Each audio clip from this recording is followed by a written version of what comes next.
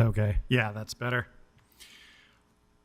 Welcome to the Salt Lake City Planning Commission. Today's date is Wednesday, September 11th, 2024. The Planning Commission consists of residents from each Salt Lake City district that are appointed in a manner providing balanced geographic, professional, neighborhood, and community interest representation. The Planning Commission reviews and acts on any changes to the city's general plans, small area plans, special studies, zoning ordinances, and zoning district maps. The Commission also reviews and acts on planned unit developments, conditional uses, and certain subdivisions. Our goal is to provide a welcoming and safe environment for everyone. We ask that those in attendance adhere to a few ground rules. 1, silence or turn off your cell phones. 2, respect the person speaking and do not interrupt or do other things that could intimidate or deter others from exercising their right to be heard. Clapping, cheering, jeering, shouting, or other actions used to discourage people who have different opinions from participating will not be tolerated. People who attempt to diminish someone else's input may be removed from the room. 3, if you wish to speak, come to the microphone once the public hearing has been opened and state your name. Members of the public will have 2 minutes to comment. Your time cannot be combined with someone else's time. Everyone will get the same amount of time to speak so that we can ensure everyone is treated equally. If you are a representative of an officially registered, recognized organization, and the item you wish to speak on is within the boundaries of your organization, you will be given 5 minutes. If it is outside of your boundaries, you will be given 2 minutes. 4, if you have a handout that you want the commission to see, you need to leave copies because they become part of the legal record. 5, when commenting, speak clearly, keep your comments on topic and brief. 6, questions asked during a public hearing will not be answered during the public hearing. Rather, the commission may ask the applicant or staff to answer questions after the public hearing is closed, or ask city staff to follow up with you at a later time. We will get started here and go to the report of the chair and vice chair. The chair has nothing to report. The vice chair has nothing to report. We will move to the report of the director.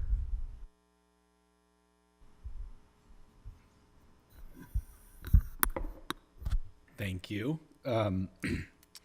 Just wanted to give an update on a couple of fairly high-profile projects that will be coming to the Planning Commission in October. Well, actually starting next meeting on September 25th. You may recall that I think it was last year, might even been late 2022, that the Planning Commission made a recommendation to modify the zoning of the former Sears block for hospital for Intermountain Health.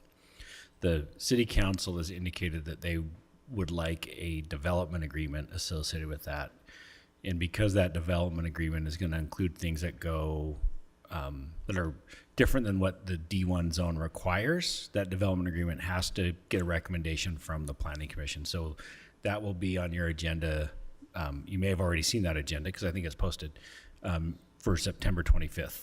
And so with that, there'll be a short staff report. That we're working on that development agreement with the applicant right now. So that'll be available at the same time frame as other staff reports for you to review.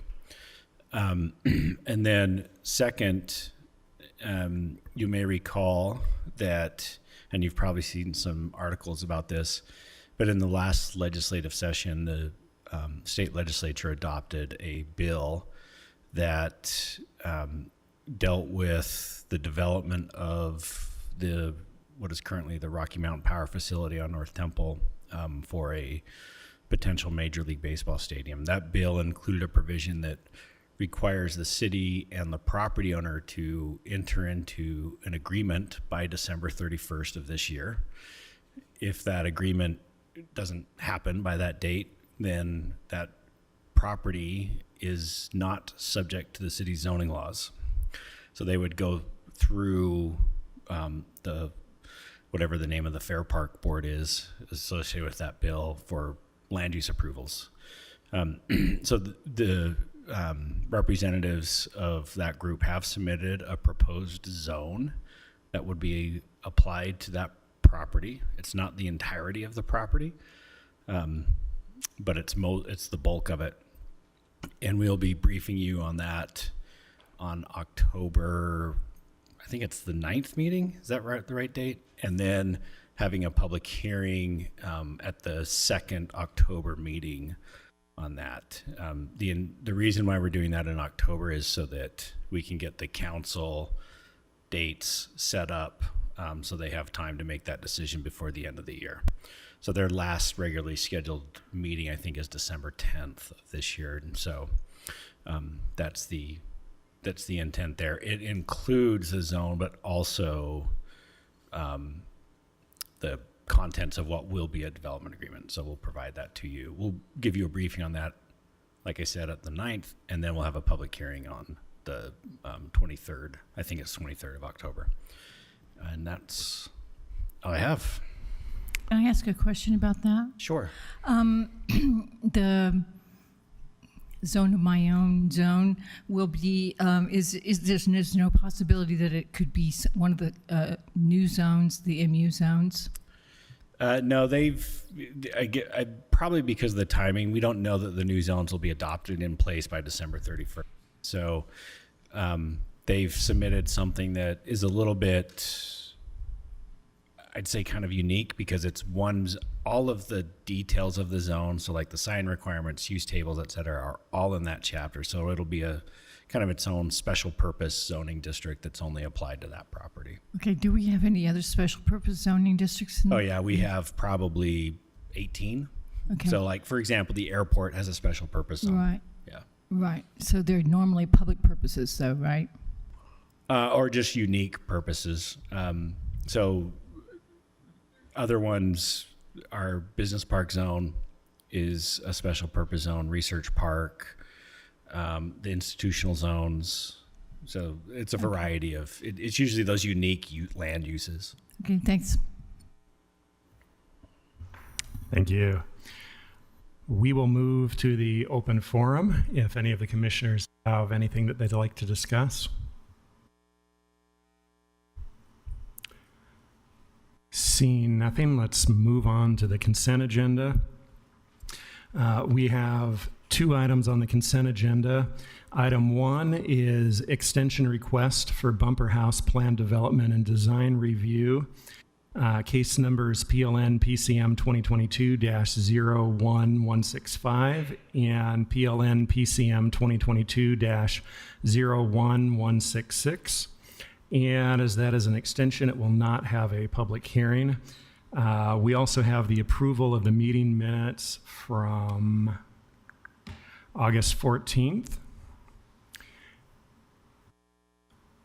And I am open to any discussion or a motion to approve the consent agenda.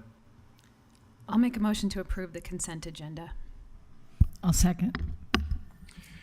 We have a motion to approve the consent agenda from Commissioner Burrows and a second from Commissioner Scheer. Any discussion to the motion?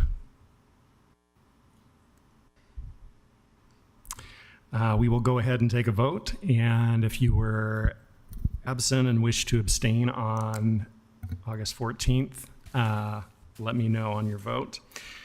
Commissioner Gale, Yes. Commissioner Scott, Yes. Commissioner Scheer, Yes. Commissioner Kretzik, Yes to the consent agenda and abstain from the minutes. Commissioner Barry, Yes. Commissioner Burrows, Yes. and the chair also votes yes. That passes unanimously with 1 abstention on the meeting minutes due to an absence. We will go ahead and move to the regular agenda.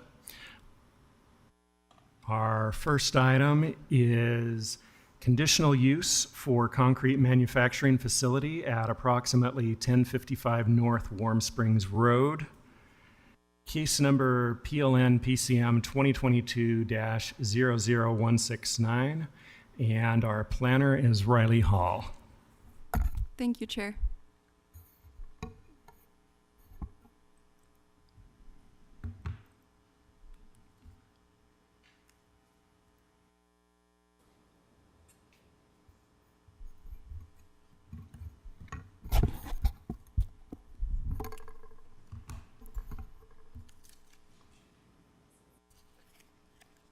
The request before you tonight is for conditional use approval of a concrete manufacturing facility at 1055 North Warm Springs Road in the M1 Light Manufacturing District. And staff is recommending approval with several conditions. The project site is 2 acres with a combined area of 19.92, the project site is 2 parcels with a combined area of 19.92 acres, and the concrete manufacturing facility is proposed to be located on the southern portion of these lots, and this area is highlighted in yellow on the image on the right of the screen. The property is currently being used for equipment storage by Granite Construction, who is the owner of the property. And they intend for this use to continue on the northern portion of the site if the conditional use is approved. The project site is located in an area that is primarily industrial uses.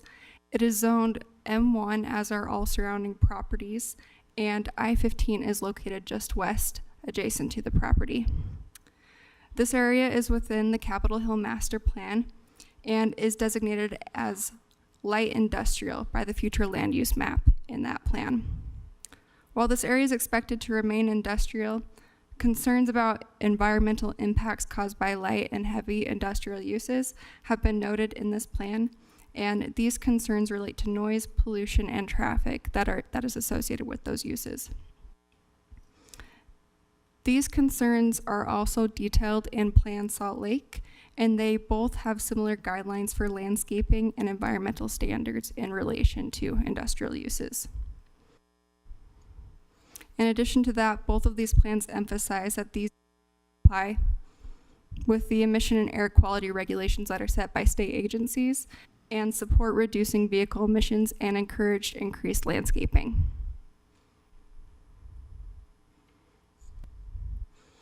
The proposed site plan includes an access road circling the site, an aggregate storage area, detention basin, washout area, dumpster storage area, a small trailer for employees, a fuel station, and parking. Concrete mixer trucks are intended to be stored at the site. Employees will travel to the site for their shift, park their personal cars there, then fill up the concrete mixer trucks with concrete and drive to another location to deliver the concrete. Once that's done, they will travel back to the site. The concrete batch plant will measure approximately 66 feet in length. It will be about 10 feet wide and 54 feet tall. The proposed batch plant is a prefabricated structure that will be brought to the site and secured on a permanent foundation. The plant itself includes components for aggregate storage, aggregate processing, cement storage, and a dispensing component for filling concrete mixer trucks. This proposal is only for the concrete batch plant and its accessory uses and nothing else.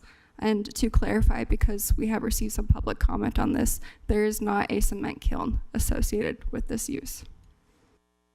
The applicant has provided the following details on the proposal. The proposed hours of operation are 6 a.m. to 7 p.m. The estimated number of daily concrete mixer truck trips is 88. There will be about 20 to 25 concrete mixer trucks stored at the site and approximately 5 to 20 employees at the highest shift.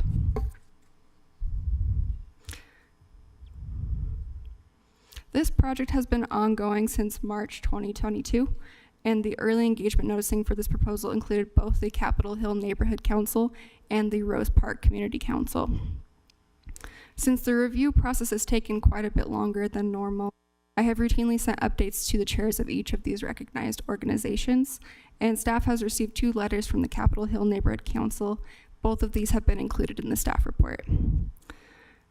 The applicant has submitted updated plans and details in response to the concerns that were detailed in these letters, and both the letters and the narrative and plans submitted by the applicant can be found in the staff report.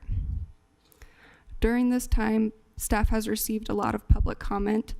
All public comment received before the staff report was published are in the staff report, and all public comment received after the staff report was published are available to the Planning Commission or will be read into the record tonight. The bulk of these comments were in opposition to the proposal, and the general concerns were related to the use's proximity to residential uses, air quality, pollution, traffic, water consumption and pollution, compliance with the city's sustainability plans, infringing on wetlands, mosquito abatement, noise, and I mistakenly put water consumption a second time. Neighbors directly adjacent to the property will be most affected by the development. In the M1 zone, the use must comply with the environmental performance standards that are in the city code. As part of these requirements, the applicant was required to obtain review and comments from state and county agencies that regulate noise, air pollution, odors, toxic substances, and water pollution. The applicant's correspondence with these agencies has been submitted and included in the staff report. The use is required to comply with all federal, state, and local regulations, and this includes air quality permitting requirements through UDAC, which is the Utah Department of Air Quality. The applicant intends to obtain a small source exemption from this agency prior to operation, and the use will also be required to comply with any regulations limiting noise from the Salt Lake Valley Health Department. There are two qualifying provisions that apply to this use, and the first one is that any water consumption for this use will be limited to less than 200,000 gallons for all operations, including dust control measures that are done to comply with the air quality requirements. The applicant has indicated that the total water consumption during operation will be less than this amount, and if the use were to exceed this limit, the use would be in violation of this requirement, and the conditional use approval could be revoked. In addition to that, the second qualifying provision is that this use is prohibited from being within 1,000 feet of a single or two-family zoning district. A portion of the subject property is located within this 1,000 feet area. However, the use is prohibited from operating within that portion. The use and its accessory uses have been oriented in such a way that no part of the facility is within 1,000 feet of a single or two-family zoning district.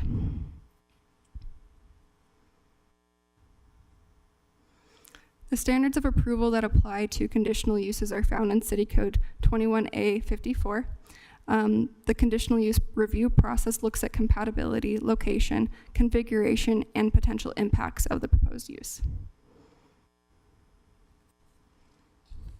Staff, like I said before, staff is recommending approval with several conditions, and now I'm going to go through each of these conditions that are being proposed. There are 12. The first one is that the truck route that has been submitted by the applicant will be implemented for all concrete mixer and aggregate delivery trucks to avoid traffic in residential areas. The subject property is less than half a mile from the Guadalupe neighborhood to the south, and one possible route to and from the site from I-15 would include travel along 600 North, which is directly adjacent to this neighborhood.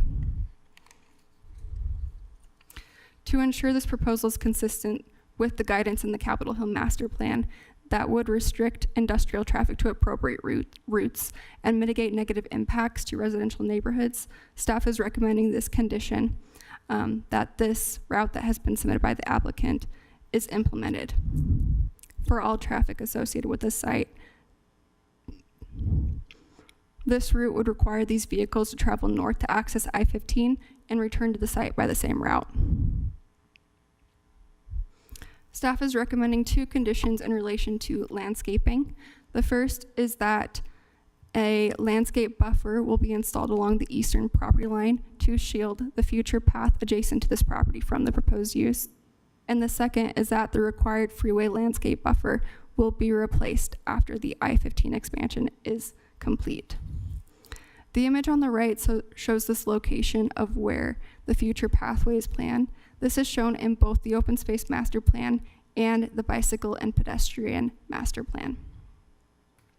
The subject property is separated from Warm Springs Road by several vacant parcels. Rio Grande owns several of these parcels, and there is a railroad track running through this area that is rarely used. The proposed landscaping plan that has been provided by the applicant includes some landscaping along the eastern boundary of the property between the employee parking area that's near that eastern property line. But that landscape buffer is not required, as the parking area is more than 20, or is at least 20 feet away from the property line. The proposed batch plant will have a storage silo that is approximately 54 feet in height and easily visible from the road. And in addition to this, the site will have aggregate storage piles and other sources of fugitive dust, heavy truck traffic, noise, bright lights, storage of fuel and oils, and this may not be an attractive or friendly land use that is directly adjacent to a path that would be used for walking and biking. So that is the primary reason that the first landscaping related condition is proposed. This would help provide screening and buffering for that future pathway and mitigate any adverse effects that are caused by the concrete batch plant. The second is that the required freeway landscape buffer will be replaced after the I-15 expansion is complete. Since the property is located directly adjacent to I-15, the development is subject to specific landscaping requirements and is required to provide a freeway scenic landscape buffer along the western border of the property. The purpose of this landscape buffer is to enhance the visual appearance of the city and to reduce visual distractions to drivers. An added benefit that exceeds the purpose of the landscape buffer is that the landscape in this area will also serve to screen the proposed use for motorists and the residential area beyond I-15 towards the west. However, UDOT is proposing to expand I-15, and this is estimated to take place in 2026, and that would cause the proposed freeway landscape buffer to be removed. The property owner will be expected to replace any landscaping that is removed after the widening, but to ensure this requirement is met, staff is proposing a condition of approval that this landscaping buffer is replaced. The next condition that staff is proposing is that no vehicle staging or parking associated with this use will be allowed on Warm Springs Road. Facilities must be provided on site to accommodate all staging and parking associated with the proposed use will be provided on site in an improved parking area in the amount proposed by the applicant. There is no minimum parking requirement for a concrete manufacturing facility. However, based on the information that has been provided by the applicant, the proposed operation will have 5 to 20 employees at the highest shift, and 20 to 25 concrete mixer trucks will be stored at the site. The off-street parking chapter in the city code states that if a conditional use is approved by the Planning Commission in accordance with Chapter 21A54 conditional uses, and the conditional use approval states a different parking requirement, then that is required by 21A44, which is the off-street parking requirements, and is determined necessary to mitigate a detrimental impact, then the parking requirement in the conditional use approval shall apply. Warm Springs Road is currently in substandard condition in terms of width and pavement structure, and excessive volumes of heavy truck traffic generated by the use could impact the road. Staff is recommending this condition that no vehicle staging or parking will be allowed on Warm Springs Road to mitigate this impact. In extension, staff is recommending a condition of approval that, in addition to parking, all staging will also take place on site.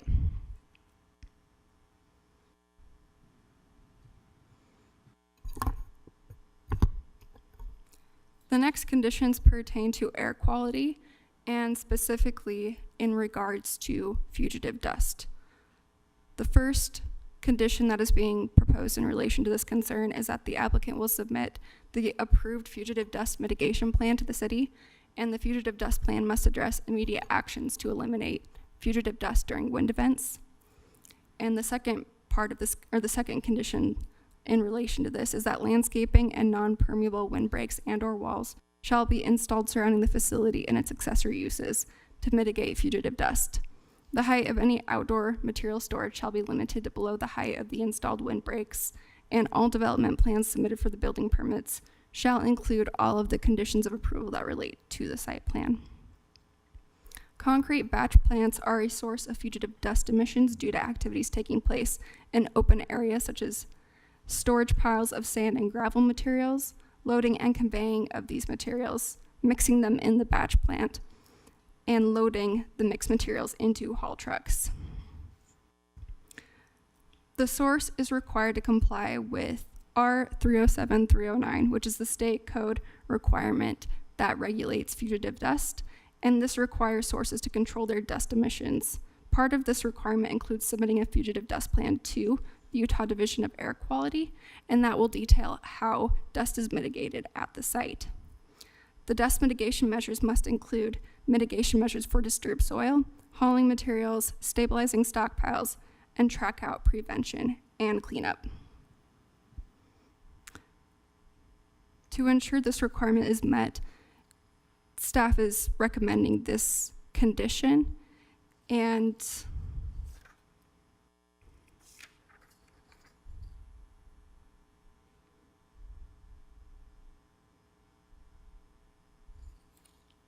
in addition to that, the fugitive dust plan must address immediate actions to eliminate fugitive dust during wind events. And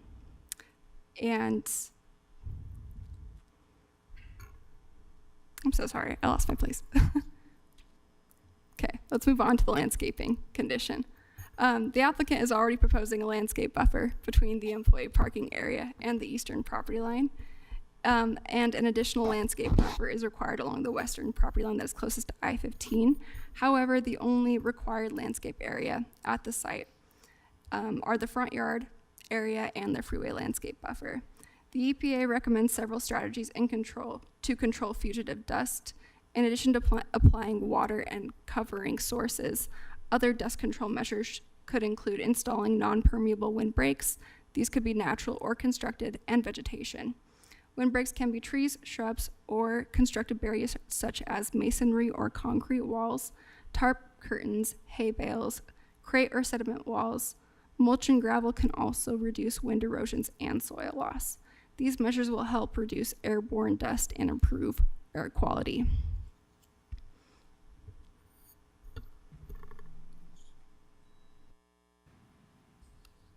The next condition relating to air quality relates to truck idling concerns at the site. The condition is that the applicant will install signage at the site to limit truck idling to 2 minutes, and these signs should be consistent with the signs that are provided by the Salt Lake City Sustainability Department. This is to ensure that the use is compliant with the guidance given in Plan Salt Lake and the Capitol Hill Master Plan. These include environmental standards, and they both have similar guidelines to reduce vehicle emissions at the site. According to the applicant, it will take approximately 5 minutes for each concrete mixer truck to be filled, and idling is discouraged while the trucks are being filled when they are lying waiting for their turn. City Code 1258, idling of vehicles restricts idling to 2 minutes within city limits. So staff is proposing this condition to also apply to the site specifically.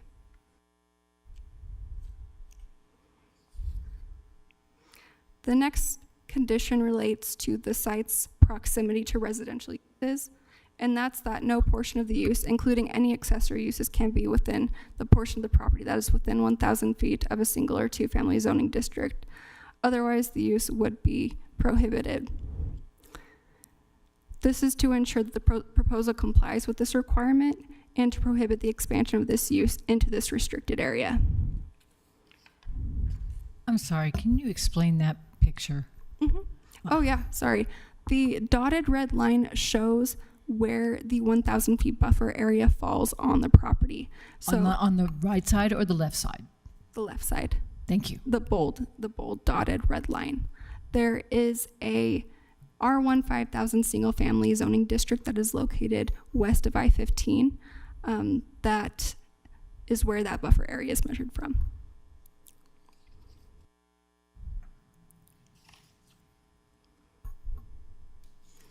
The next conditions that are proposed relate to the environmental performance standards. The first one is that any modification to the site or increase in production requires updated review from the applicable county and state agencies, and any modification to the site or increase in production, they're the same, I'm so sorry. So once the small source exemption is obtained, there is no additional renewal or inspection process. Under this exemption, the use is not subject to compliance inspections by the Utah Division of Air Quality that relate to air quality or fugitive dust, but they are still required to abide by the relevant requirements and can be cited for any violation that is observed by those inspectors who may visit the site due to complaints, or if they observe violations while they're in the area for other purposes.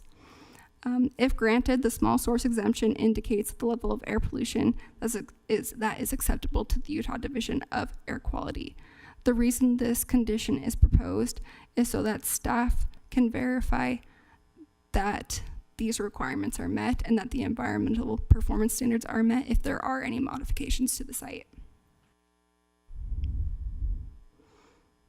The next one relates to the hours of operations, and the condition is that the use will comply with the Salt Lake County Health Department's restrictions on construction activities from 10 p.m. to 7 a.m. According to the applicant, the plant is proposed to be in operation from 6 a.m. to 7 p.m. daily. However, the Salt Lake County Health Department restricts the hours for construction activities, loading and unloading from 10 p.m. to 7 a.m. So operations that are before 7 a.m. will not be permitted at the site. Staff is proposing this condition of approval to verify that these requirements will be met.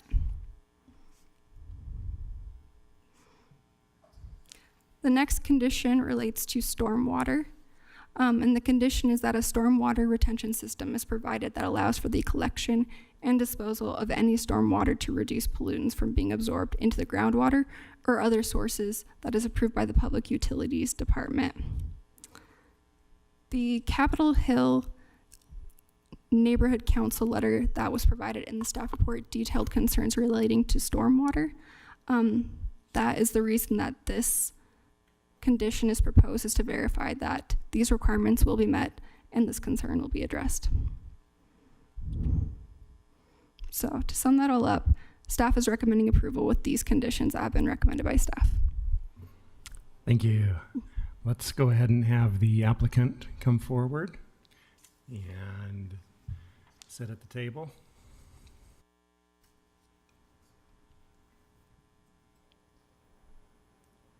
Oh, sorry.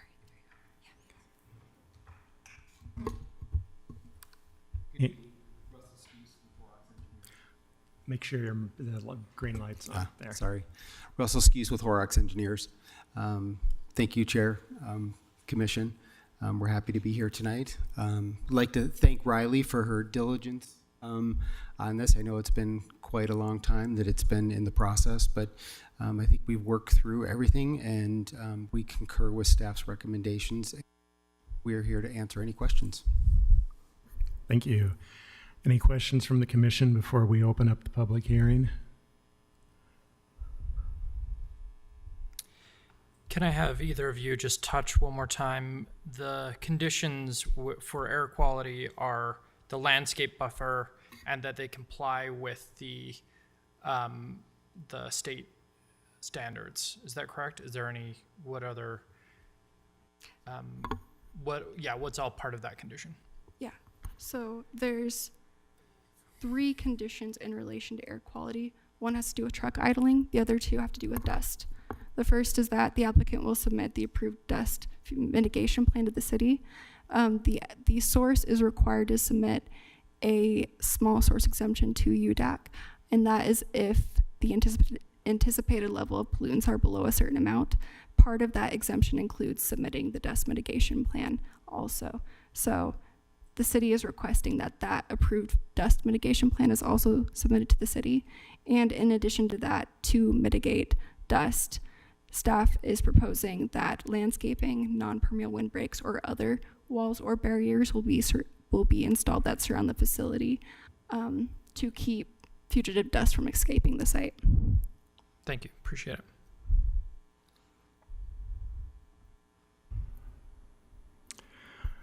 Mr. Chair, can I ask you a question? This is for the applicant. Can you describe how the material that goes into the silo, the mixer, how it gets into the mixer? I'm gonna ask our applicant, who is a little bit more versed in that, to step up.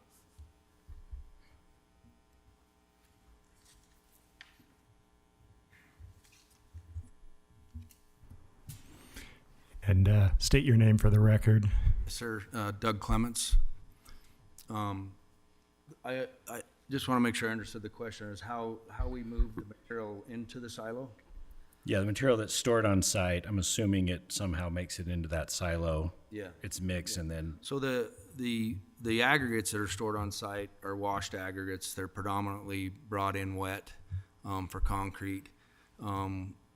Another dust mitigator. They're loaded into individual bins with covered conveyors that go to the top of the plant. Pneumatically, we push the raw cement and the fly ash, other components of concrete. We push them through a closed loop system. The silos are they're vented through dust collection, through bag houses and dust collection. It's a clean process, and we make sure that it's done correctly.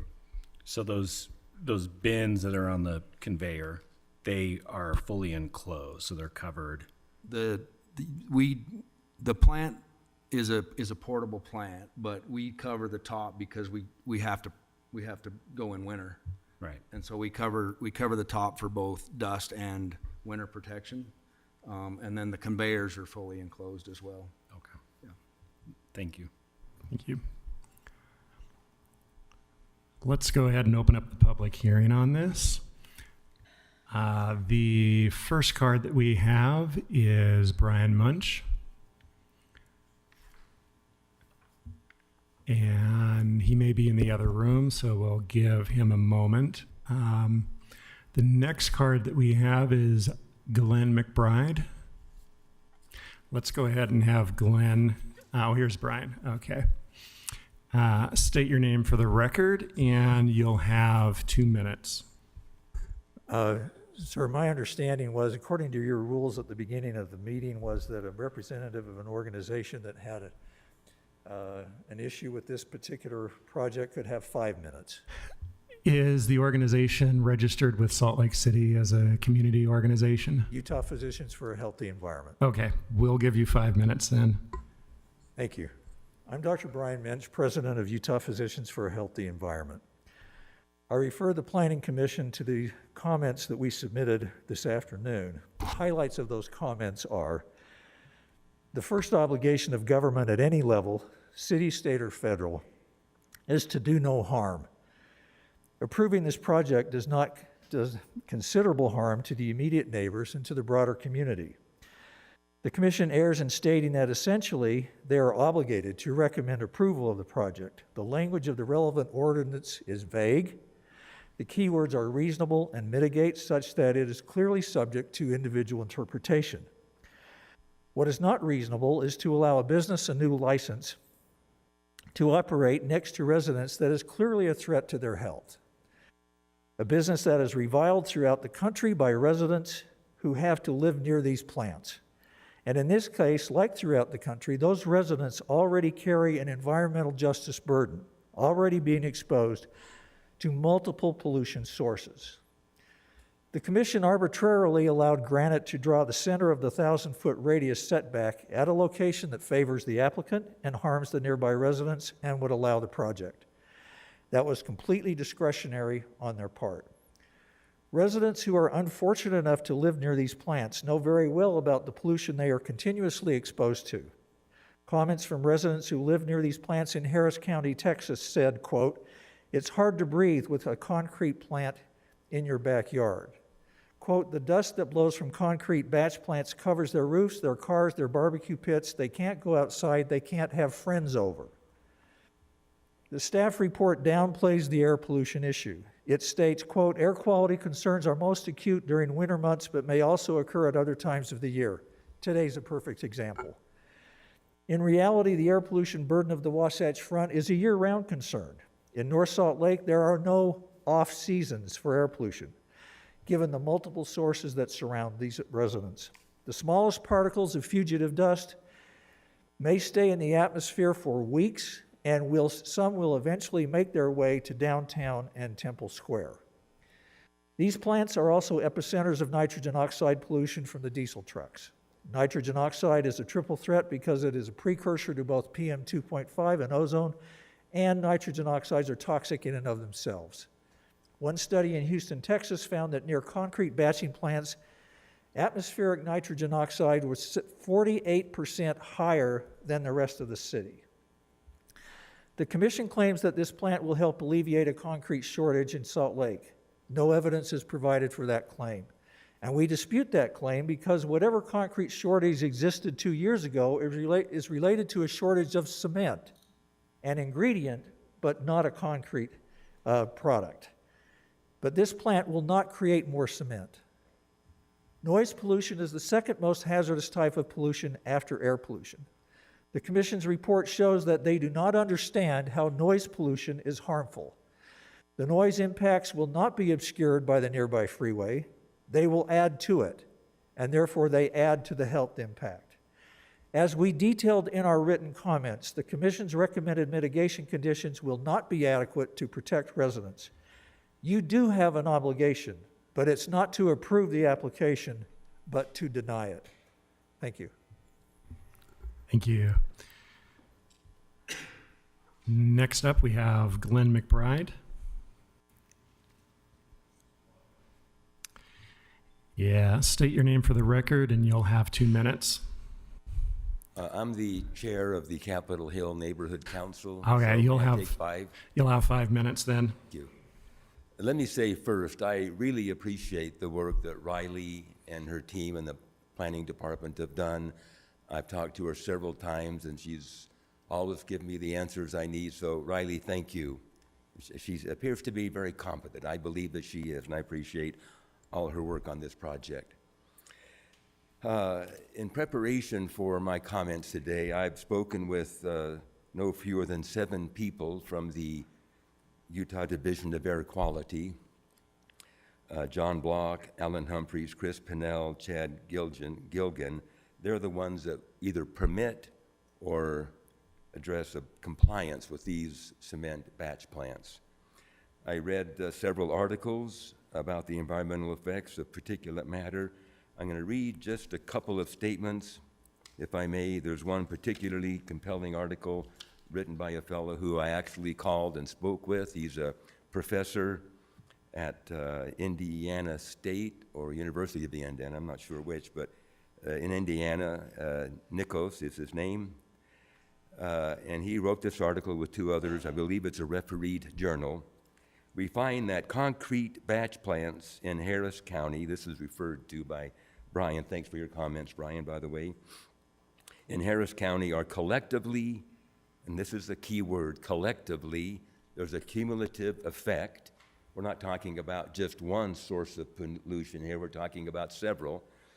So all the plants in Harris County, collectively a major pollution source, contributing between 38 and 111 tons of primary PM 2.5 emissions. That, as I think you should know, or do know, I imagine, is particularly dangerous. It gets into the airways and into the lungs.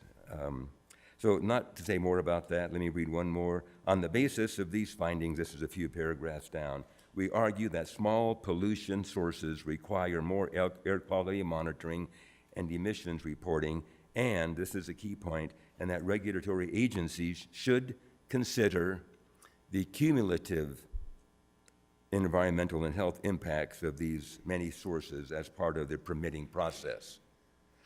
So, and I've read several articles, virtually everyone agrees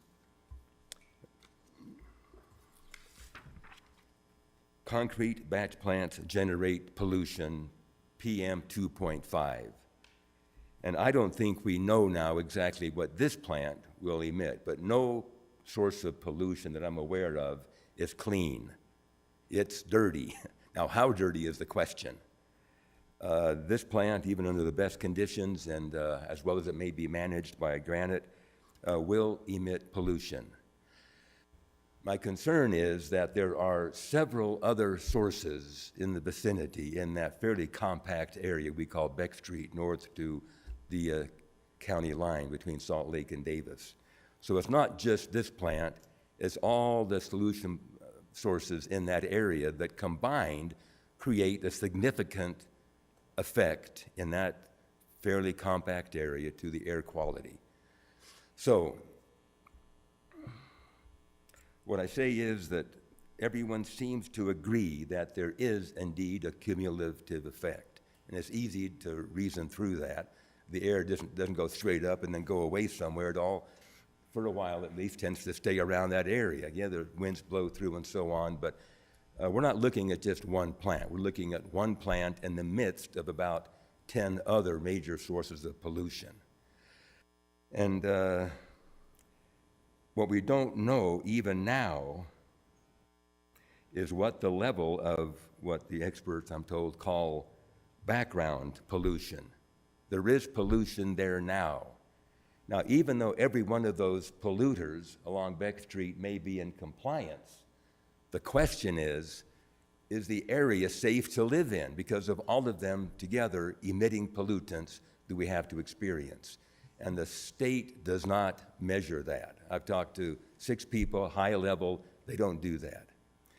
So it's not as important to me that we know that they're going to comply with the standards of the Utah Division of Air Quality. The question is, with them, or even now, before they're even built, what is the quality of air in that area now as a result of all those polluters that are doing business there?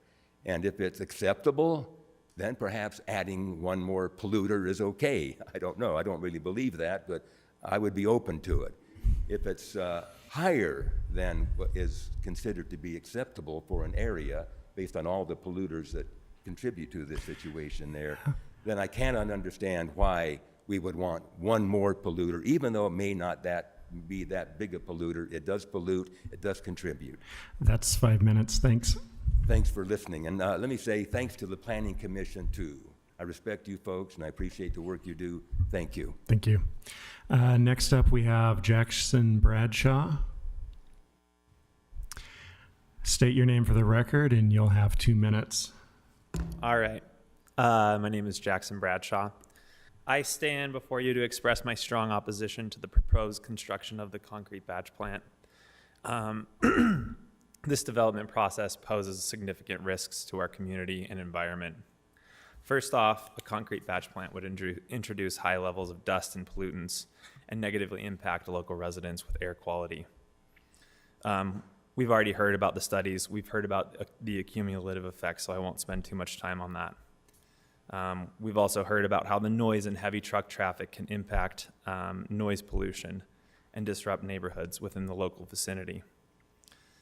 Salt Lake City prides itself on its sustainability and livability.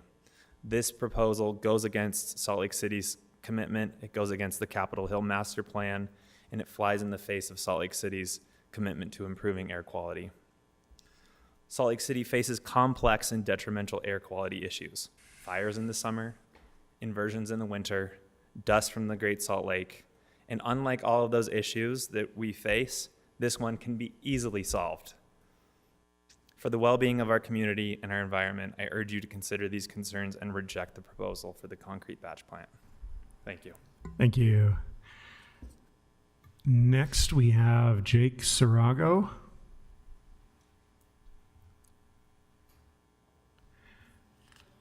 Okay. We'll give him just a minute to come over here. Next up, oh, there we go. State your name for the record, and you'll have 2 minutes. I am Jake Michael Sarago, resident of Marmalade. I live in Wall Street. Thanks for the time here. I appreciate all that you do. I understand what a difficult job you have.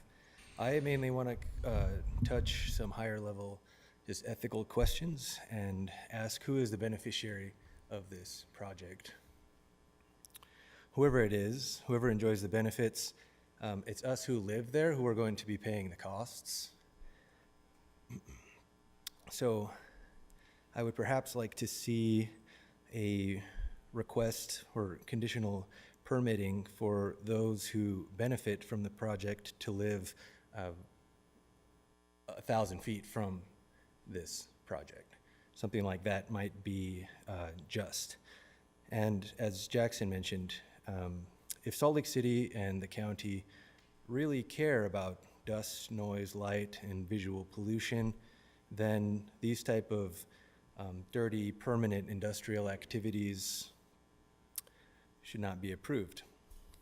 So I simply ask, as a resident there who has to deal with the air, noise, light, and visual pollution in the area, ask you to reject this project. Thank you. Thank you. Next, we have Jean Ann Locke. Thank you. State your name for the record, and you'll have 2 minutes. Okay, thank you to the Planning Commission. My name is Janine Locke, and I am a resident of Salt Lake City and serve on the board of the Capitol Hill Neighborhood Council. I stand here and speak in opposition of this proposal for this plant to be built in our neighborhood. As someone who is asthmatic and also has a child who has asthma, I continue to be concerned about the air quality where I live, where my children play and go to school and work.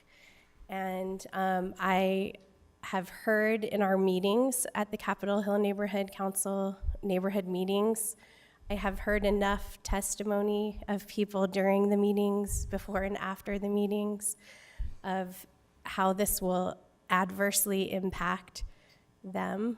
And I just want to add my testimony that air quality affects our health.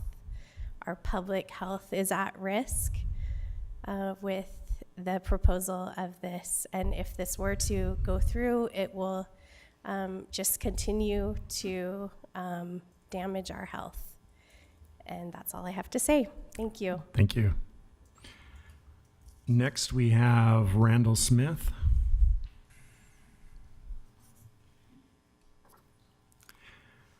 State your name for the record, and you'll have 2 minutes. Thank you. I'm Randall Smith. I live in the Marmalade area. Moved downtown 5 years ago from living out in the suburbs and brought with me an avid interest in cycling. And I enjoy riding my bicycle along Warm Springs Road.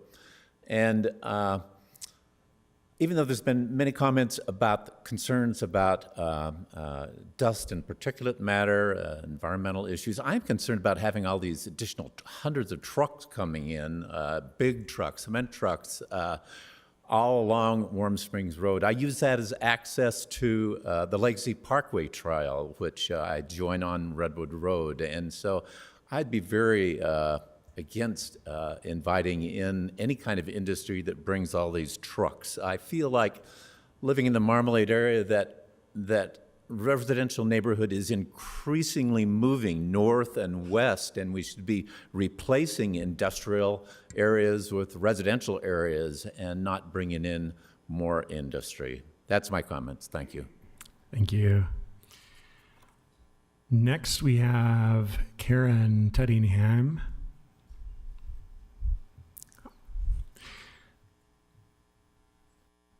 State your name for the record, and you'll have 2 minutes. Hi there, and I represent the Healthy Environment Alliance of Utah, or HEAL Utah. I Okay. will take all 5. Okay. Thank you so much. So, my name is Karen Tuddenham. I represent the Healthy Environment Alliance of Utah, or HEAL Utah, and I'm here to speak on behalf of our members, as well as the many residents of these adjacent areas that we've been in conversation with respect to this proposal, to ask that the conditional use permit for the concrete batching facility at 1055 North Warm Springs Road not be approved. Our primary concerns about this application have to do with air quality and human health. So the proposed conditions that are included in this application, despite the strong efforts of the planning staff and planning commission, are insufficient to protect residents who live adjacent to and downwind of this facility. Fugitive dust is one of the most poorly regulated types of air pollution in the state, and we see daily evidence of this at multiple locations, not just across the valley, but across the entire state. You look up on a windy day and you see how fugitive dust is being regulated. Particulate matter of the type that will result from the construction and operation of this plant has clear and direct effects on human health, ranging from the irritation of airways to increased risk of stroke, heart attack, and many other health conditions. Of particular concern to me at this moment, of course, is the direct effects that these pollutants pose to vulnerable populations, including pregnant women, children, and the elderly. In addition, the profound and deleterious impact on human health of diesel emissions from the movement of vehicles to and from the site must be considered in the context of the already poor air quality that is suffered by the residents of the Salt Lake Valley, and even more so on top of the multiple health burdens and air pollution exposures that exist in areas like the adjacent Rose Park neighborhood. Those of us in the business here in Utah frequently speak about the 4 seasons of poor air quality: wildfire, inversion, ozone, and dust. And on days like today, those of us raising families here feel that threat more acutely than ever. These are cumulative effects with direct, acute, as well as long-term or chronic effects on human health. The adjacency of residential areas is critical to understanding the risk that this proposed facility poses to human health and the environment. The concerns around how the 1,000-foot buffer has been drawn from the center of the property rather than the property boundary have already been raised. We want to readdress them here. But we also want to reiterate the fact that once this is approved, the small source exemption renders it very hard to actually monitor and enforce any further regulation on this facility. Regulatory agencies need to do better, and we cannot lean on the existing regulation to provide adequate protection for residents. I'm going to exert a little bit from the comments that Dr. Mensch and we both signed on to and submitted earlier today. But I want to point out that dust from any source is toxic. When inhaled, it triggers a systemic inflammatory cascade, and in turn, a long list of clinical consequences, nearly as long as the list caused by smoking cigarettes. When dust settles over homes, yards, and penetrates indoors, then everyone living in those homes can be re-exposed over and over as the dust is disturbed and resuspended, especially children playing in those areas. We also know that if we look at how residents nearby are exposed to these, in some cases it's 24/7, so it's actually more than the workers who are working on site. The dust from the components, particularly of wet concrete, cement, sand, and aggregate, can contain respirable crystalline silica and cause deterioration of lung function and impair lung growth in children. So, these plants are also epicenters of nitrogen oxide pollution from the diesel trucks. We know that NOx are a triple health threat because they are both precursors to PM 2.5 as well as to ozone, which are existing issues that we already have here in the valley.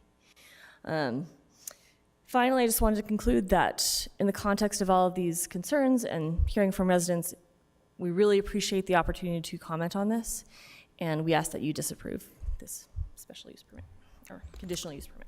Thank you. Do we have anyone else who would like to give public comment? If so, go ahead and approach the microphone. Have you received any emails? Yes, we have a few to read. So this first one is from Spencer Shaper with Save Our Canyons. Thank you, commissioners, for the opportunity to comment on the proposed conditional permit for Granite Construction's concrete manufacturing facility. Save Our Canyons opposes issuance of this permit due to significant concerns regarding water consumption and public health, which have not been adequately addressed. These facilities consume vast amounts of water. While Granite claims that they will not exceed 200,000 gallons per day, the Commission is simply taking their word without any mechanism for verification. We urge you to require strict monitoring and independent verification of water usage to protect our already sustained water resources. Additionally, the wastewater generated by these plants can contribute to groundwater pollution if not properly managed. There is no clear indication that Granite plans to implement the full range of best practices necessary to prevent pollutants, including dust and aggregates, from entering the stormwater system. This emission leaves our water quality at risk. In conclusion, without stronger safeguards, and verifiable commitments, approving this permit would jeopardize both our water resources and public health. We ask the commission to prioritize responsible water use and public health and deny the permit. Thank you. Then we have, this one is from Amy Leach. Dear committee, of course we residents do not want the cement plant near us for all the deleterious effects it produces. Who would want it? Put it near where you live and then see how you feel about it. I would recommend that you put at least 20 miles away from a residential area, and don't voice this on us because you can and because you don't live here. Sincerely, Amy. And then one more, let me hold that up. This email is from Jessica McCandless. I am writing to sound the alarm on Granite Construction's ill-conceived plan to set up a concrete batching plant at 1055 North Warm Springs Road. This project threatens to turn North Salt Lake into a hot spot for environmental hazards and public health crisis. Here's why this proposal deserves a hard pass. Health hazards on the horizon. The proposed plant isn't just an eyesore, it's a health hazard. The toxic dust and diesel fumes that come with concrete batching are no joke. Residents living near similar plants, like those in Harris County, Texas, have reported breathing troubles and life disruptions. Why would we invite these issues into our community? Concrete shortage, misleading claims. The so-called concrete shortage being touted is a red herring. The real issue is a shortage of cement, not concrete, and this facility won't solve that problem. It's a classic case of solving the wrong problem with the wrong solution. Zoning standards, more like suggestions. The plant basically blatantly disregards the M1 zoning standards, which are meant to boost property values and maintain a pleasant industrial setting. A concrete batching plant is about as far from clean and attractive as you can get. Buffer zone shenanigans. Allowing Granite Construction to set their own 1,000-foot buffer zone is akin to letting the fox guard the hen house. This loophole essentially lets them minimize the protection we need from their pollution. Noise and pollution, a recipe for disaster. The proposed noise and dust control measures are a farce. They are insufficient and unlikely to be enforced effectively. Meanwhile, residents will face noise and air pollution that will impact their well-being and quality of life. Wastewater and contamination concerns. The potential for excessive water use and groundwater contamination is alarming. The proposal doesn't adequately address how it will manage these critical issues, leaving us with more questions than answers. Environmental justice at stake. Adding another pollution source to an already struggling community is unjust. Our area is already overwhelmed by various pollution sources, including a freeway, refinery, and airport. We don't need to increase the burden on our environment and health. Look outside today. We have far too many environmental concerns. Already. The shrinking Great Salt Lake and associated dust, for example, not to mention the inversion effect and the annual wildfires. Let's not make our breathing air worse. Seems obvious. Granite Construction's track record. Let's not forget that Granite Construction's dubious track record, their history of environmental violations, and their ongoing pursuit of a controversial mine in Parley's Canyon make their commitment to responsible operations highly questionable. In short, this proposal is a recipe for disaster, and it's up to us to stop it in its tracks. I urge the City Council to reject the Planning Commission's recommendation and protect the health and well-being of North Salt Lake residents. Thank you for your attention to this urgent matter. Best regards, Jessica McCandless. And that's it. Thank you. Mr. Chair, just for the record, I wanted to state that we have received additional emails that were put and posted online prior. These were the emails we read were those that were received late in the day. We weren't able to get those done. So Gotcha. Thank you. One more call for public comment before we close.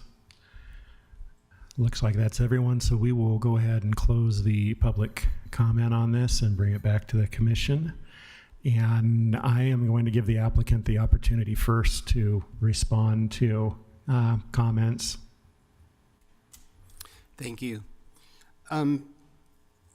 First and foremost, I want to, after the last comment, this is not Granite Construction. This is American Eagle.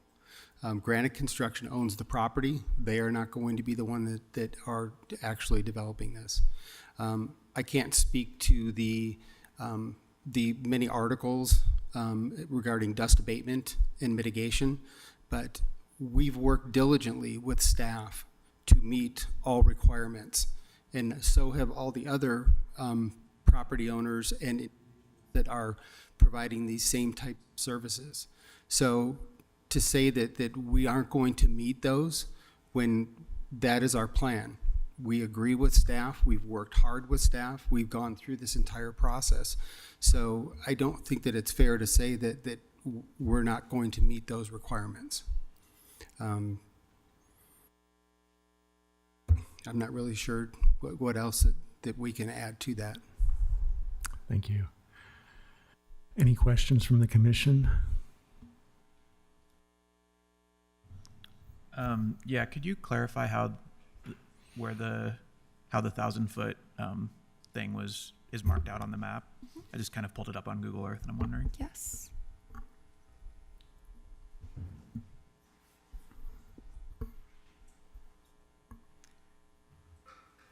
So the language for the qualifying provision states that this use is prohibited within 1,000 feet of a single or two-family zoning district. The closest residential uses are to the west of I-15. The dotted red line that's shown on the image generally follows a 1,000 feet measurement from an R1 5,000 zone that is in that area west of I-15. There are no other residential areas that are closer than that to the use. Just to clarify, so that provision applies to single or two-family zones. And if you look in the bottom left corner of that image that's up there, those are residential uses. However, they're in a different zone. They're not in one of those zones where the 1,000-foot buffer applies. Gotcha. Can you show a larger map of that so we can see where the residential use that's disqualifying is? Yeah, give me just one moment. I'd like to also add one more thing. As I was looking at my notes, somebody had brought up the stormwater, and those are still items that have to go before and be reviewed. So we will be submitting all that information so that we are in compliance with all stormwater.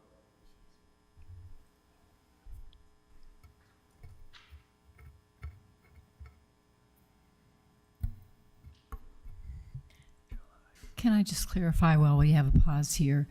Some of the letters suggest the Planning Commission has already voted on this and that we have to rescind our decision. That what you're seeing is a recommendation from planning staff, and the Planning Commission has not previously, as far as I know, reviewed this project.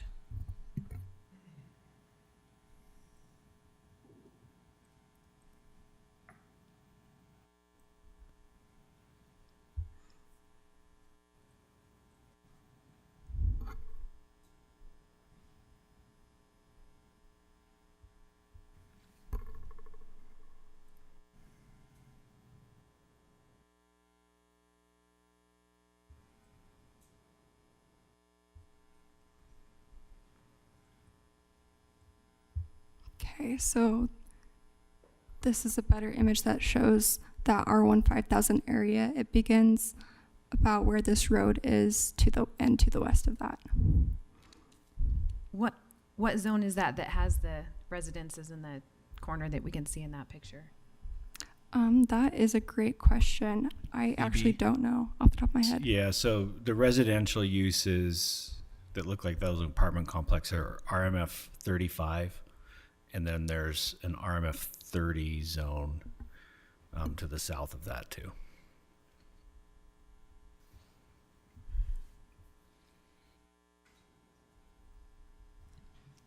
Can I ask staff why an exception to the 1,000-foot rule was made?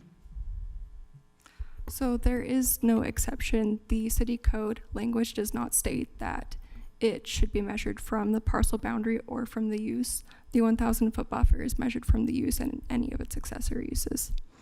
Any part of the property, though?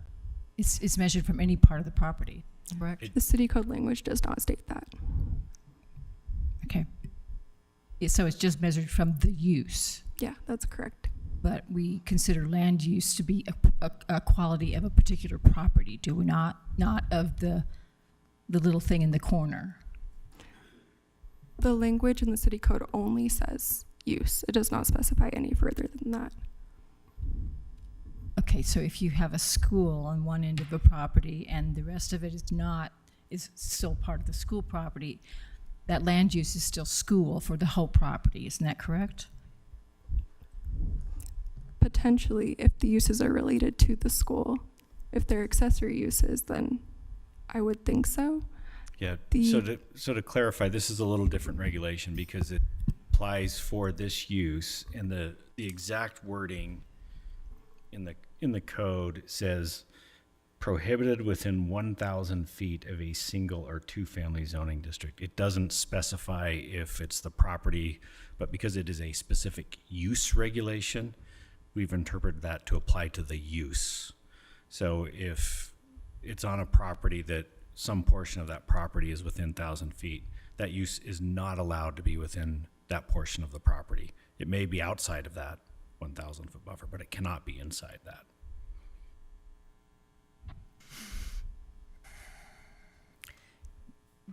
There are, a concrete plant is an allowed use in an M2 zone, and it's conditional in M1. Can you show us a map of the zones that are around this parcel? Yes, give me one moment to pull up a zoning map.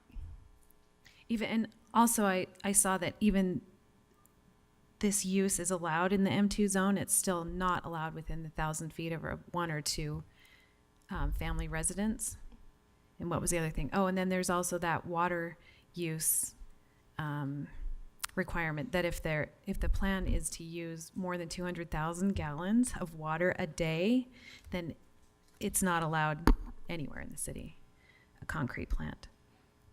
And I have more questions about water use in a second, but I'd love to see what other zones are kind of here.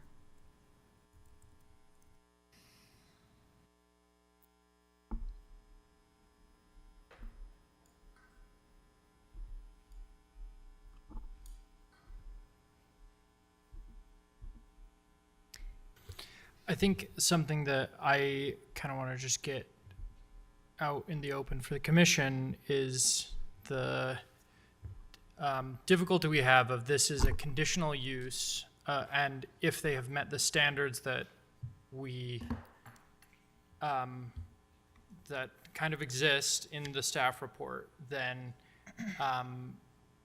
zoning says it is allowed. So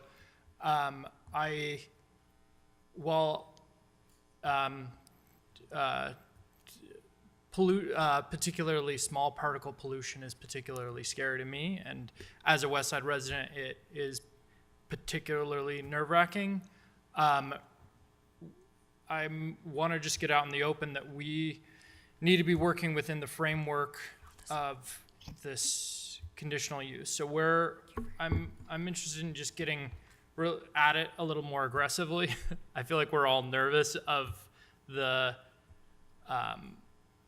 problem here, which is none of us want air pollution. But how do we deal with it in the framework of we're in a half-baked, there's already legal precedent that says this is a conditional use. So I'd be interested in hearing anyone who has particular thoughts on that.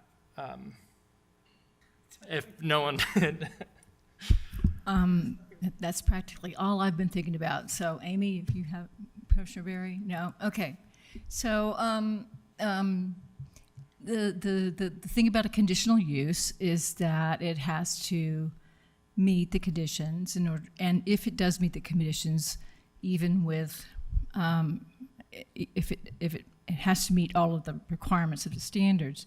So if it doesn't meet the conditions, I mean, and what staff has done is to try to work with the applicant to mitigate some of the impacts that are part of the standards. And there are several standards that have to be met.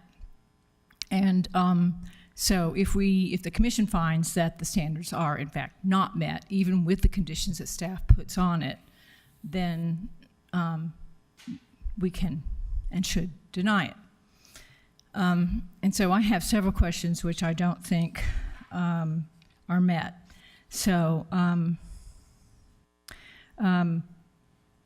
one is standard 4, which says there should be no detrimental effects or minimize detrimental effects. Standard 5 which basically says that you must direct vehicles onto major streets, and this is a local road, also an inadequate road as far as I can, it's from what the engineering department says, in that it will, Warm Springs we're talking about here, because it is a 2-lane without curb and gutter, and it's not a very strong street, and these are heavy, very heavy vehicles. Standard 8, no detrimental effect on traffic, and I think on a 2-lane road without street curb and gutters, the level of service will definitely be impacted by another 250 trips a day. And Standard 11, potential use conflicts, and I think there are many more use conflicts than are especially with the neighborhood across the highway, then can be mitigated with just a bunch of landscaping. So that is my sense of those things. Commissioner Scheer, I would also add conditional use standard 3, which reads that the use is consistent with adopted city planning policies and master plans, and specifically the Capitol Hill Master Plan states that development in this area provide for appropriate industrial uses which are clean, quiet, and attractively developed and buffered from surrounding residential areas, in addition to the standards that you cited. And just to extrapolate on our role in conditional uses as I've always approached them, if an application does not meet the standards, we can deny it, citing what conditions we don't think have been met and articulating why. If it does meet the standards, then our role under state law is really about mitigating any detrimental impacts. And staff, I think, has worked with the applicant and done a very impressive job of trying to address all of the potentially detrimental impacts which have been identified and you've worked together with. So I'm really impressed with the amount of work you put into those so that we didn't have to come up with those should we find they meet the standards. So I do appreciate that. One of the, under standard number 3, one of the qualifying provisions is that that truck traffic map specifically will be used. And I wonder if that's not happening, if the truck traffic map is not being followed and residents or neighbors or whatever see trucks on their residential roads where they're not supposed to be, I guess that those residents can call in and report it somewhere, and someone will investigate that, and there will be a enforcement action taken. There are some of those qualifying provisions or the recommendations that you've made, like the height of the storage materials has to be less than the installed windbreaks. Some of those things, it's easy to tell if a concrete truck is driving by your house and it's not supposed to be. It's harder to tell if the height of these stored materials for someone who's just driving by or lives there or is going to the grocery store, like what is the height of this storage material. So I feel like in some of those cases, they're super hard to enforce. And may not just making that rule one time and putting a sign up on the property is not maybe enough of a mitigation to the danger that this use causes in this location. And like the height of this stored materials is one of that seems like that might be super hard to enforce. So maybe it doesn't meet standard number 11 in the detrimental effects determination standard.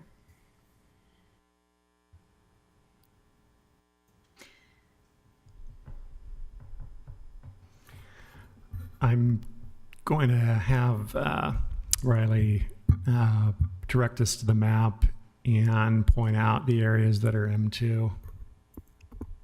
Yes, so this is a zoning map of the property in nearby areas. The site location is approximately just left of this M1 label. So as you can see, there's a large swath of M2 up here, and across on the western side of I-15, this light yellow area is the R1 5000 zone, and then that other residential area that Nick identified as being in the RMF 35 zone. Where's the subject? You show me again. About right to the left of the M1 label. Can I have the applicant tell me more about the pollution aspect? How to, like, what steps are you going to take? For our staff report, it just says you will comply with the standards. And so that's a really fuzzy thing for us to gauge whether there's a negative impact on the community when it just says you will comply with the state standard. So tell us about process, how, at what points is it possible for air pollution, particularly dust and PM 2.5, to be able to be emitted? Yeah, sure, no, valid concern. So we model, environmental agencies model these all over the state, around the country, around the world. It's related to a pit or a ready mix plant or whatever. They measure, they know how many feet of road we have within our boundary. They know how many drop points that we have and what type of material we're using, and then how many square feet of filter that we use to mitigate the dust within the silo, and then a dust collector and other things that we use to get within standards. And we operate batch plants, this is not our only batch plant, but we operate batch plants in Magna and American Fork and Heber and Colville. We have portable plants in several states. We're getting ready to put up the next portable plant out to do the next data center, and there is an argument to be made that concrete's the #1 building material in the world, and Salt Lake City's not going to stop growing. The closer, and it'll sound silly, but the closer that we can make concrete to the finished where it goes in the ground is the least amount of pollution that we can do because the trucks, today we deliver concrete downtown every day. And there's mornings when we deliver, 30 loads of concrete here that came from across the valley, where for every load of that we bring the raw material in is essentially 4 loads of ready mix trucks, of the cement trucks that we're talking about. And so by bringing in the raw material, which again, we have to be in compliance, bringing in the raw material closer to the source, there's an argument that says that we use far less ready mix trucks and therefore less pollutant. Again, the neighborhood we've chosen to be in, Granite we feel is a great partner, but the neighborhood we've chosen to be in sits next to a rail yard with thousands of locomotives that make way more noise than we will and pollute way more than we do. I-15 is a sufficient sound barrier. I'm conscious of all these things, and we strive to operate as a professional operator. We don't take this not serious. All of our batch plants we sweep. We have a sweeping fleet. In fact, we sweep for a lot of Granite Yards as well. We sweep daily. We mitigate, we recycle, and we operate professionally, and we take pride in it.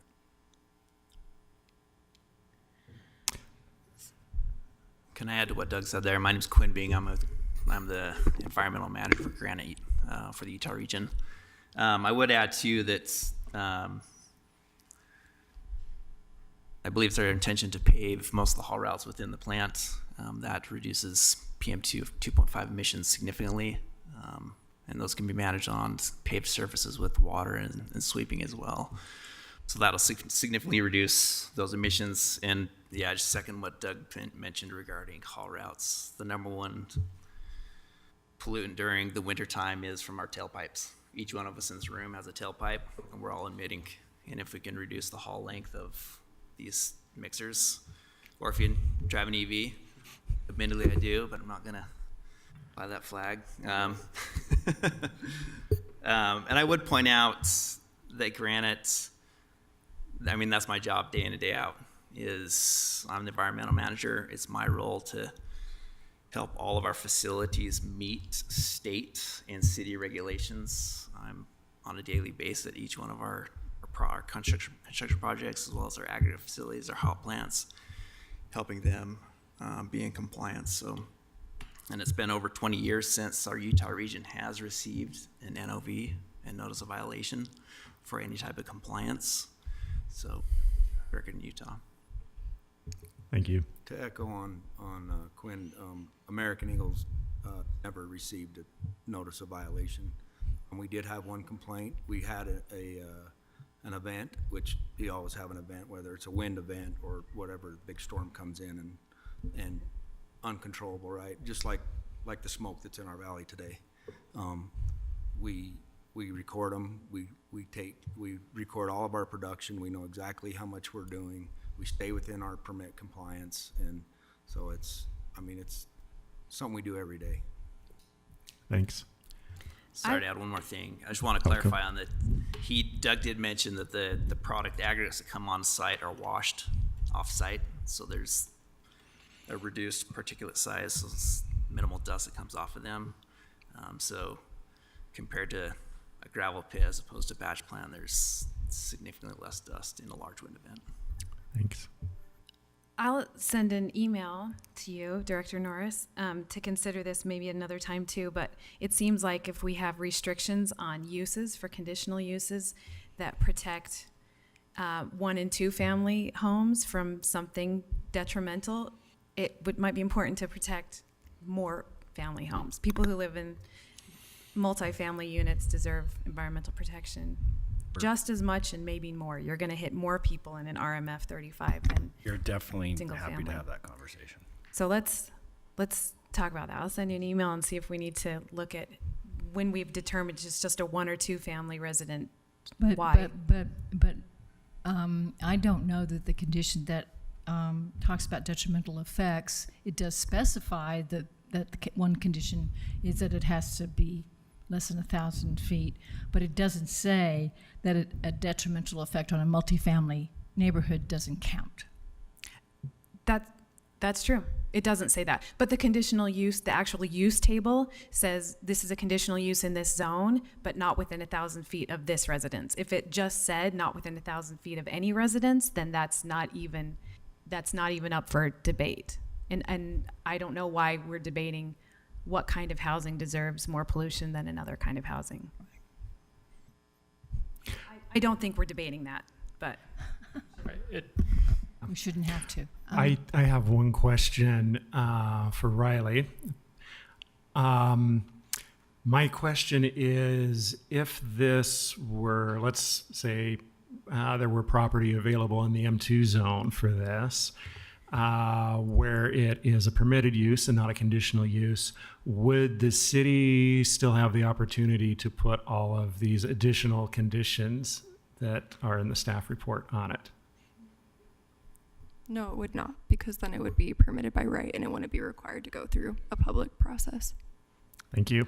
they would still have to meet the clean air and the amount of water usage and the noise pollution. They would still have to meet all of those regular things. The things that we wouldn't be allowed to say are, we can tell you exactly where to drive your truck, that kind of stuff.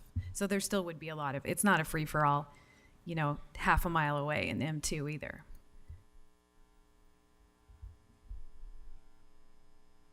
So I hear this and look at this proposal and, I mean, honestly, my response personally is I want to protect air quality and all of these things. And I think, yeah, our water situation, but I feel like under city ordinance and state code, we are required to approve conditional uses that comply with adopted standards of review where reasonably anticipated detrimental impacts can be mitigated, and state code requires that standards be objective and that mitigating a reasonably anticipated detrimental impact is interpreted to mean reduce and not eliminate those impacts. I think in terms of the discussion about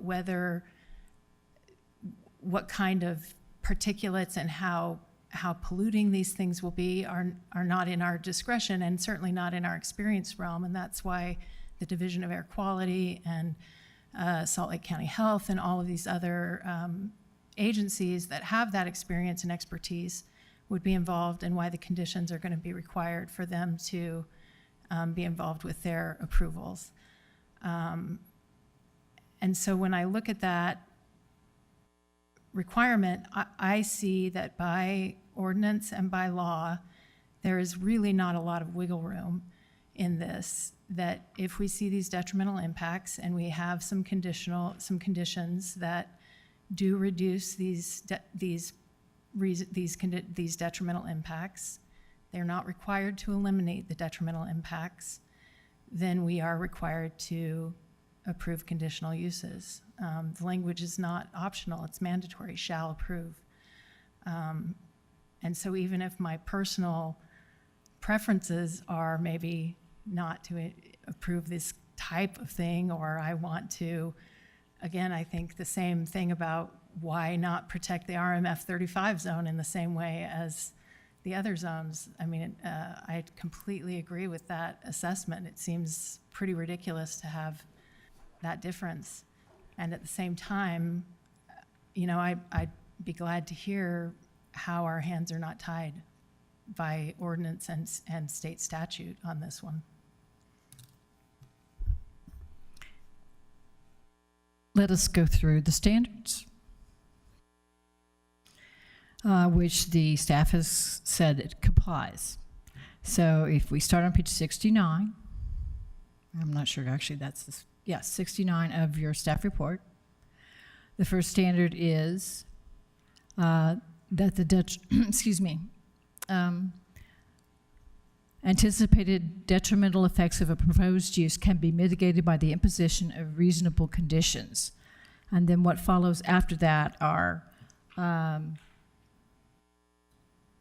number one, the title specifically authorizes a use where it is located. That is only true if you consider the use to be the actual concrete, the figure of the ground of the concrete plant itself, and not anything else.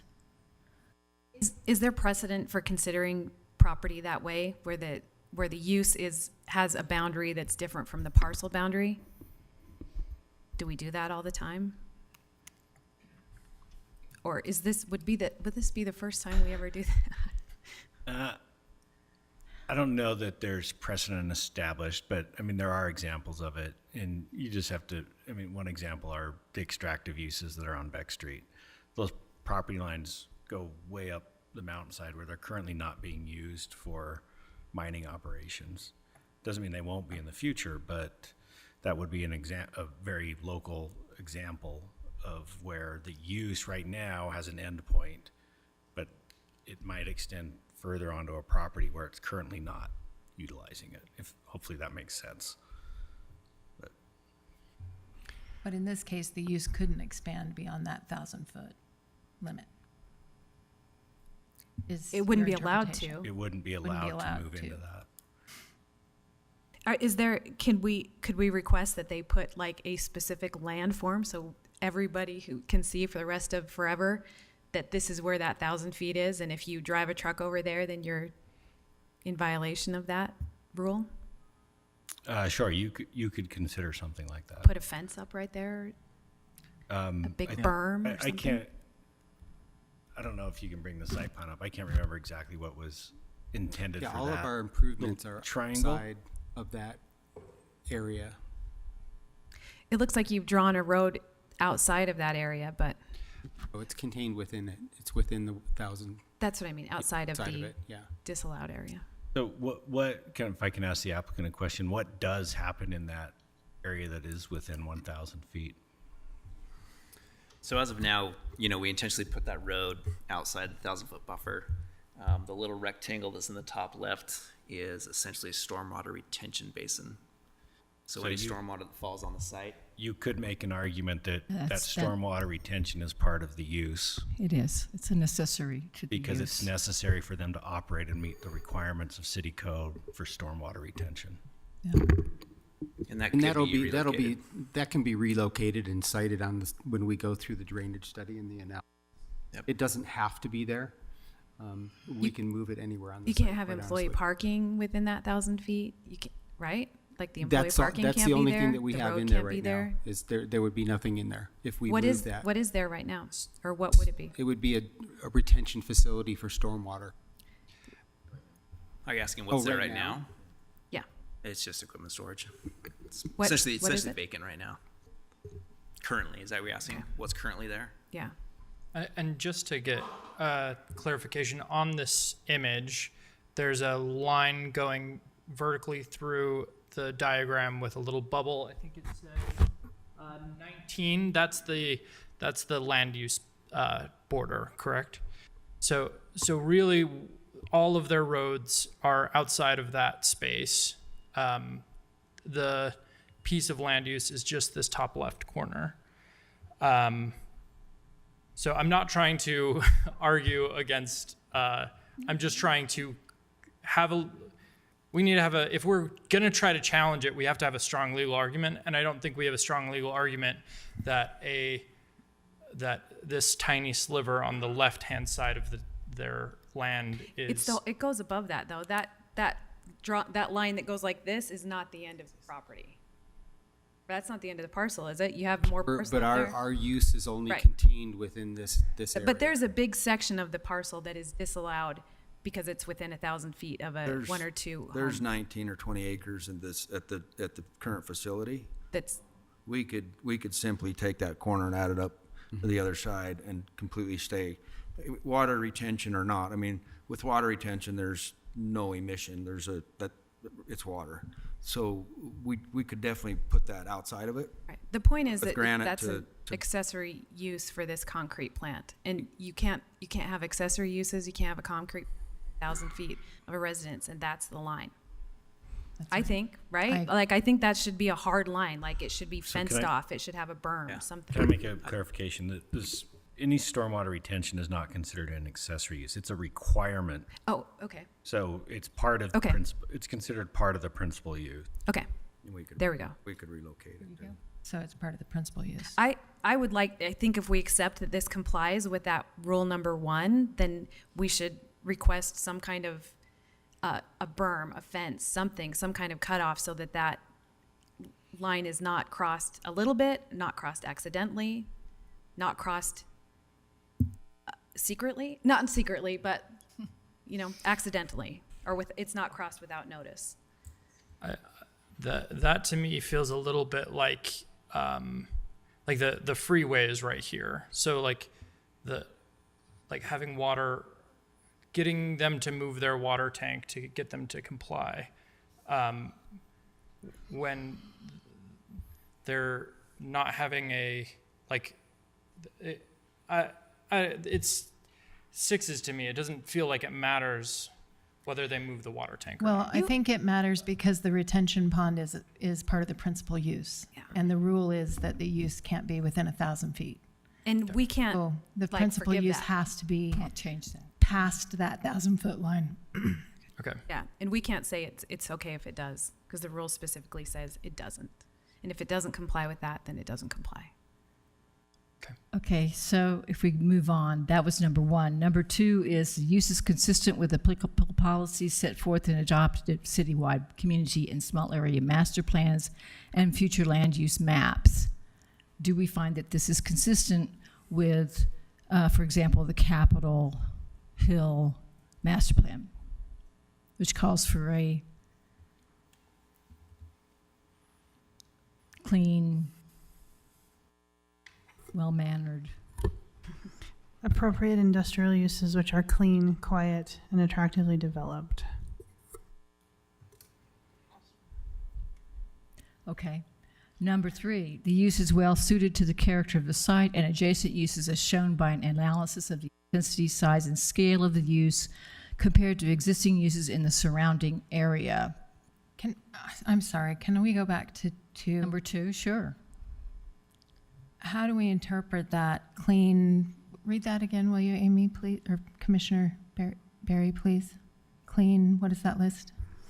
This is a quote from the master plan. So I don't have anything additional to that, but it states provide for the M1 areas, provide for appropriate industrial uses which are clean, quiet, and attractively developed and buffered from surrounding residential areas. So how do we interpret that objectively, which is what the statute tells us, is that the standards have to be objective? It's almost impossible to, to do that. Okay. All right, 3. So I would say that is not a defensible condition. Number 3, the use is well suited to the character of the site and adjacent uses as shown by an analysis of intensity, size, and scale of the use compared to existing uses in the surrounding area. Yeah. Okay. I think that one's a yes for sure. I think the conditions probably address that. Yes. Another number 4, the mass scale, style, design, and architectural detailing of the surrounding structures as they relate to the proposal have been considered. This is probably not a... What standard is that you're looking at? No, sorry, page 70, Number 4. in your staff report. Yep, I'm on. Okay. What number is it? 4. My number 4 says something different. That's standard for that's standard for, these are subsections of standard for, conditions of standard for. Number 5, access points and driveways are designed to minimize grading of natural topography, direct vehicular traffic onto major streets, and not impede traffic flows. I think it has been flagged by engineering that the road is actually not a major street, it is a local road, and that this in fact could impede traffic flows. So I personally believe that standard 5 is not met.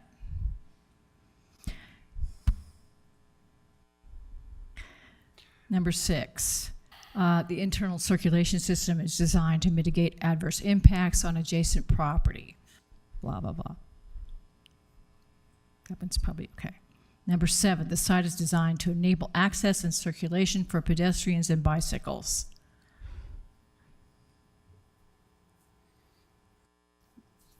Not a lot of concern with pedestrians and bicycles here. Number 8, access to the site does not unreasonably impact the service level of any abutting or adjacent street. While the traffic study does not, as far as I could tell, address level of service. If it does, please correct me. Can I add to It that? does have some impact to the existing conditions of Warren Spring Road. It does have, I can't remember the number now, I'm very sorry. 5 to 20 trucks. Huh? 5 to 20 trucks is the 5 impact to 20 trucks? of No, there's like 100 and some trips per day. 80 100 trips a day. 80 5 trips per day. to 5 to 20 vehicles. Typical ready-mix truck will make 3 rounds a day. So if we have 5, the trucks will make 50. And it's all based on what gets ordered today, we deliver tomorrow. Right, I understand. So, but a typical ready-mix truck makes 3 rounds a day. So for each truck, count 3 times. And how many trucks? Up to 20 trucks to that. So the ready-mix trucks. 60 times trips. 2 is 120 trips. No. In and out. Well, the in and out is 3 round the trips. 3 round trips. That's In, three in counts each as one times and 20. out and back counts as 1 too. No, they park there. They go in and then they come back, right? And But you said that's they a did trip, that 3 times right? a day. I mean, That's one round trip is an in and out. right. So that's okay. So I just think that for me, there is documentation of each point and a response of how it seems like it complies, and there's an argument for why it complies. And I think that I don't know that it is, for me, it is worth going and trying to fight on every single one when there's a strong argument in a different direction that is in documentation. And so I think that, like, if anyone wants to make a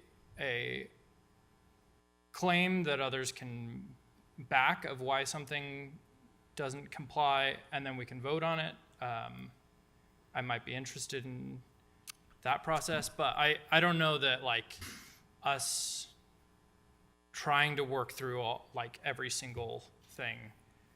But this is the only, working through every single condition is the only way that we can actually say, not do this project. Otherwise, we just have to accept all of the conditions that staff said and not consider our own our own interpretation of these, because this is very highly interpreted by staff, which is fine. That's their job. They're professionals. They've worked hard on it.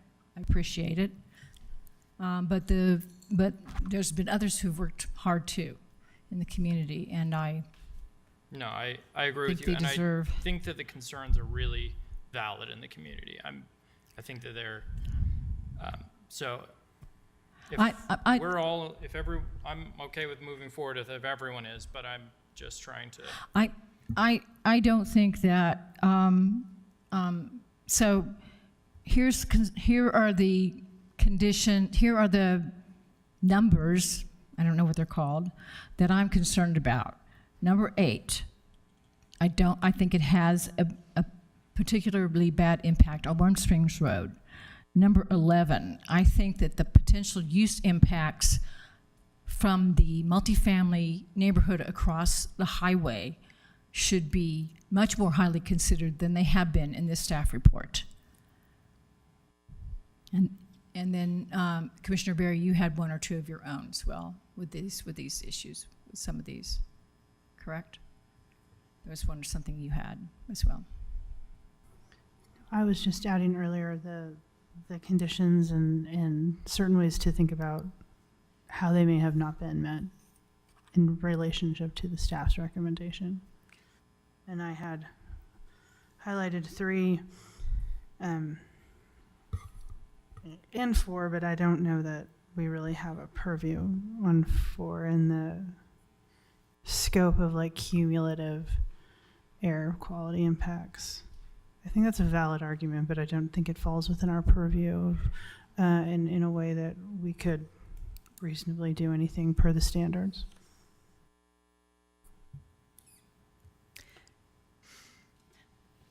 I'm ready to make a motion. Sorry, do you mind letting me just glance over these 4 one more time in that? Standard number 4 starts on page 70. 69, page 69. Detrimental effects determination. Standard 4. I think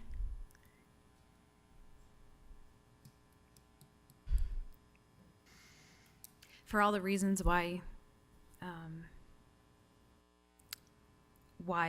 putting this 1,000 feet away from single-family residence makes sense, and that distance kind of mitigates some of the detrimental effects of this use.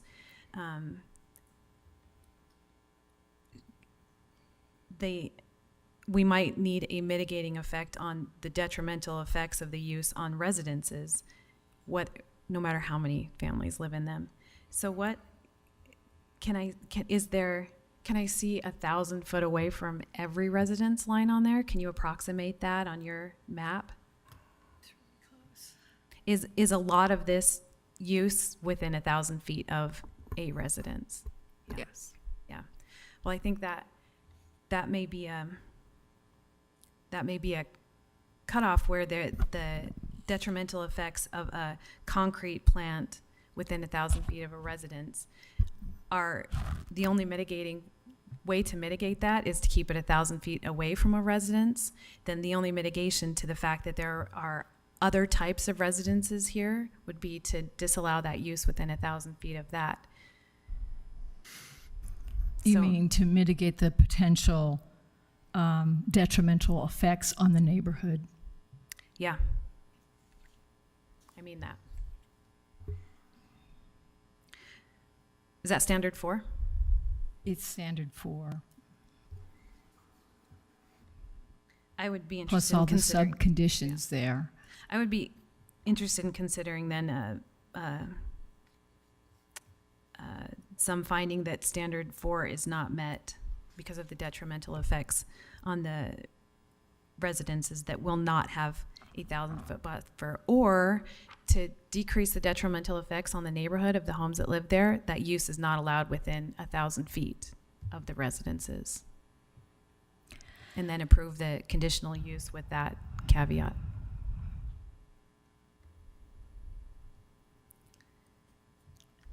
If anyone else thinks that makes sense. I mean, I agree with that, and I think that's what it should be, and we need to update the code to say that. I don't know that it does, though, unfortunately. Can we get chime in from our city lawyer on, or Nick Norris on that element of that making a condition on 1,000 feet from residents?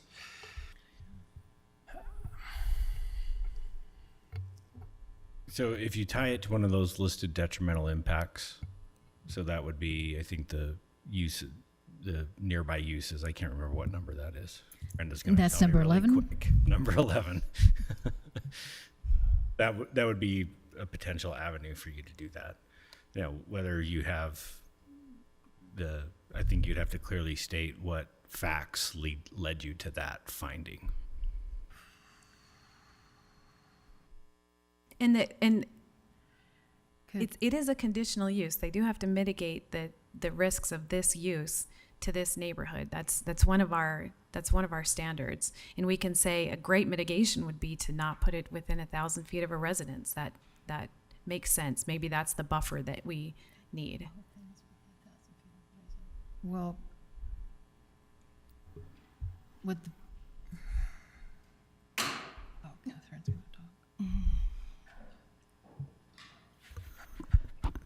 So we've discussed at length the standard that the use must be no closer than 1,000 feet from the zoning districts Nick was talking about. If you want to impose a condition like that, it needs to be related to detrimental impacts that you identify specifically, not just we think it's a standard for those zoning districts, we think it's a good idea to apply to multifamily districts. That's not enough of a detrimental impact. There's no detrimental impact identified in that type of condition. But if you did identify detrimental impacts, that could possibly be a condition to mitigate them. Could you help come up with that language? That is an option that the Planning Commission has to refer. I mean, we would need more information, but if you wanted myself and staff to assist you in wording some findings based on the facts that you're seeing in the materials that have been presented to you tonight, we can assist with that process. Catherine, I have a follow-up question on that. So the specific language in the standard is that the use is appropriately screened, buffered, or separated from adjoining dissimilar uses to mitigate potential use conflicts. Would the multifamily residences that are across I-15 be considered adjoining?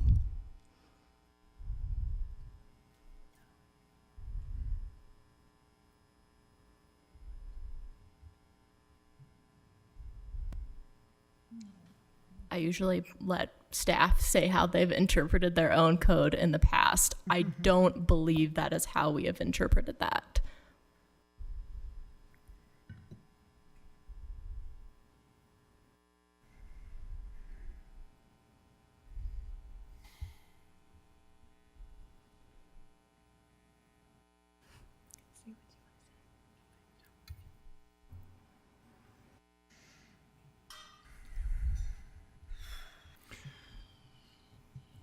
so the public knows, we cannot talk about these projects at all before this meeting. This is our first chance to talk about it with each other and see how are you seeing it and what do you think? So this messy conversation, this is our only chance to do it. We don't have like a work session that we already did last week and we're just thinking these things at the last second. This is the only and first time we've talked about this. So it looks. And it's a pretty complicated proposal that requires a lot of conditions in order to make it tenable, and a lot of trust that the applicant will actually do the things that have been proposed in the conditions in such a way that will actually be continuous over time.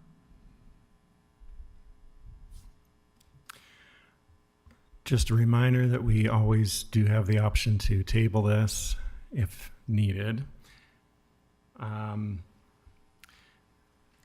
Just in my mind, I have a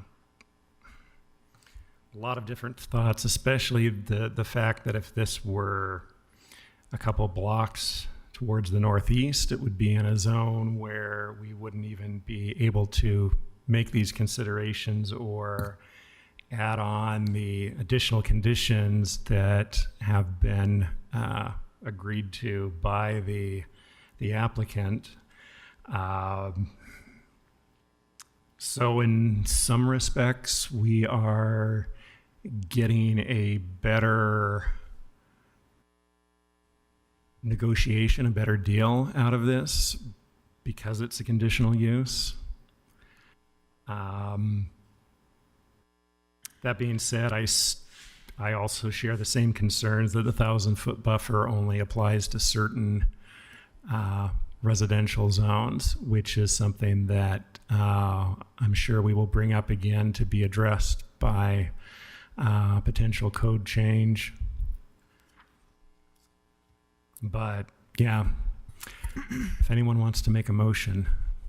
I'm prepared to give a shot at a motion. We'll see what happens. Based on the information presented in the discussion, I move that the commission approve this conditional use application coinciding with staff's recommendations and with the recommendation that the condition be that there be a physical barrier, either a permanent fence or earthen berm that aligns with the 1,000-foot line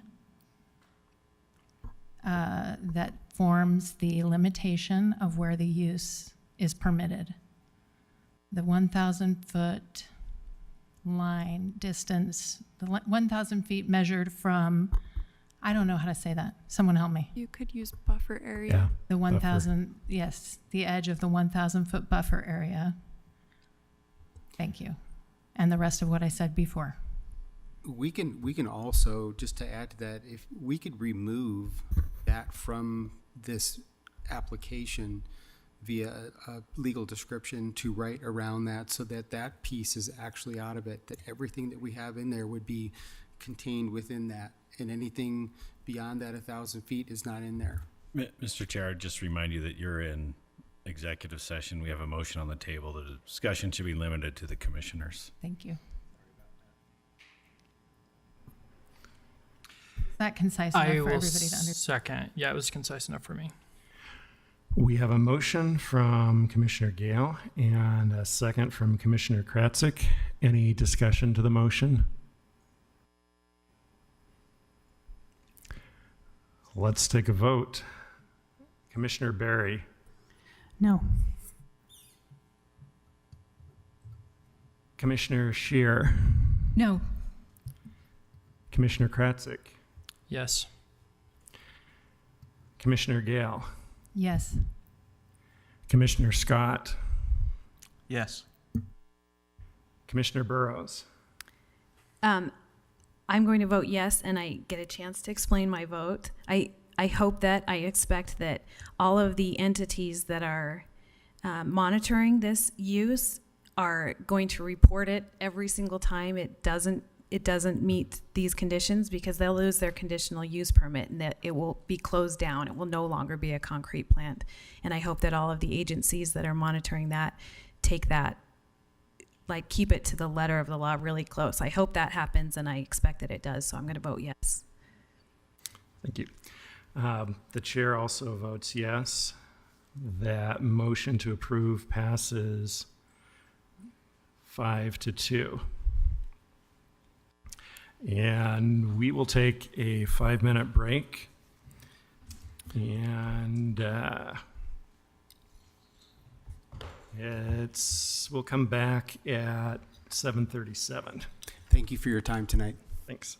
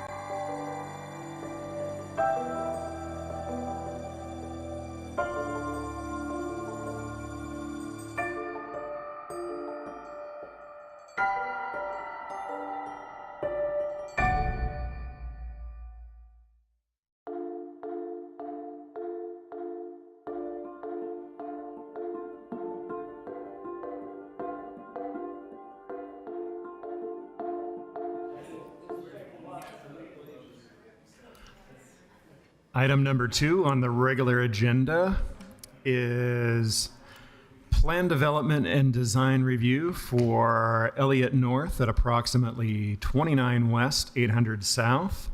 Case numbers PLN PCM 2024-00383 and case number PLN PCM 2023-00818.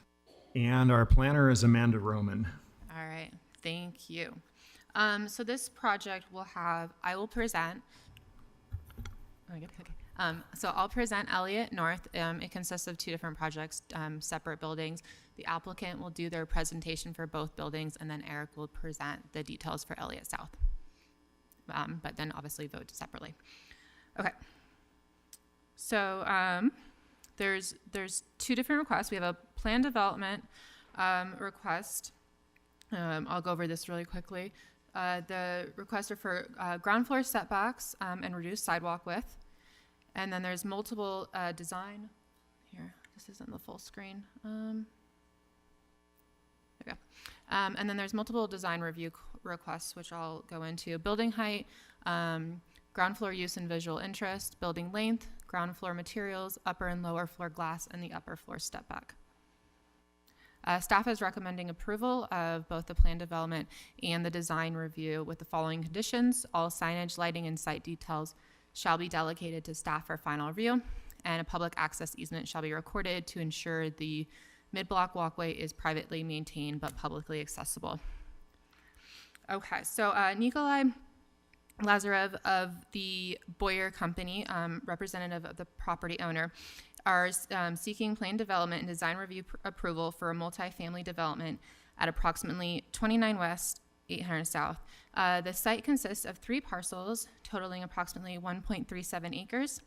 The subject property is in the D2 Downtown Support District within the Central 9th neighborhood of the downtown plan area. As mentioned, the proposed overall development has 2 buildings. This presentation will only touch on Elliott North. And the reason that these are being reviewed separately is because the parcels are located on opposite sides of Richard Street. Here's the subject property from 800 South. On the top, there's currently a self-storage facility on the property. On the bottom of the screen is the property looking at it from Richard Street. The Richard Street currently has no public improvements, which I'll speak to later. And then the photo on the bottom right is an existing alleyway on the property that Public Utilities is requiring to be open and maintained so they have full access for maintenance and what they need to do. There's a 20-foot easement at that location, which has also dictated the design of the structure. This screen, Elliott South property, is on the west side of Richard Street. The Charlie Apartments, which are similar scale to the proposed development, are also on the west side of the street, and then on the bottom you can see Richard Street. Before I go into the proposal, I just wanted to give a brief overview about how the design has progressed since the applicant originally submitted. This project is a really good example of how the design review process works to create a better design product that contributes to the overall community, and how the intent of the design review process can still be achieved even though there are, on paper, there's a lot of requested modifications. So the revised proposal brings significant benefits. They're offering genuinely affordable housing, which is not a requirement of this process. They're providing unique workspaces for local artists, and Richard Street will be fully improved as part of the development. New sidewalks, park strips, and bike lanes, which are not present today, and they'll provide more details on that. So I just wanted to show these original renderings of the project, specifically the Elliott North building. The entire ground floor was dedicated to parking. So we've gone back and forth for nearly a year with the applicant to redesign that ground floor, and that's what you'll be seeing today. I touched on the location. So the proposed height is 93 feet. The number of units in this building is 266. It includes studios up to 2-bedroom apartments. Ground floor uses. So on 800 South, they have a retail space on the eastern corner of the building. And then on the western corner, there's a leasing office, which will double as a public art gallery. They will provide those details. And then a small lobby to enter for the residents. On Richards Street, the street consists of artist studios. There's 5 studios and 6 work studios. The building's constructed with brick, fiber cement board, stucco, aluminum awnings, and storefront glass along 800 South. And then they are providing 283 parking stalls. Standards of approval for plan development. So the project needs to meet the purpose statement of a plan development, achieve at least one objective, demonstrate why modifications are necessary to the zoning code, and it needs to result in a more enhanced product than would be achievable through the strict application of the D2 zoning standards. The plan development objectives are on the screen. The project has met the mobility plan development by fully upgrading Richards Street. They're providing a new mid-block walkway, which will eventually connect to Main Street when the eastern properties redevelop. Right now, there's no connection, but that's anticipated in the future. The Richards Street will have a bike lane, also connecting to the 9 line, just half a block south. The project meets the master plan implementation plan development objective, and although they're not intending to meet the housing objective, that wasn't fulfilled to the specifics of the objective, but they are providing affordable housing. So the 2 plan development requests, they're requesting modifications to setback requirements and sidewalk requirements. So along 800 South, the maximum front yard setback in the D2 zone is 10 feet. They are proposing a setback of 13 feet. The reasoning for this is that Rocky Mountain Power has transmission lines that run along the southern side of 800 South that cannot be buried. So they required the developer to shorten the building and push it back and provide a 20-foot clearance from those so people don't get injured. And so they had to redesign the project. Redesigning the project has actually increased the public amenities on 800 South. So they have the 13-foot setback, 13-foot sidewalk, and a 6-foot wide park strip that otherwise wouldn't be included in the proposal. And then on Richards Street, the requirement in the D2 zone is that residential dwelling units need to have a minimum setback of 8 feet. There is no setback proposed on Richards Street.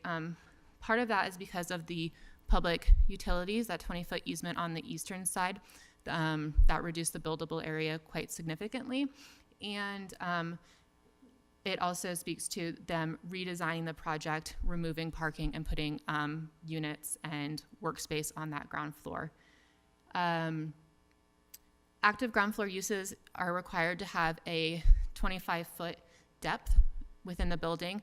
The units are just under about 14 feet, so that also needs to be approved through the design review process. Second modification being requested under the plan development is relates to the sidewalks. So in the downtown district, sidewalks have to have a unobstructed walking path that is at least 10 feet wide. That is met on 800 South. The sidewalk is 13 feet. On Richards Street, the sidewalk is 10 feet, but the unobstructed path is 6 feet wide in some locations. That is due to the applicant proposing planters for about 4 feet deep in front of each residential unit, which will help define the entryways and provide a delineation between that public and private space.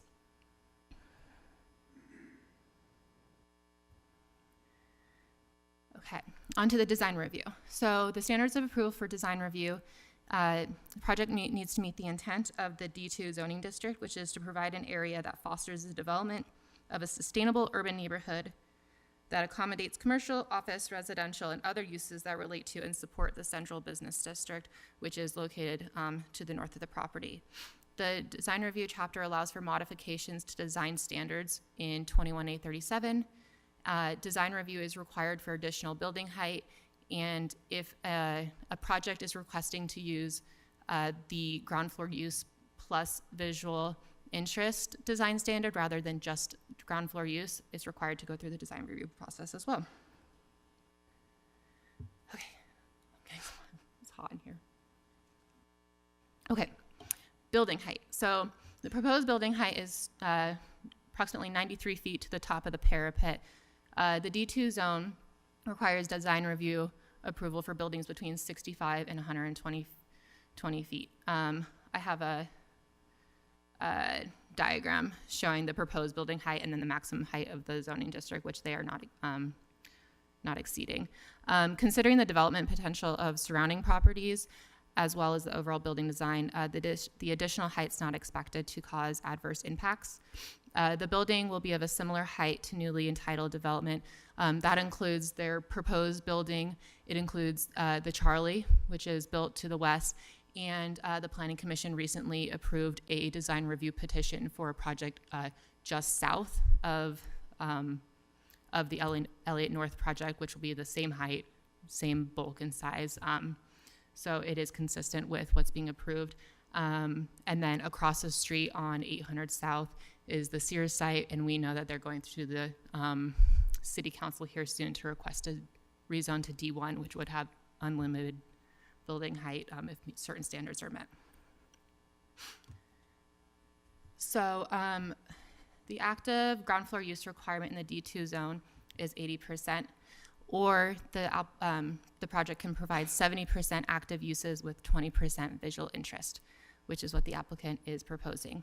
The project provides 72% ground floor activation along 800 South in the form of the retail space in the lobby that doubles as a public art gallery, which they will speak to, and then 73% along Richard Street in the form of the live-work units. The visual interest comes in as mural space for local artists, the residential entries along Richard Street. They have recessed entries, awnings, planters, wayfinding, and then each of the units has an attached working space with garage-style doors that open up so that artists can interact with the street.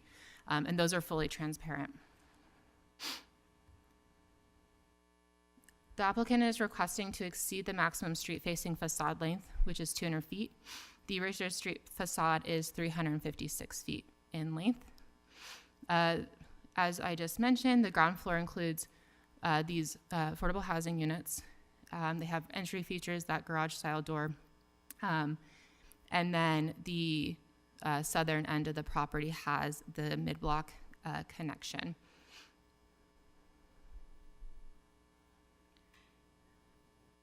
The applicant is requesting to reduce the durable ground floor materials along 800 South.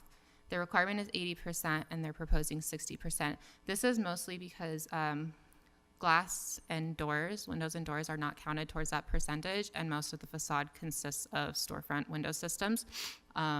So the intent and the standard is still met. It's transparent, the ground floor is active, and they provide public amenity space in front of it.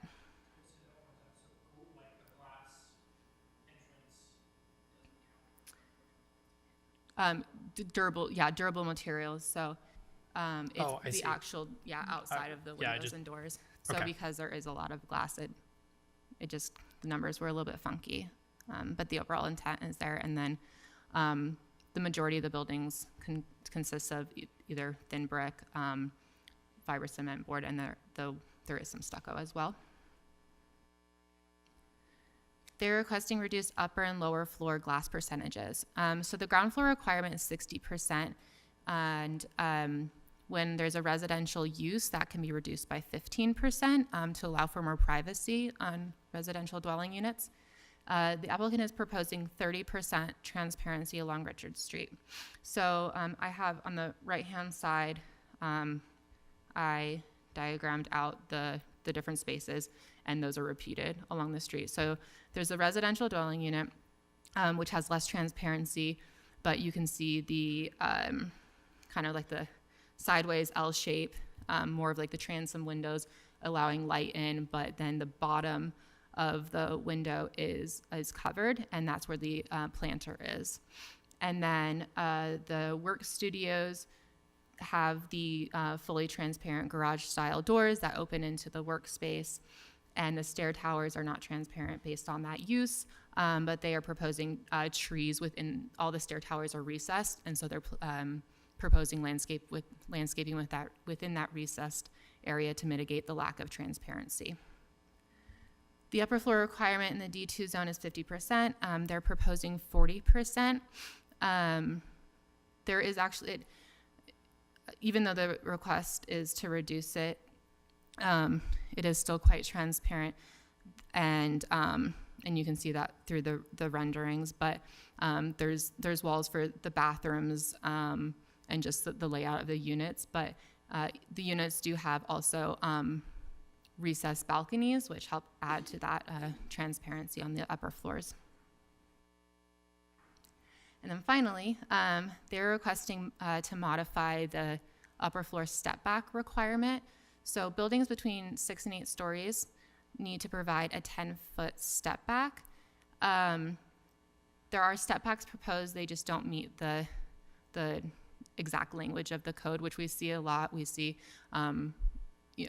courtyard level amenity spaces on multiple projects. So the building has 3 large courtyards on the 3rd level. They are approximately 63 feet deep by 40 feet wide. And so the intent of the standard has been met by breaking up the building, allowing light and air, and not having the building be imposing on the street because of those step backs. So the next steps are listed on this screen. Staff is recommending approval of both the plan development and the design review petitions with the modification or the conditions of approval listed on the screen, and the applicants are here to discuss their proposal. Thank you. Let's have the applicants go ahead and I will bring up their presentation.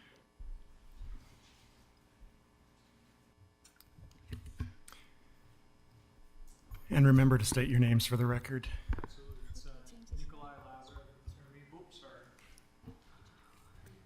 It's Nikolai Lazarev with the Boyer Company, just representing the ownership group. We're really grateful to be able to present this project to you tonight.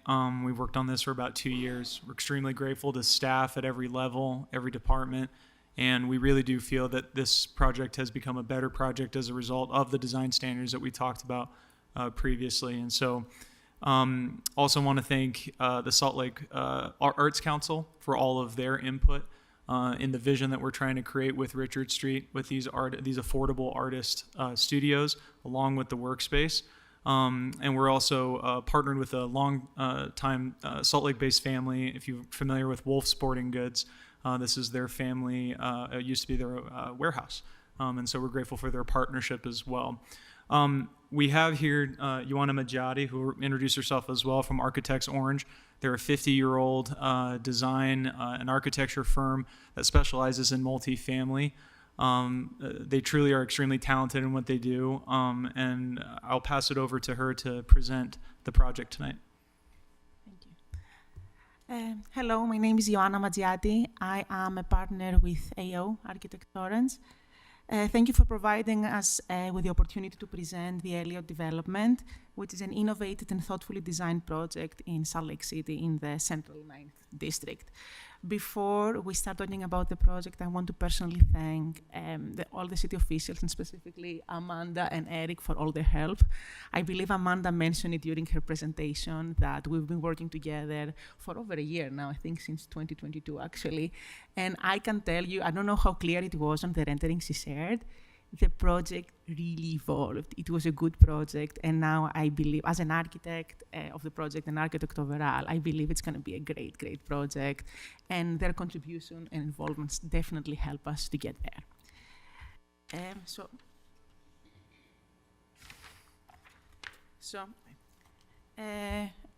Amanda mentioned it, but the project is located in southwest of the former Wolf Sporting Goods warehouse, and it will enjoy a prime location just beyond downtown, providing convenience access to the light rail, major freeways, and key city arteries.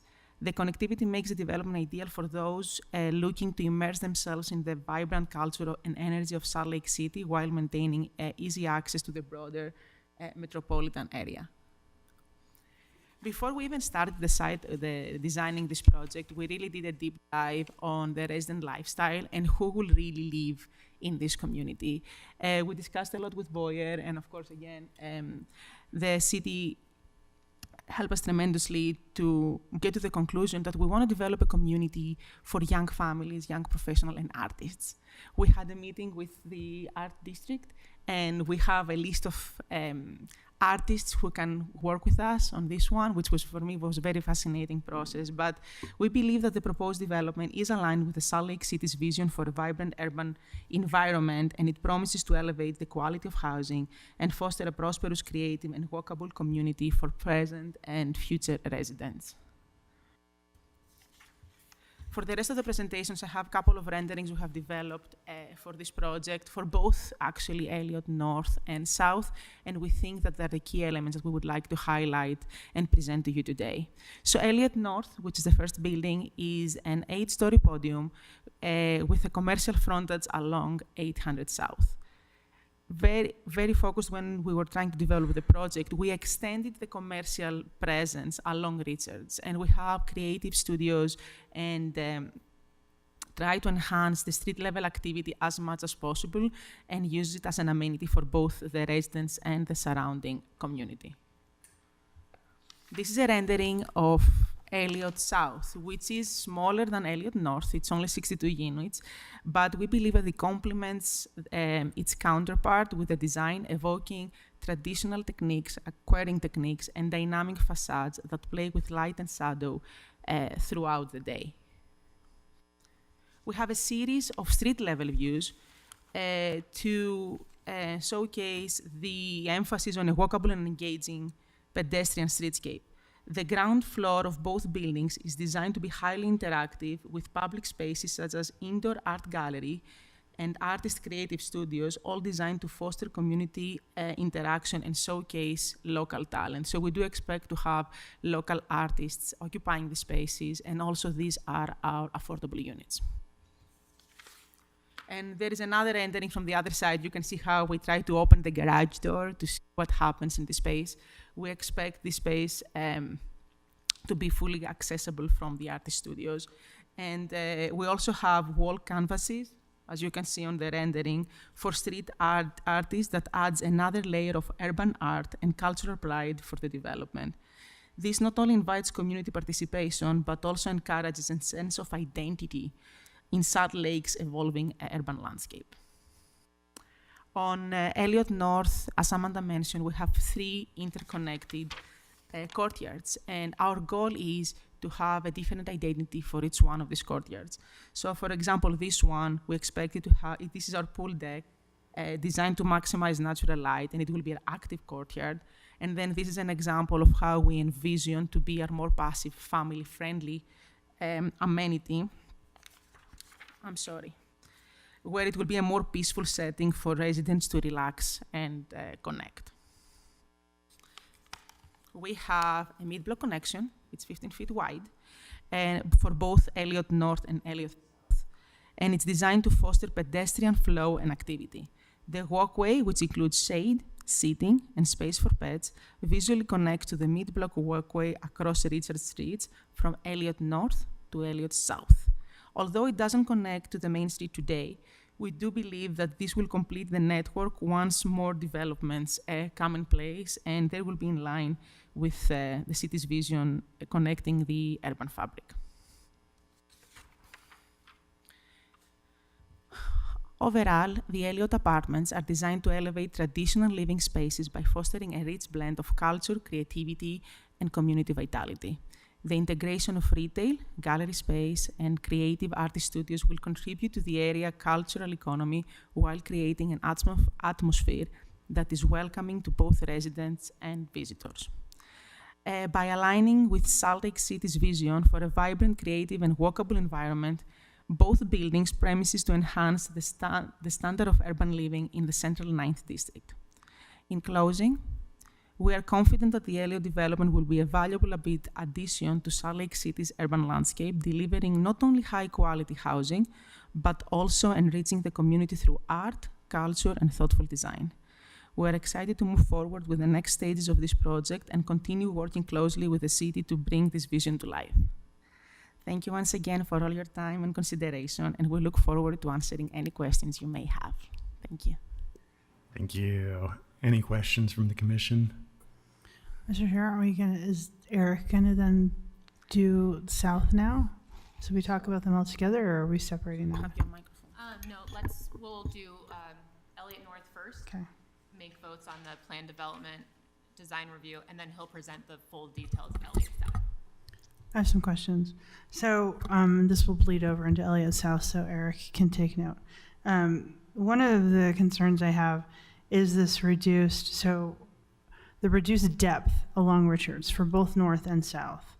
So the city's required depth for these types of units is 25 feet, right? And so for north, we're reducing that to 13.7, and for south, we're reducing it to 15 feet. And I understand why, due to the easement issue along 8th South. However, one thing that I'm finding concerning is that these then are the potential affordable units. Like, how are we allowing that amount of reduced depth and then still calling that a livable space of 13.7 feet? Let me speak to that. So the units are approximately 450 square feet. So they are larger than what we see by right with micro units. And then the attached workspace is between 160 and 200. So when you rent the unit, you also have the workspace attached to it. The affordability aspect came after we can talk about that later in the discussion. Can you direct me to, because I'm not an architect, so sometimes architectural drawings are gibberish to me and I kind of gloss over them. But can you direct me to the page in the staff report where the architectural drawings are specifying out the livable areas of these reduced depth units along Richards, and then I'll look at them as things move forward. Page 7 has a floor plan of the units with the streetscape details. Yeah, I'm looking more for like the architectural drawings that are going to show me the actual measurements of the units, not necessarily the layout. Yes, let me find it in there. You can move on. Yeah. While you're looking at that. I really like what's going on here. I think it's really cool. One thing that stands out to me about this project is that it kind of seems to me to be fitting closer to some of our new MU kind of plans. So we have in the past had kind of like general ground floor transparency that everyone needs to have all the time. And this seems to be kind of shifting a little more towards what we have kind of shifted an idea towards having corridors of ground floor retail that are really active, and then housing potentially on a ground floor in other uses in other places. And this seems like a interesting combination where you have an area, a street that is primarily dedicated towards residential, but also has the ability to have some kind of active ground floor use, even though the primary use is residential. And so I think that just like in the conversation of what is happening with our MU changes, this is just an example of maybe what a non-commercial primary street might look like. And so I just kind of want everyone to at least think about it in that framework for a second, to just say like, is this better than strictly ground floor residency? And so that's my comment. And you might disagree, but I think it's interesting. Questions for them or discussion? We're doing questions. Sorry about that, y'all. My computer is freezing up, so I'm on page 46. It might start on page 46 has the site plan with the depth shown.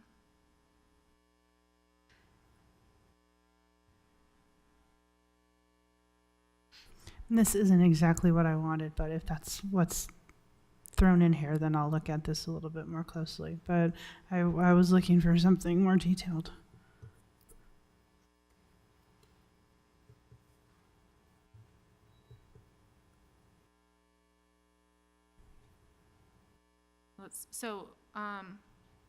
I'm just looking at the parking stall measurements.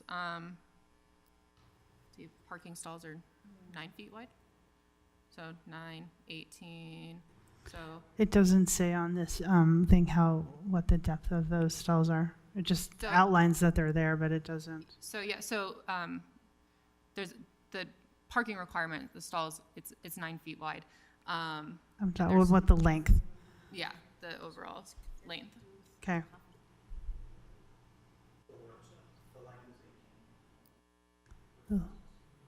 Say that again, please, Commissioner Scott.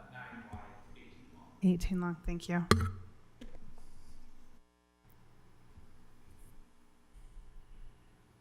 Anyone have any questions for the...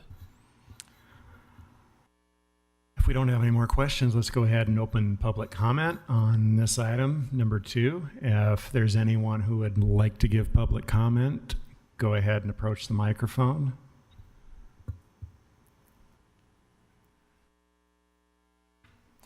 And state your name for the record, and you'll have 2 minutes. Sam Sampinos. I'm the neighbor of these properties. I'm right in the middle of Elliott North and another development that's going on the south end of where the Pier 1 Imports is. And I have a couple of concerns. I'd like to look at the plan view and see what's going on the south end of Elliott North, and what the setback is to my building that's there. I'm not opposed to the height. It's progress. It needs to happen in the city. But I am a little concerned how close they are to my building.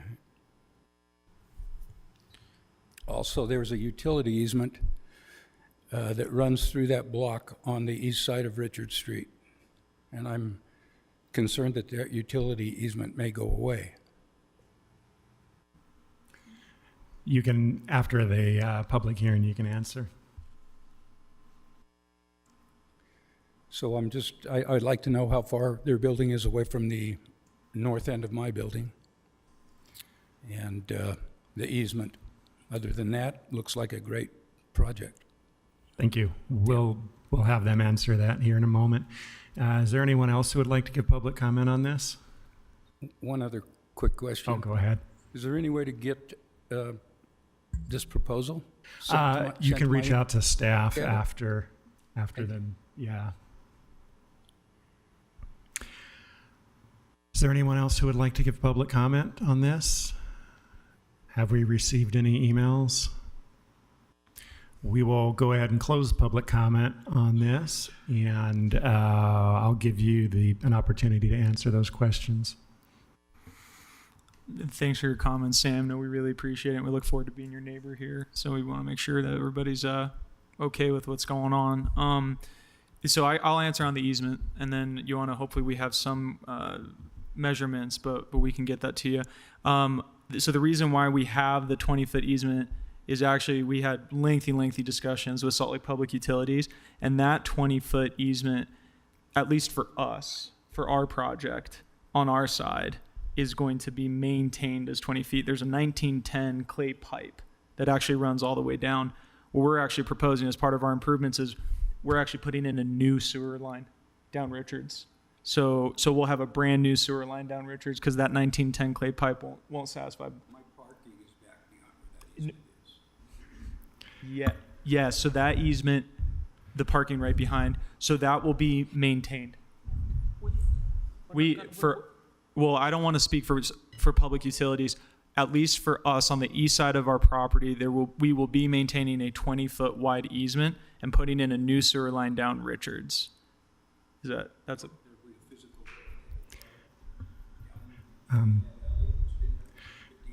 We unfortunately can't take any more questions since sorry. we've closed the public hearing. I But can speak to this. Yeah. He's asking if they can physically access the alley with a vehicle. The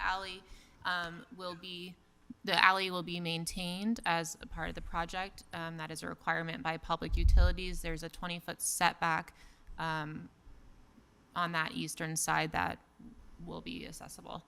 And then on the south side of the property, abutting his property, is the 15-foot mid-block walkway. And so that'll be the separation. The zoning district does not require a setback. The mid-block walkway is in the downtown plan, therefore it is a requirement. I can also speak the parking question. If you look at the first artist studio / work studio, it would be the just under 14 feet in depth and then 36 feet wide for both spaces. That's the typical layout.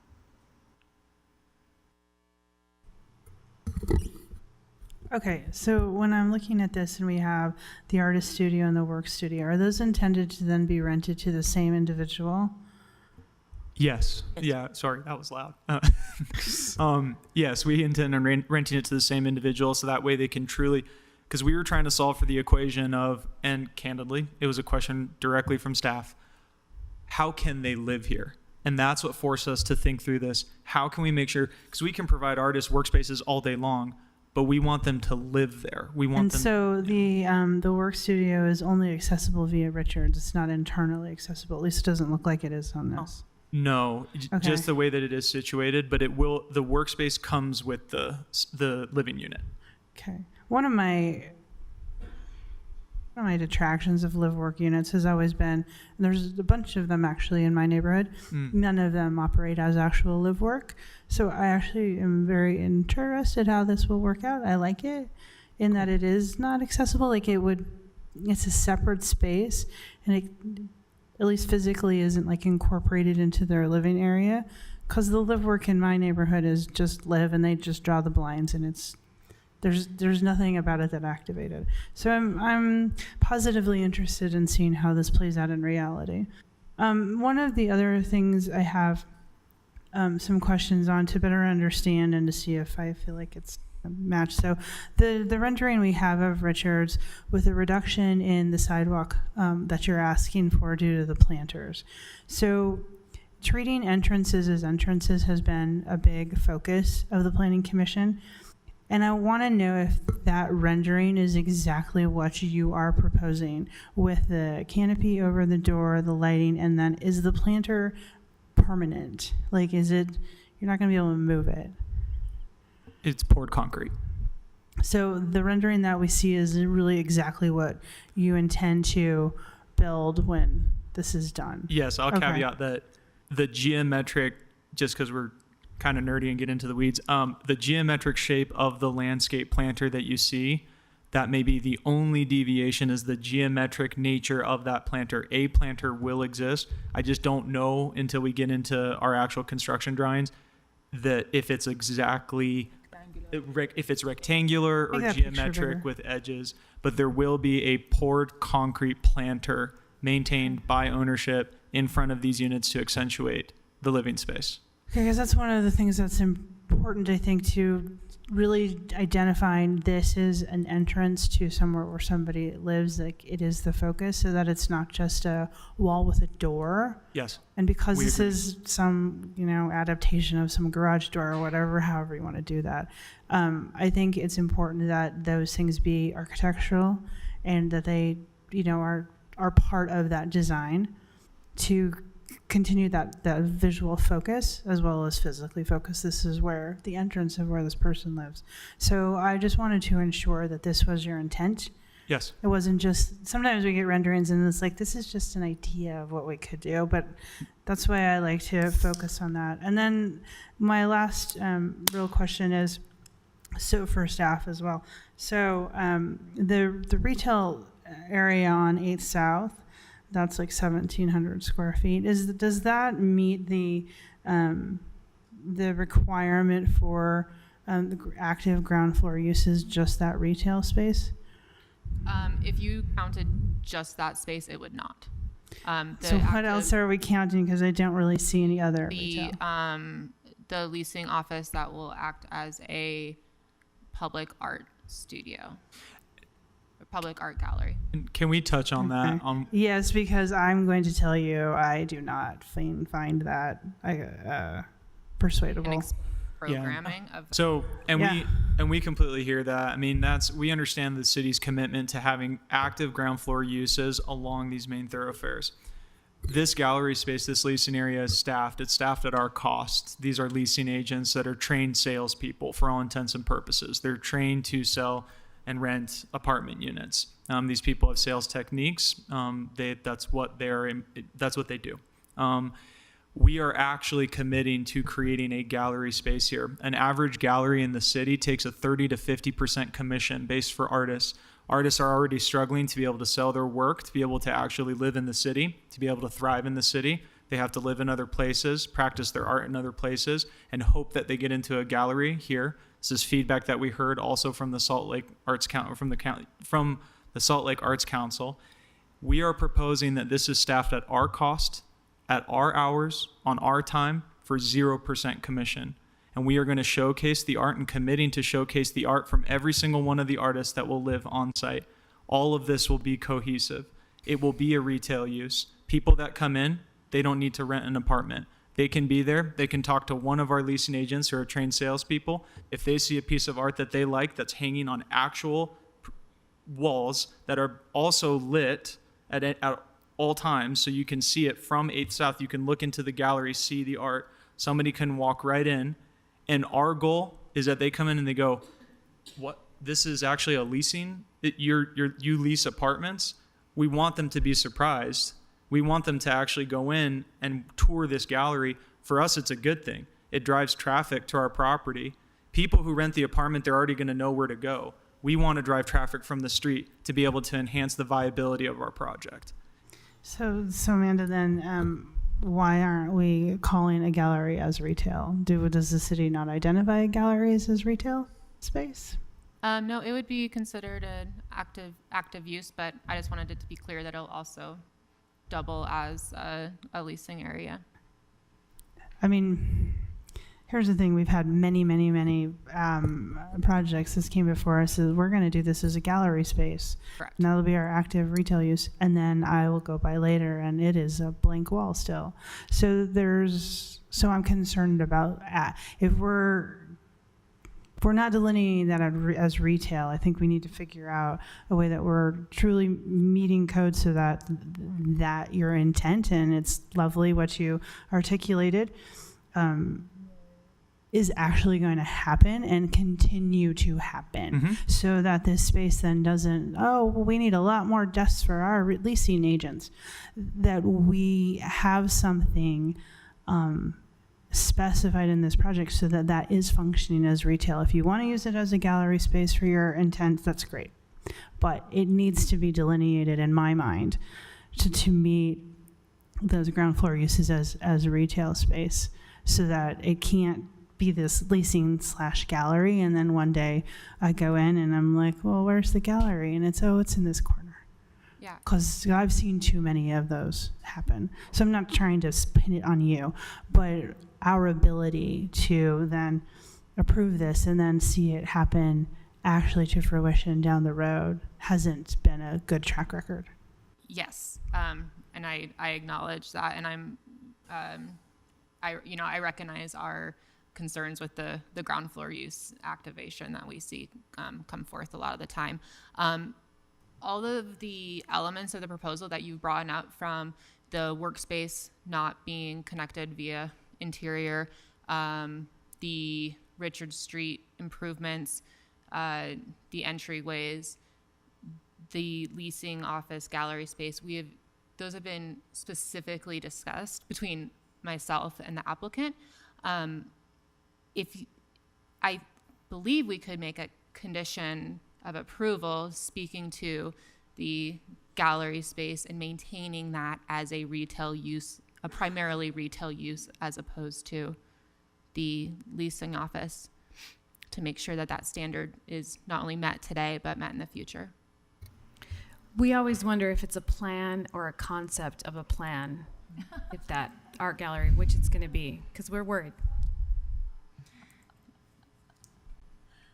We're committed to this gallery.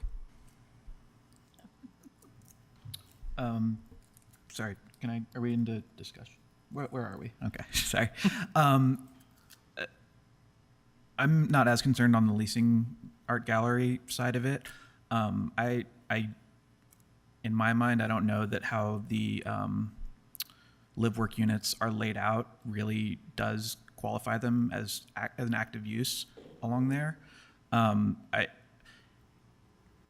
only ever seen those done really well in one instance. It's hard to combine all of the things that make a good business space and a good house, right?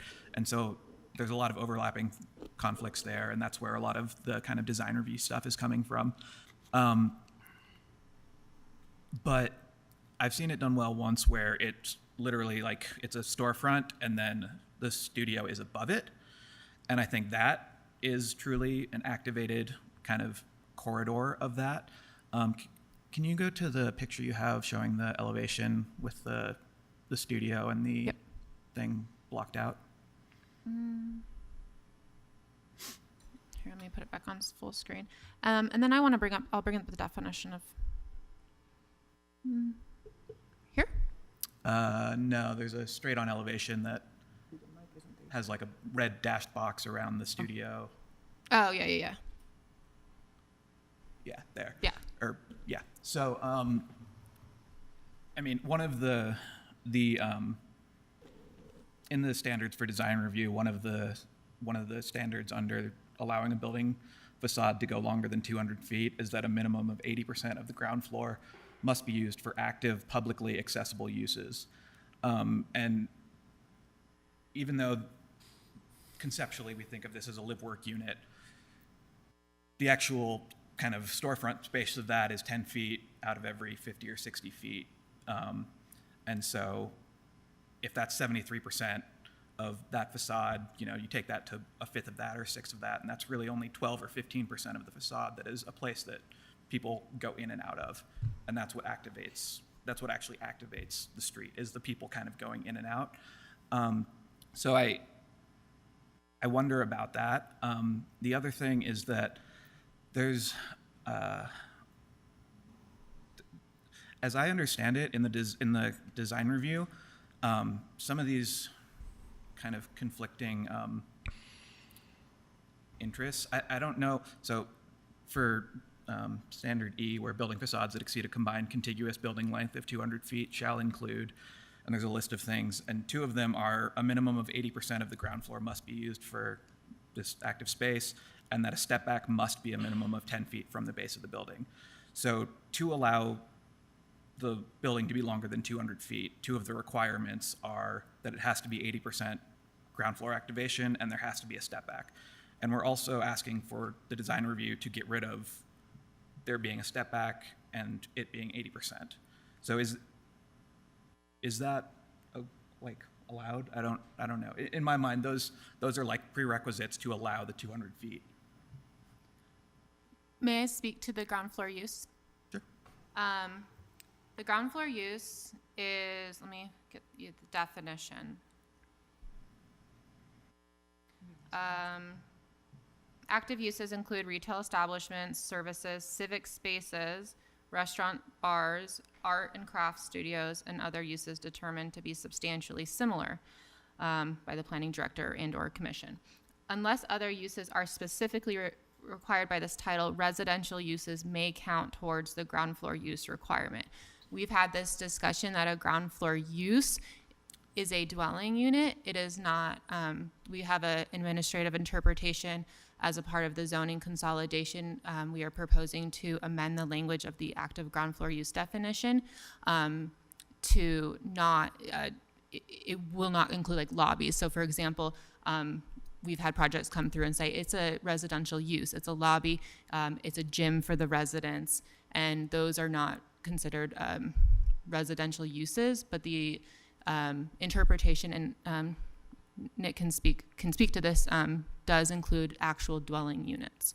And so we tied that in with the work studio as a similar use to the arts and craft studio. So if it was townhomes, that would be an activated use? Yes, that would be correct. Okay. And then, yeah, so with that zoning consolidation, we are clearing up the language to say what is and what is not an active use. And what is not an active use is mail rooms, more of the back of house functions. We've seen a lot of projects in the past come forward, and because it's tied to the overall apartment building and it's not specifically defined in code, then we've had to allow that. And that's why we have the, we've made that administrative interpretation to allow dwelling units, not just, yeah. And if I can add a comment on the step back requirement, if you look at, can you have the rendering that shows the entire building along Richards? So our intention and what we do very purposely is we created these courtyards that are 65 feet deep. So even though we do not provide the step back above the second level, if you look at the 3D perspective in the middle, the massing significantly is pushed back. So we believe we meet the intention of the code not to provide a solid wall for the entire building, but we have significant articulation to Richard Street. I understand that that's the argument for it. I think my question is more of a kind of to you guys about whether in the design review standards, if it says to do this, you have to do A, B, C, and D. Can you ask to not do this and also not do C and D? It depends on how this is going to get really wonky, but it depends on how it's written and whether it says something like any of the following or such as or things like that, and the punctuation and everything else. So some standards it's a list of options, some standards it's a list of requirements. So in this instance, which is it? Yeah. Yeah, so in this instance, it says shall include, and it gives three things: changes in vertical plane / breaks in facade, material changes, and massing changes. And I think because it says and, it means all three. Is that in the staff report that you're looking at? Yes, it's on page. Those are the ones that are copied in from the code. If you look at the code, there's 5 of them. Okay, I'll pull up the actual code because that's the staff report. Hold on. E for design review.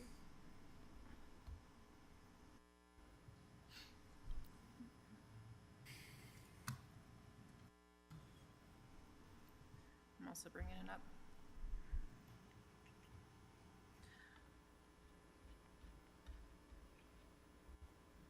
Okay, building facades that exceed a combined contiguous building length of 200 feet shall include changes in vertical plane, breaks in facade in parentheses, material changes, massing changes. A minimum of 80% of the ground floor must be used for the active publicly accessible uses. And then it goes into the definition of retail establishments, civic spaces, arts and crafts studios, and other uses determined to be substantially similar. And step back must be a minimum of 10 feet from the base of the building. This allows the base to be a primary defining element for the site, etc. Speaks about the maximum height of the base should be equal to the width of the right-of-way. 4 and 5 are the ones that I was talking about that Yeah, are also being asked to be so changed. 5 is the design review amendment I brought to you last time cleans up this language. Number 5 was supposed to, it doesn't read how it was intended to read. But it does say that step back requirement, which they're asking to modify. But, and then sorry, go ahead. Oh yeah, and I just want to, I guess to speak to that. I brought another project in the D1 zone on 200 East, had a facade length of over 300 feet, and it had 2 large step backs, same third level podium style step-backs, essentially the same building design, and they were granted that additional street-facing facade length and the modification to that step-back standard by the commission. And it's essentially it's a podium style structure. So Okay, so is that the correct interpretation that?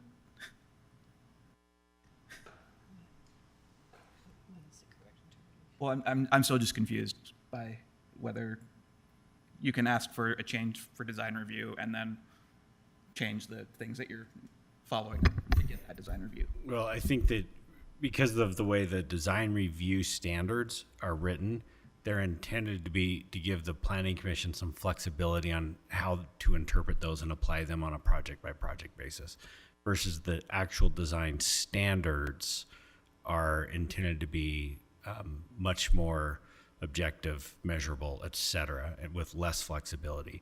The entire point of the design review process is to consider requested modifications from those standards.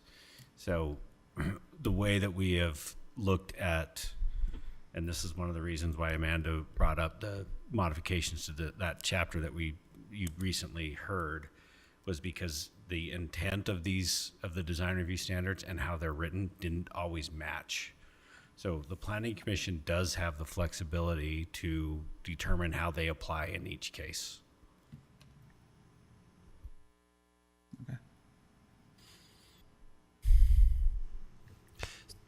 Yeah, so I think for me, looking forward towards the MU zoning, which I know we're not technically there yet, so but just looking forward to activating certain streets in the city as really intensive ground floor retail, and then external streets connecting to that as having more residential on the ground floor.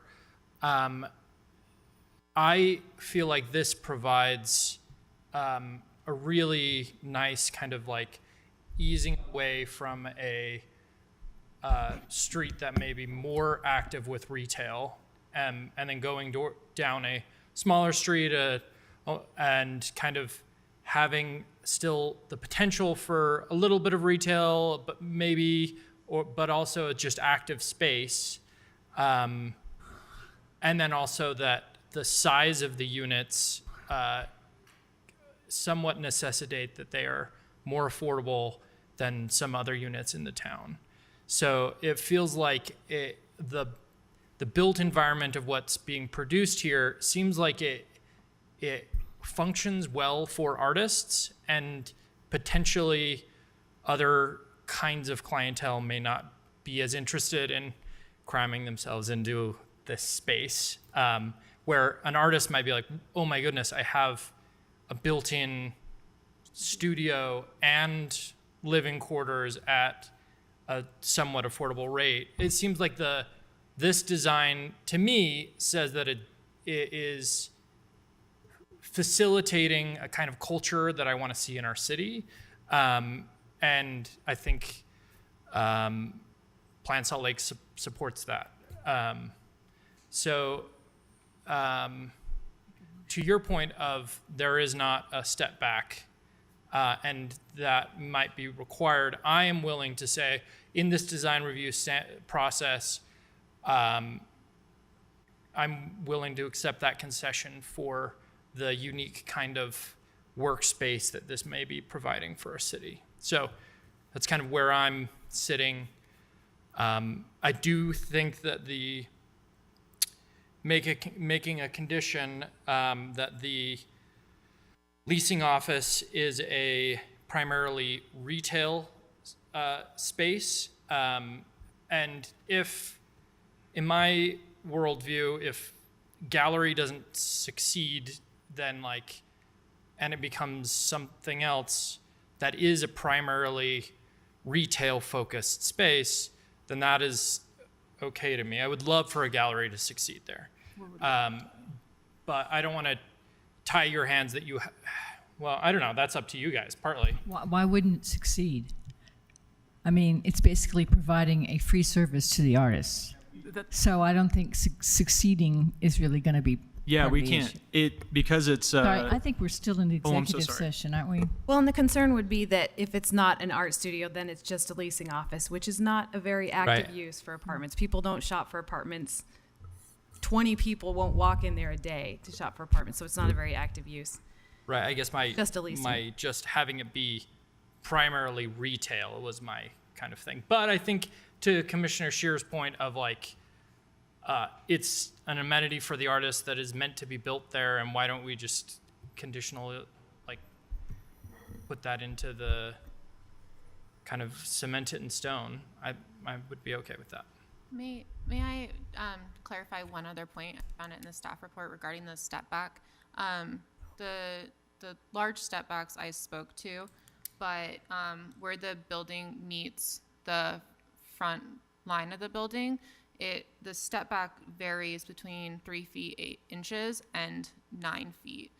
The standard is 10, but that step back, for example, right here, 9 feet, and then it varies as you go along the facade down to the 3 feet 6 inches. So the overall, like the fingers of the building up to that front building line are slightly stepped in addition to the large courtyards. I'm willing to make a motion if there's no more discussion. I'll second.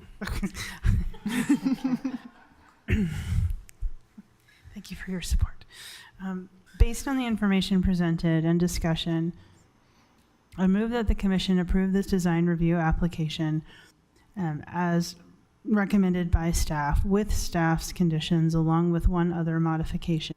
That the gallery space along 800 South remain in operation as retail to comply with ground floor uses under the zone, and if the gallery use changes, it should continue to be retail in focus.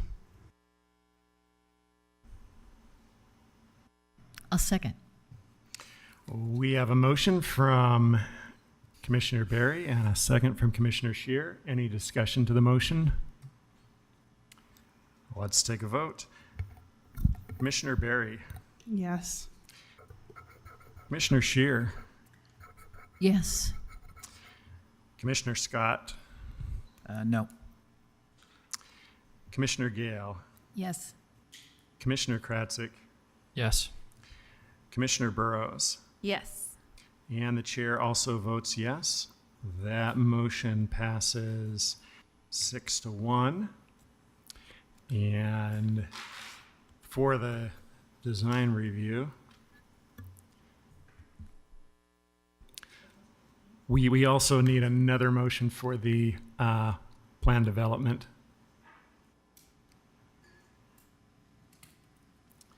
If anyone would like to make that motion.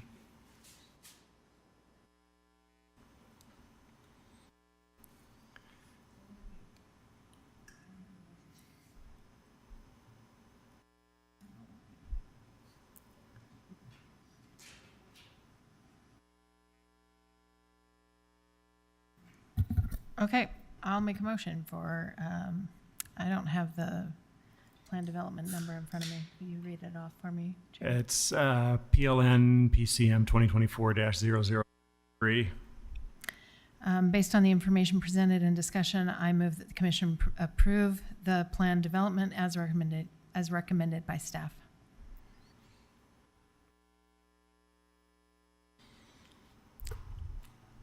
I'll second. We have a motion from Commissioner Gale and a second from Commissioner Burrows. Any discussion to the motion? Let's take a vote. Commissioner Scott, Nope. Commissioner Shear, Yes. Commissioner Kratzik, Yes. Commissioner Barry, Yes. Commissioner Gale, Yes. Commissioner Burrows. Yes. And the chair also votes yes. That motion passes 6-1. And We will now move to our next item, number 3, which is plan development and design review for Elliott South at approximately 846 South Richard Street. Case number PLN PCM 2024-00384 and case number PLN PCM 2024-00385. And our planner is Eric Dems.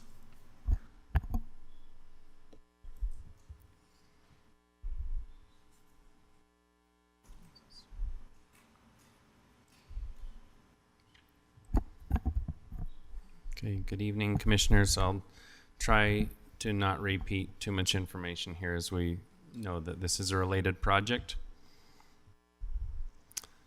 So this one specifically for the Elliott South, there are 2 requests associated with the plan development that are similar with the ground floor setback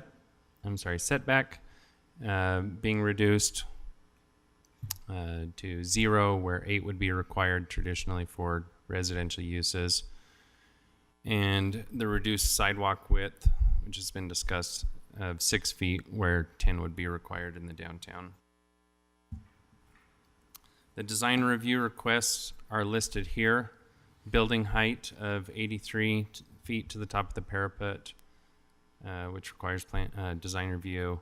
The ground floor and visual interest, you can see the numbers here again using that option. As discussed, this would also provide 73% active uses along the ground floor and with the residential. And at that depth mentioned 15 feet where 25 would be required. Reduced glass along the ground floor, 28% where 60% would be required, and the upper floor 26% where 50 would be required, and no upper floor step back. Staff is likewise recommending approval for both of these requests, the plan development and design review, with the conditions listed in your staff report. I will not go over some of the location and adjacent development here. So this site again is just further south to the across the street, just under a ½ acre, with 62 units, only 2 studio units, 27 1-bedroom units, and then a high focus on the larger units with 33 2-bedroom units, and again the same artist and work studios on the ground floor, and same material mix. And this one is providing 90 parking stalls.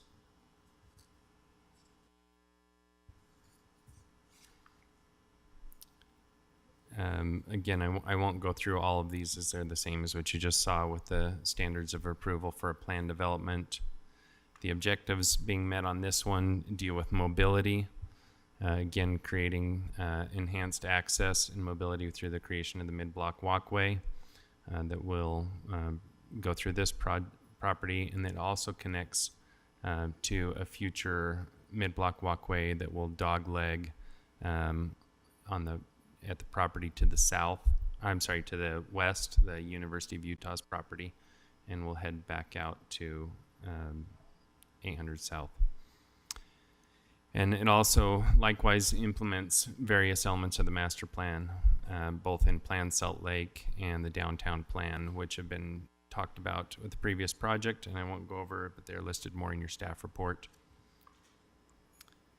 This too, for the plan development, of course, we're talking about the reduction in the setback and the reduced right-of-way and or sidewalk width, and again with the different amenities they're providing with the park strips, on-street parking, the new configuration of Richard Street. It becomes difficult to add too much more there. They've really tried to activate it, and we've talked about the ground floor uses and the way that those help activate the space. And of course, this is on Richard Street, which would be, not as prominent or not as forward-facing maybe as 800 South. And then there's a rendering of the mid-block walkway that will help with that as well.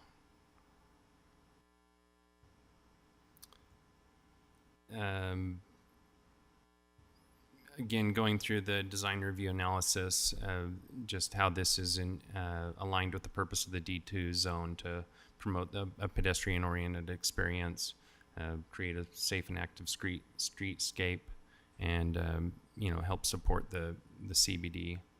And the design standards we feel are met by orienting it to the street, creating this distinct design, base, middle, and top, and just the various architectural elements that are very similar to those that have been discussed, and the compatibility with nearby development.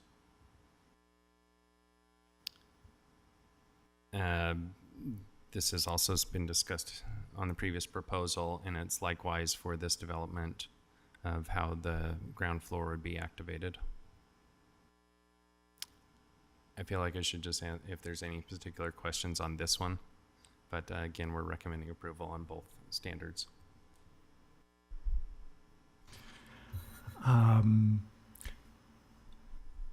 Is there anything that the applicant would like to add? Okay. Gotcha. We will, do we have any questions from the Planning Commission on this? Let's go ahead and open up the public hearing on this item. If there's anyone who'd like to speak, go ahead and approach the microphone.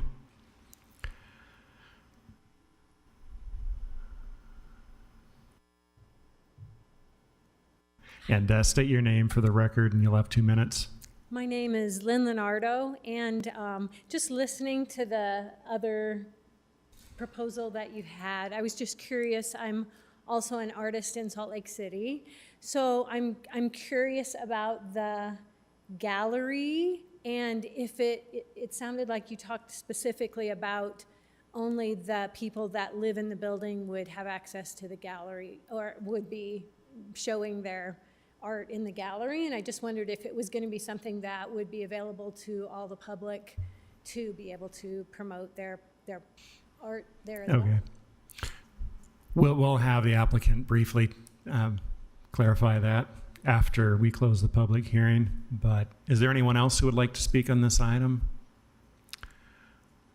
Have we received any emails on this? Let's go ahead and close the public hearing and bring it back, and let's just have the applicant quickly answer that question.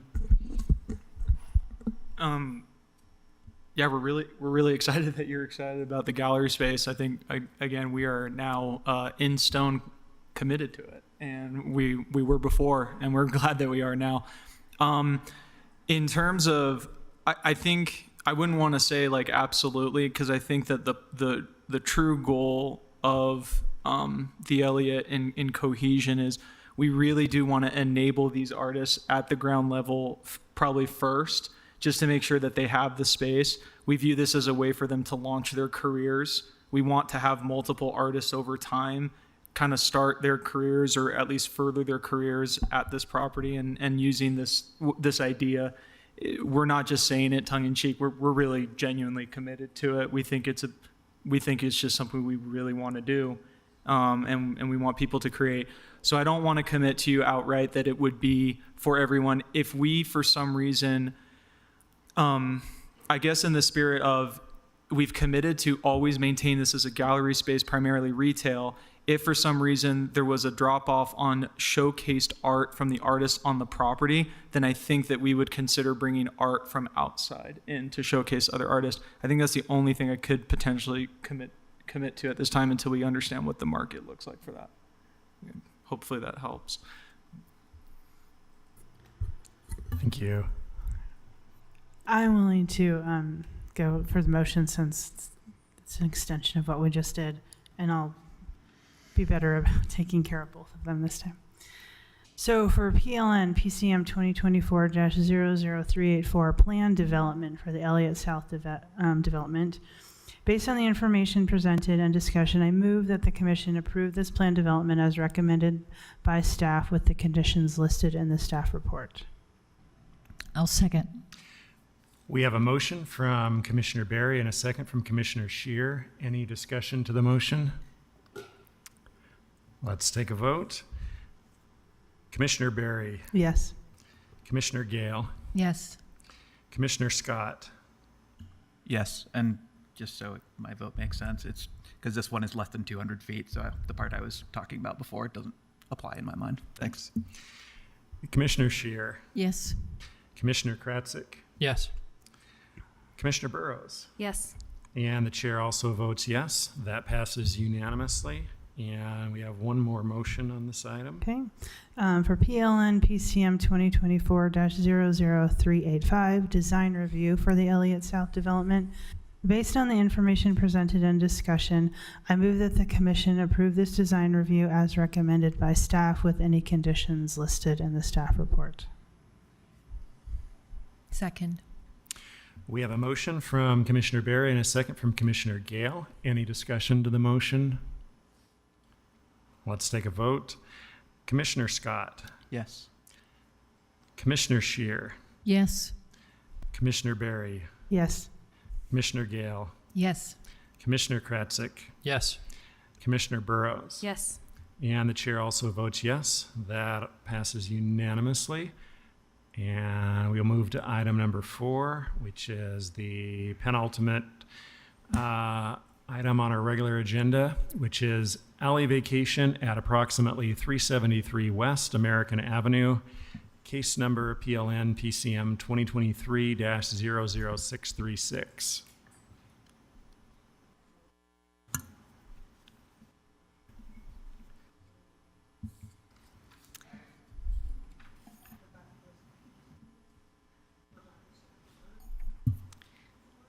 Hello, Commission. My name is Megan Booth. I'm a principal planner in the Planning Division. I'm presenting this item. The original planner on it was Trevor Ovenden, and I'm presenting it for him today. This is a request to vacate a public alley located between American Avenue and the 900 South I-15 West Temple off-ramp. It's just east of 400 West. The applicant, Jared Hall, is representing the owner of 4 properties that abut the alley. The intent of this request is to incorporate the alley into the adjacent properties to facilitate the redevelopment of the site. The applicant team does not own the property at 389 West American Avenue. The owner of this property has signed the application, so 100% of the abutting property owners are in support of vacating the alley. Again, the request is to close or vacate a public alley. It borders the 5 properties listed, and all the properties have access or frontage on a public street. Here are some site and vicinity photos. You can see the alley is highlighted in blue, American Avenue facing east and west, and where that is located and running into the 900 South Freeway Viaduct. There was a previous alley vacation. The alley running east to west was previously vacated, so the alley now runs directly into the viaduct as shown previously. In 2022, a quiet title claim was made without city involvement, so we had the applicant sign and notarize a notice of public alley. This notice clarifies that the alley remains under public ownership until the city council makes the final decision. Currently, this notice is being held in escrow in the city attorney's office. So the Planning Commission's role in this application is to provide a recommendation to the city council regarding the proposed vacation of the alley, and the final disposition of the alley will be dedicated to the city council. And staff is recommending the Planning Commission forward a positive recommendation with the conditions listed in the staff report. The policy considerations are included in your staff report, but the one that it meets is the lack of use. The alleyway has been used privately by adjacent property owners for years. Vehicles often block the use of the alley as a public right-of-way. The legal interest to retain the alley seems no longer necessary as the previous east to west connection was vacated, and there is space for movement of pedestrians on 400 West. And it's also indicated that with the orange line, there will be a protected walkway. So planning staff did require an easement as a recommended condition of approval for the walkway when the orange line is constructed. So here's the future plans for this area. The ballpark station area plan did indicate this alley as a proposed future alleyway connection, but as you can see, the proposed future tracks with possible adjacent trails also indicated. and also considering larger city plans for the Green Loop, and the 9-lane corridor is considered a major east-west connection at this time that links a number of parks, transportation networks, and highlighted in orange. So in summary, the alley vacation will not conflict with any city policies related to pedestrian paths or alternative transportation uses. An easement will be required for utilities and future pedestrian access. All department concerns have been addressed through the recommended conditions, including utilities and access, and it will not contradict any future plans or connections for ped paths in the area. And I just went ahead and listed the conditions here, and that's the end of my presentation. Thank you. Let's have the applicant go ahead and come forward.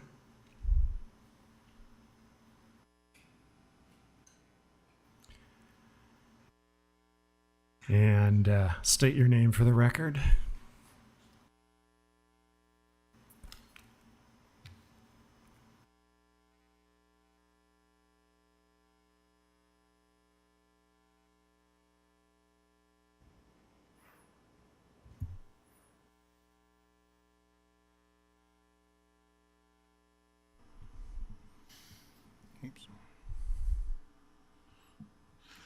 All right, so my name is Jared Hall with Develop Design. I am the architect that did the application on this project. The owner was here but wasn't able to stay so late. Thank you guys for all staying so late. This alley vacation is pretty similar to another one that I talked with you about a few months ago. In that one owner did the quiet title. In this particular property, it then got switched to another owner and then switched to another owner in the time frame of all of this coming to light. So this is the third owner on this property, but now we're going through the process to make it right, so that they can have a clean title on their property to move forward. So the alley network of kind of the area, like to our east, there's pretty good mid-block connections that happen on most of the blocks. To our west and north, there is currently nothing. Hopefully when the fleet block happens, there will be something happen there. And then our particular block kind of is a hodgepodge of things. So the blue section on this plan shows where the alley currently sits. As you can see, it doesn't even connect to the south property line. And even if it did, there's a freeway there that is not going anywhere anytime soon. So it doesn't provide any real public benefit. In additional sort of transportation things that are exciting and happening in this area is there's the Third West bike track line, which is great. 9th South will hopefully eventually be the Green Loop, which would be amazing. And then the rail line here is the proposed route for UTA to run the orange line or the red line or some line, hopefully. So we'll be right on there. So what our kind of proposal is to vacate this alley in blue and move to a public access easement along the tracks line so we can provide some additional public benefit on that trail that goes there. The size of this public access easement would be slightly bigger than the existing alleys. Some more benefit there. One thing to clarify in Megan's conditions is there would be a utility easement left at the current alley location for the power lines that are there until the project moves forward, and then the power lines would be removed and that utility easement would go away, but the public access easement on the side would remain forever. Another thing that the developer is committed to doing is providing like active ground floor use along that pedestrian way, so it kind of gets a little bit more engagement to that 10-foot section. And then Megan kind of already showed pictures of the existing alley and that is not getting much use now. Here's some examples in the city of where we have great bike track stuff next to, in this case, the streetcar line, but then this is townhome things. Another one where it's I think probably fire access more than bike access, but kind of alley space. And in this case, they're connecting each of the units over to it to provide some better connection, which is kind of our plan, and then here's kind of a view showing where we assume the bike path with the UTA track line would go, where we're extending that through the public access, and then our building would sit kind of right behind that. So that's all of my presentation for tonight, and I'll take any questions. Thank you. Any questions from the commission? This is pretty straightforward, so let's go ahead and open up the public comment on this. If there's anyone who would like to comment, go ahead and approach the microphone. And have we received any emails on this? We will go ahead and close the public hearing and bring this back to the commission. I have a question. One of the things that we try to accomplish with alley vacations is to vacate the entire alley. There's a letter from an adjacent landowner that says that the alley, you can confirm this, the alley extends all the way to American Avenue. Correct. But the entire amount of that alley is not being vacated? No, the proposal is to vacate the entire alley, and how that is divided, the disposition of it is up to the council when it goes to them, because this requires their approval. So it is the whole alley. So the landowner at 389 West has a portion of the alley that's adjacent to his property, but he hasn't signed. He has signed. He has signed. Yeah, he's in favor of vacating the whole alley. So his letter just says he wants to buy it, but that's not part of our decision. No, that would be when it goes to council and they decide the 50-50 split or how that is done. Okay. Then that would be his portion. Okay. That would be figured out later. Okay, so Yeah, the whole no, no, alley no. is being disposed of. Correct. I mean, that's the vacation that we would be voting on. Correct. Okay, great. The one question I have is that near tracks lines, the UTA often needs quite a large buffer in order to operate at full track speeds. That's why the S line moves at a slower pace. Is this alley vacation, is the alley that you guys are recreating over near the tracks line, is that going to be the easement? Thank you. Is that new easement going to be according to the standards for UTA to be able to travel at the pace that they need to while people are able to walk there, or what's the situation there? When the development proposal comes in for the project, part of the review is the diagnostic review, because this is would be in so many feet. So conversations would be had with UDOT, and they'd be part of the review process as one of the stakeholders. And then when construction plans happen, if easements need to be changed, that's something we could look at then too. Okay. I'm willing to make a motion. If you're ready.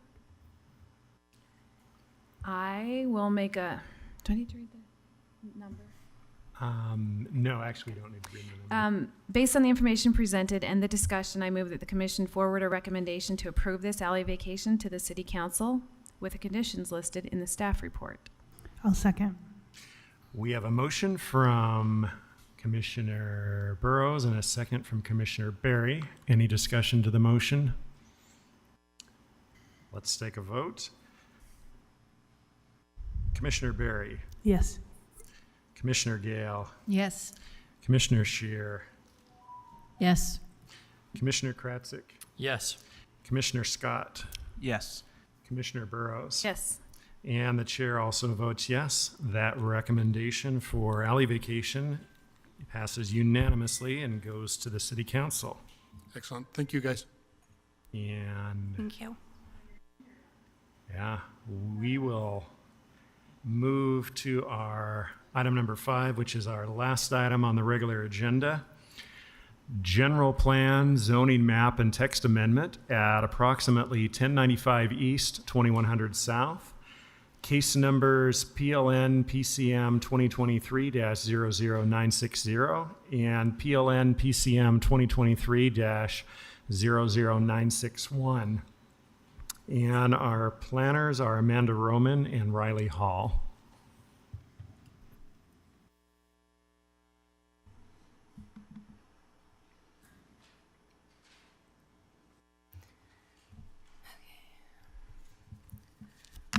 All right, we made it. So this is a general plan and zoning text and map amendment for the property located at 1095 East, 2100 South. Jason Bull of Snell and Wilmer is the applicant, and he represents the property owners Harbor Bay Ventures. They're requesting amendments that would facilitate the redevelopment of the property, which is 1.22 acres in size. The intent of the general plan and the text amendment is to increase the development potential of the property. So the two requests are the general plan amendment is requested first to support the proposed change in zoning. The applicant is proposing to amend the Sugar House Community Master Plan to allow for high-density residential development within the business district mixed-use town center scale area of Sugar House. The zoning text and map amendment is petition. The applicant is proposing to create a new zoning district called the MU15 zoning district, form-based mixed-use 15 sub-district that would apply to the property and potentially other properties in the city. Before I go into the proposal, I just want to acknowledge that the Planning Commission is currently working on a large-scale project that would consolidate 27 existing zones into 6 mixed-use zones that are form-based, which means that there are design standards specific to building type rather than having the same standards for all development within a zoning district. The Planning Division is proposing to rezone all of the Sugar House Business District 1 properties, including this property, to MU11. The number after the MU stands for the number of allowable stories. The MU11 is proposed to be the highest intensity mixed-use zone from the Planning Division. The consolidation project has not yet been presented to the Commission. You've had briefings. That'll be coming forward here soon. And then the proposal today is based on the Planning Division's consolidation framework. It is a private petition, and that is why it is being brought before you prior to the city consolidation, just because we are obligated to move it forward and begin the public process. So the background. The proposed zoning has significantly changed since the applicant submitted their two petitions last year.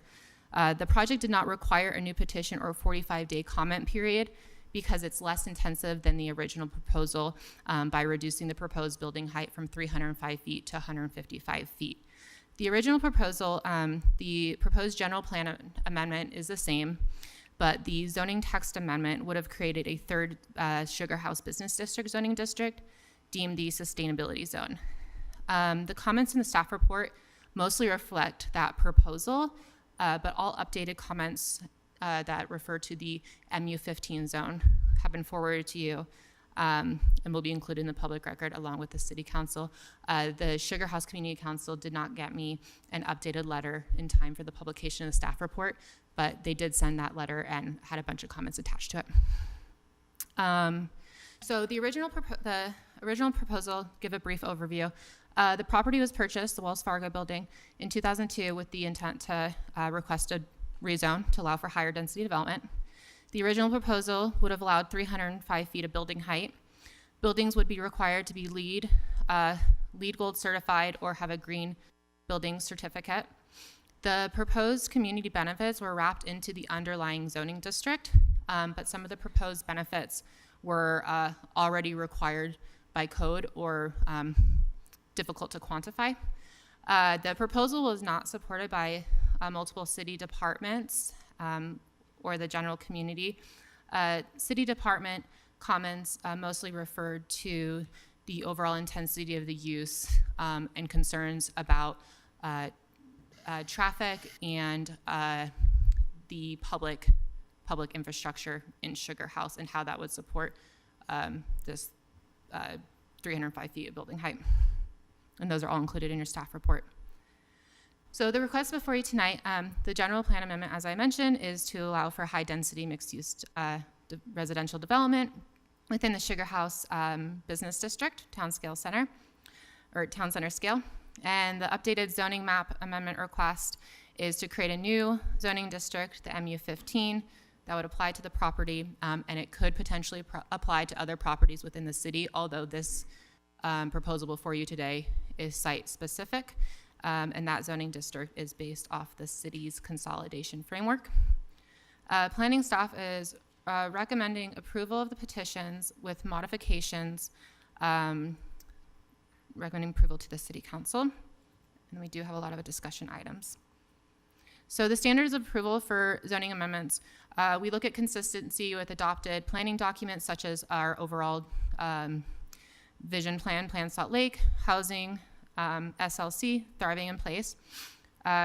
We review the purpose of the newly proposed MU15 zoning district, compatibility with adjacent properties, potential impacts of the request, and proposed community benefits that would result from the amendment.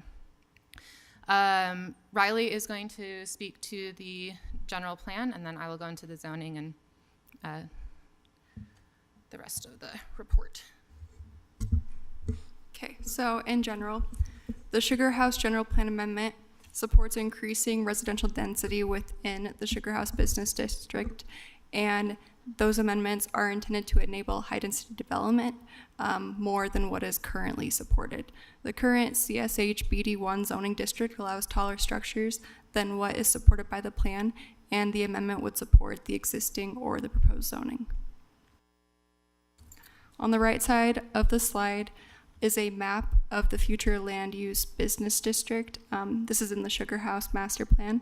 The light purple area is the town center scale, and the dark purple area is the neighborhood scale. The summary of the amendments is as follows. They include language that reiterates that the town center scale mixed use area is an appropriate area for higher density and higher intensity uses. It adds language to support building heights up to 15 stories. It adds language to promote new housing opportunities and sustainable development and redevelopment, and supports high density housing by adding language in support of 50 to 270 dwelling units per acre for the high density land use designation. As stated in this plan, as stated in the Sugar House Master Plan, the most intense development in this community should be located within the town center scale sub-district where this project site is located. This is indicated by the yellow star on the future land use map. The policies that relate to high-intensity mixed-use areas identify that the intent is to support more walkable community development patterns located near transit stops or transit lines and stops. And since the plan's adoption in 2001, the city has experienced significant population growth, and this has resulted in an increased demand for affordable and accessible housing within mixed-use neighborhoods that offer access to public transit and green spaces. There are two sections of the proposed amendment to the Sugar House Master Plan that are not supported by staff. The first one is within the residential land use medium density residential section. Staff is proposing to modify the proposed language to say which zoning districts are supported within the Sugar House Business District and which zoning districts support the desired density on the periphery. Currently, the proposed language includes the MU6 through MU11 zones that will be proposed in the zoning consolidation, and MU6 through MU15 zones could apply to any of those areas, and some of those zones may not be appropriate for those land use designations that are on the periphery of the business district. So that is the primary reason that staff does not support the first one. Alternatively, the proposed language could say which zoning districts are supported within the Sugar House Business District and which zoning districts support the desired density on the periphery versus within the town center. The second proposed language that staff does not support relates to the business district land use designation within the town center mixed use. And staff suggests removing language for first floor design standards and additional height, and to modify the listed streets to include only 2100 South, 1100 East, and 1300 East. Currently, the proposed language would allow or promote increased heights or height bonuses. And also, it states that the first floor of buildings along 2100 South, Highland Drive, 700 East, 900 East, and 1300 East, which form the pedestrian environment, should be occupied by retail establishments and restaurants. And it goes on to detail some additional architectural things that should be provided. So this proposed policy change is not supported by staff because there are already existing similar design standards for ground floor uses for all new development within the CSHBD zone and also within the new MU zones. These zones are also not intended to provide incentives for additional height. Staff suggests removing this language since the zoning ordinance already allows mixed-use developments and provides a mean to increase building heights through the design review process or through the affordable housing incentives or the adaptive reuse incentives. Additionally, some of the listed streets are outside of the town center scale mixed-use area and the CSHBD zone.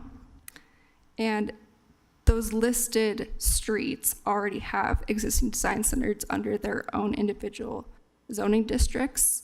And only 2100 South, Highland Drive, 1100 East, and 1300 East are within this designation. So staff suggests removing the remaining streets that are outside of the Sugar House Business District. Okay, on to the zoning text and map amendment proposal.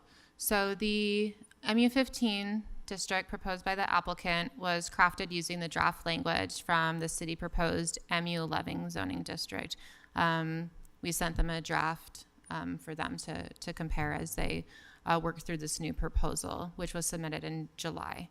The MU15 zone, there's two main differences. So the zone would allow up to 155 feet of building height, and there would be a requirement that buildings must be constructed using renewable construction methods, which the applicant will go into detail about. This would require a whole building life cycle analysis to be submitted, not at the time of the rezone, but at the time of building permits.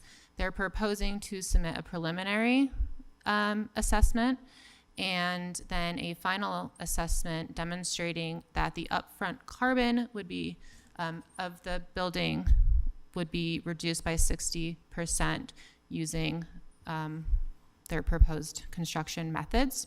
And planning staff will go into some of the concerns about the proposal and proposed modified language. The MU15 zone is based on a framework that may change. The consolidation has not gone before you or the city council.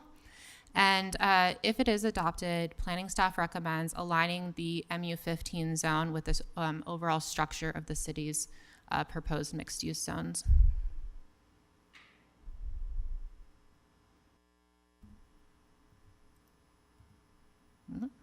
Okay. Development potential. So as mentioned previously, this property, along with all of the other Sugar House Business District 1 properties, have been identified as by planning staff to be rezoned to the proposed mixed-use 11 zoning district. The Sugar House Business District 1 allows up to 105 feet of building height.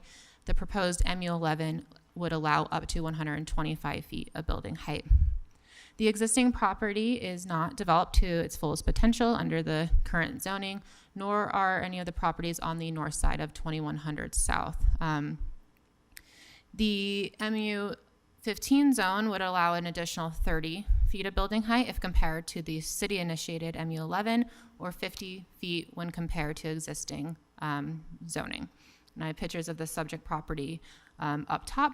You see there's subject property and surrounding properties are about 2 stories, and then properties to the south are between 3 to 8 stories. Most are not developed to the maximum building height of 105 feet.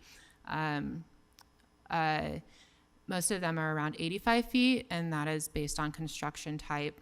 And when you exceed 85 feet, you move from podium level construction to high-rise construction, and typically the cost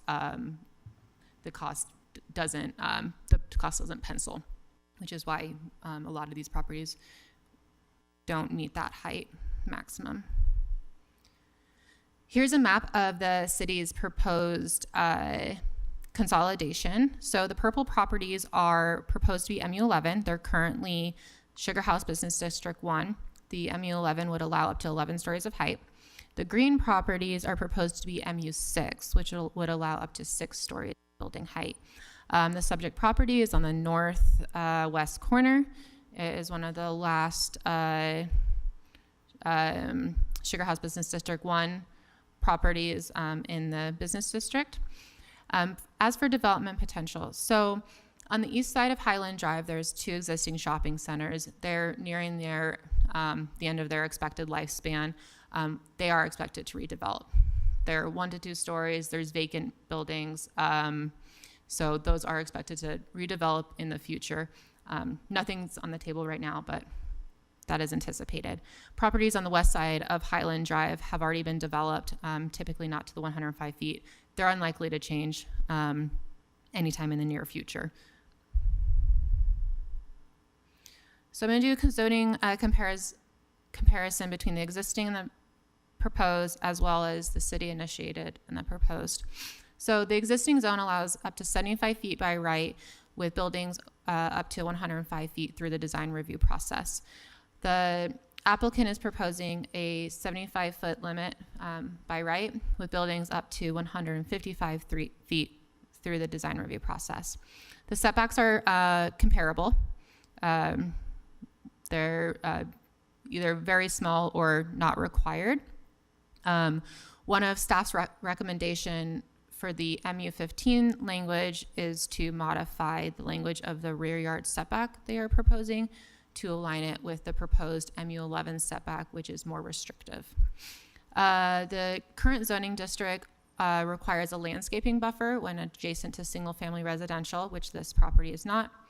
The MU15 zone would require 20% open space.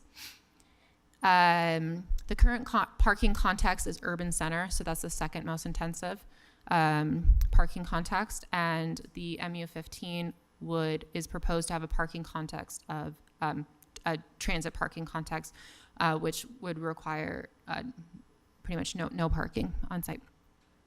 The existing sidewalk width has to be a minimum of 10 feet. The MU15 sidewalk width is proposed to be 12 feet.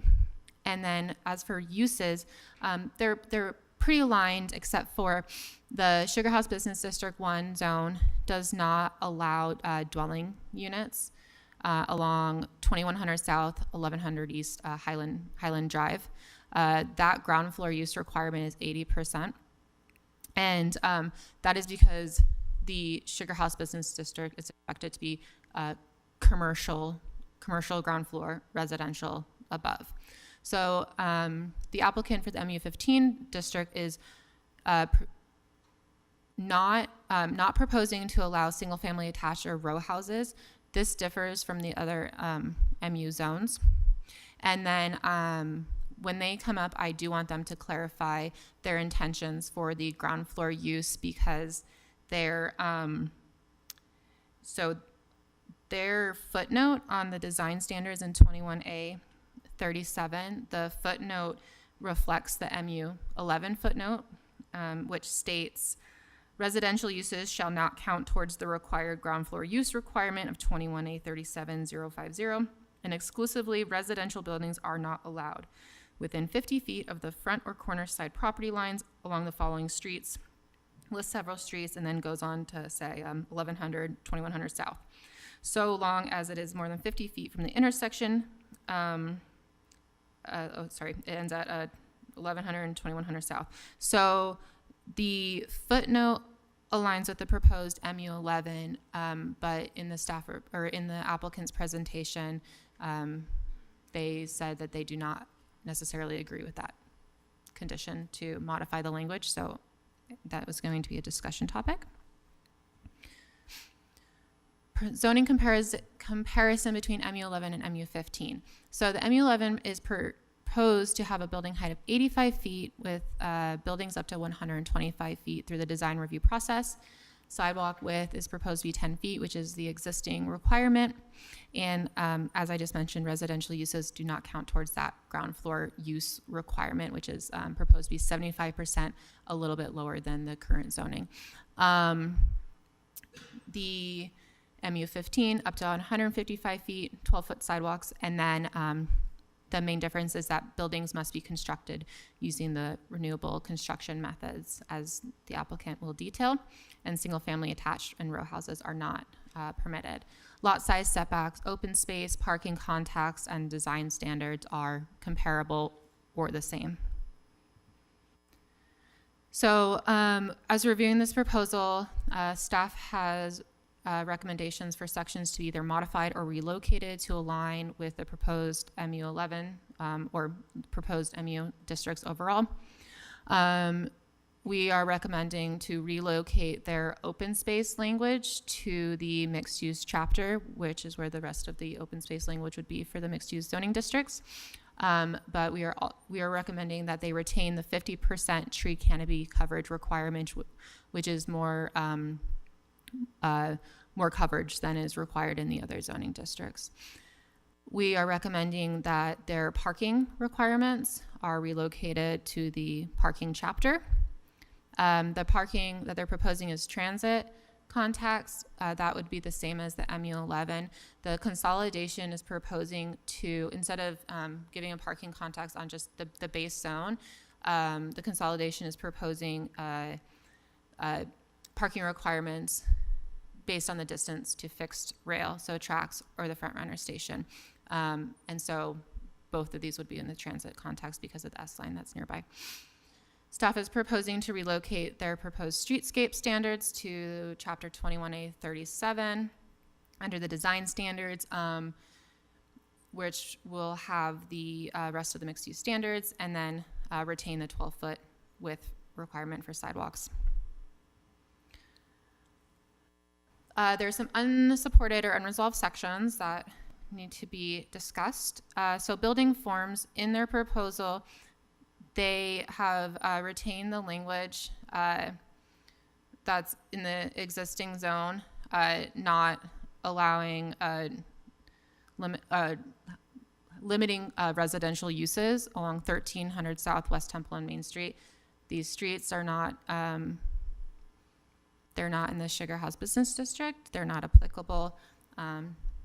And the MU15 district is not proposed to have the same building forms. And so if they don't have the building form, it shouldn't be referenced. Staff is recommending that be removed. And then we are recommending that the rear yard setback language aligns with the language for the zone, which is proposed to have stricter standards. The rear yard setback that is being proposed with the MU15 would be, if there was an alleyway, the setback requirement would only be would be met by the width of the alleyway. And then the MU, I can get the exact language, but the MU 11 zone it's worded slightly different. So I can pull that up if needed. And then staff also recommends creating an enforcement policy if the project moves forward with the sustainable or the renewable construction methods under the whole building life cycle analysis. So I'll just go into that a little bit more. I know the applicant will speak to it too. So they're proposing that all buildings would need to be built with renewable construction methods in the form of mass timber. They would be required to submit that preliminary and final assessment paid for by the applicant. The city does not commission third-party reviews. This has been reviewed by the by building services, and they made that clear that that is not something that we do, and we are unaware of any local entities that conduct this type of assessment. So I don't know how available these contractors are. Staff recommends adopting an enforcement policy to ensure the building is constructed appropriately, and a certificate of occupancy would not be granted unless the whole building life cycle analysis verifies the 60% reduction in carbon. The proposed language I have in the staff report, and then we do have similar enforcement policies, for example, in the affordable housing and the adaptive reuse incentives. So planning staff recommends working through a more of a policy on how to how to enforce a building if they don't build it how they need to within the MU15 district. So compatibility and impacts. So the property is located within the commercial mixed-use area of Sugar House. Surrounding block includes Sugar House Business District 1, Sugar House Business District 2, lower intensity, which is proposed to be the MU6 up to 6 stories, and R15 single family residential, which is our lowest intensity residential zoning district. This zoning district is found directly north of the subject property. Properties on the north side of 2100 South are between 1 and 2 stories. As I mentioned before, they're not developed to their fullest potential. And properties to the south range between 2 and 8 stories. The proposed MU15 design standards are comparable to the proposed MU11 design standards, which would ensure the future development is high quality and consistent with the overall mixed use proposal. This has been routed to all of our city departments. Multiple departments have expressed concerns about private petition, creating a new zoning district. Specific concerns include increased intensity, the proposed timing of redevelopment. Currently, construction in Sugar House has been ongoing. 2100 South and 1100 East are seeing complete reconstruction. And the applicant originally proposed to align their construction with the construction of the city projects, but that is not going to be possible based on the timing. Prior to the redevelopment of the site, transportation will require a traffic study, and public utilities will require an analysis of water, sewer, and storm drain capacities and determine if any off-site improvements are required. The existing public utilities are not adequate, and improvements will be required. The extent of those will need to be determined with the study, but they're not adequate to support the proposed redevelopment. So the community benefit. So in 2024, the city adopted a new community benefit policy requiring privately initiated general plan, zoning tax, or zoning map amendments to include a community benefit from the list of options below. The applicant applied last year. They are vested under the prior zoning ordinance, which does not require a community benefit. That being said, the planning has brought smaller scale, less intense rezone proposals to the city council. And the city council has made vested applicants propose a community benefit in order to rezone their property. They have that discretion. We cannot require that in planning because they are vested under the prior ordinance. The applicant did submit a preliminary checklist of proposed community benefits. Planning staff does not believe the proposed benefit meet the policy requirements as listed above, but once again, the city council has discretion to work through that with the applicant if they decide that they would like a community benefit as a part of this proposal, which there were community benefits tied to the last proposal. Community outreach. So the Planning Commission Division provided a 40-day public comment period to the Sugar House Community Council in last winter. The Sugar House Community Council and community members met with the applicant multiple times to discuss the original proposal. This new proposal was submitted to planning staff on July 11th. I know the applicant has met with the community council once since then. I don't know if they've met with the actual community members to discuss the new proposal. The online open house webpage has remained active, and the day I got the updated proposal, I updated the open house and put it back to the front of the page, and also sent everything to the community council so they were aware. The Sugar House Community Council does not support the proposed MU15 zoning district. A letter in opposition was submitted after the publication of the staff report, and then that's been provided to you for review. Continuing with the community outreach, we've received hundreds of comments regarding the proposed rezone and redevelopment of the property. Comments in opposition speak to the proposed building height, both the original and proposed zoning district. They speak to the lack of a community benefit or affordable housing, the impact of additional density on existing infrastructure, anticipated traffic increases associated with increases in density. They're concerned about construction and the impact on local businesses, since Sugar House has been under construction for some time now. And then also are concerned about spot zoning, which is when one parcel is rezoned as opposed to rezone a different zoning district than anything else around it. Comments in support have referenced needing increased housing options for both rent and for sale.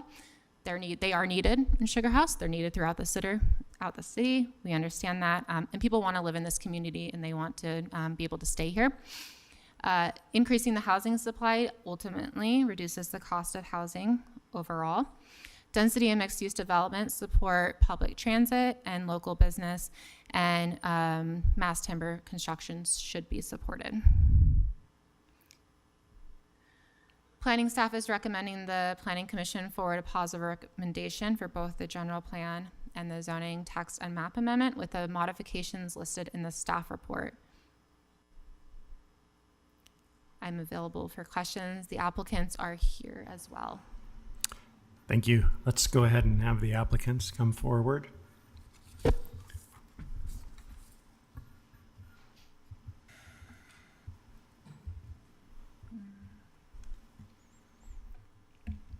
Oh shoot, let me see. I need to. And remember to state your names for the record, Let please. me pull up their copied into this folder, and that's my fault. Let me pull up their presentation really quick. While she's pulling that up, we can introduce ourselves. My name's Jason Bull. I'm an urban Check to planner. make sure that the green light's on. Good. Okay. Jason Bull, urban planner with Snell and Wilmer. Steve Wilby, I'm with Harbor 8 Ventures, for the developer for the project. We really appreciate your time, especially in this late hour tonight, in consideration of this matter. We've spent quite a bit of time with staff, with the community, in talking through different proposals and quite honestly revising proposals. I think the staff report and the documents you received definitely reflected changes from the initial proposal to where we're at today. We are hoping that we can bookend your evening with sustainable and environmental conversation, with starting with the concrete batching and hopefully ending up with sustainable building methods, and talking about really our proposal to incorporate incentives and rewards for utilizing sustainable building methods in order to further the city's goals in addressing sustainability.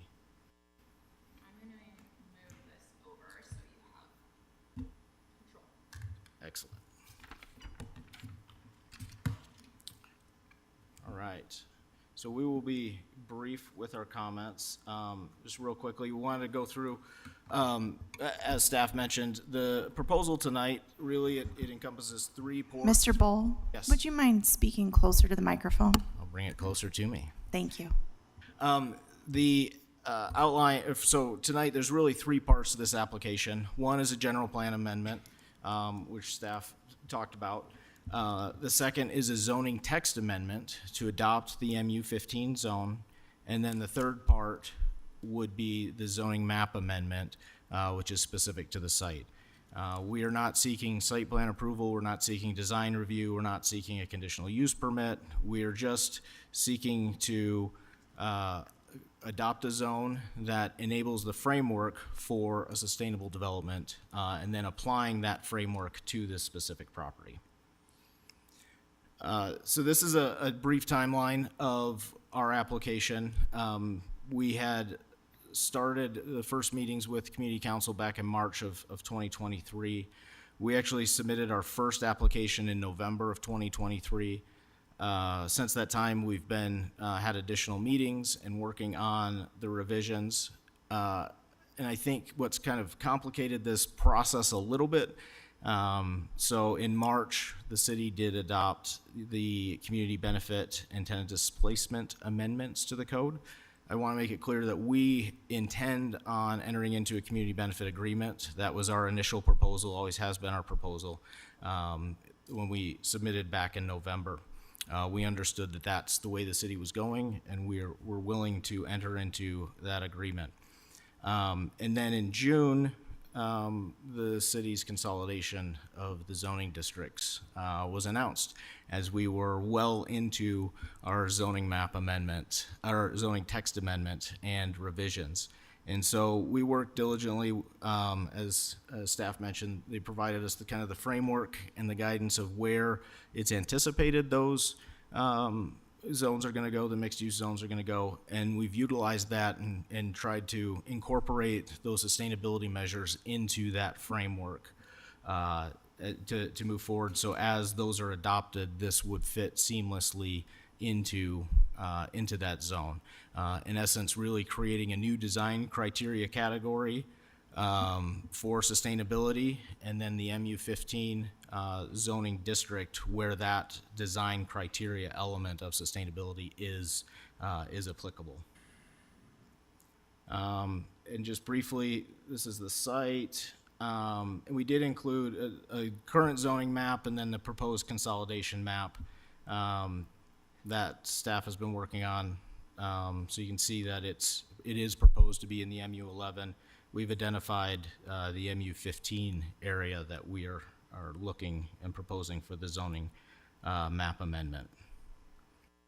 One of the things, just to do a quick comparison between the different zones.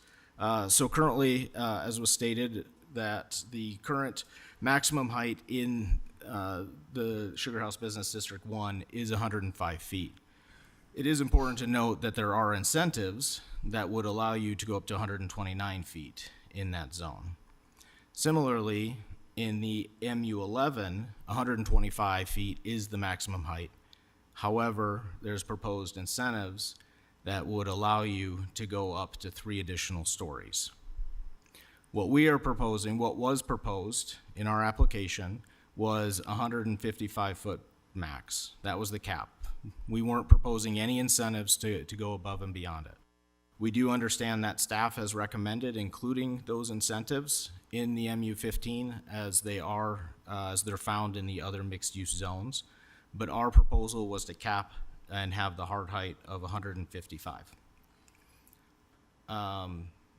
So, and just to give you an idea, I mean, on the number of stories, you were talking 9 to 12 in the current zone. The MU11, you're looking at 11 to 14. And the MU15, we're proposing 14 stories.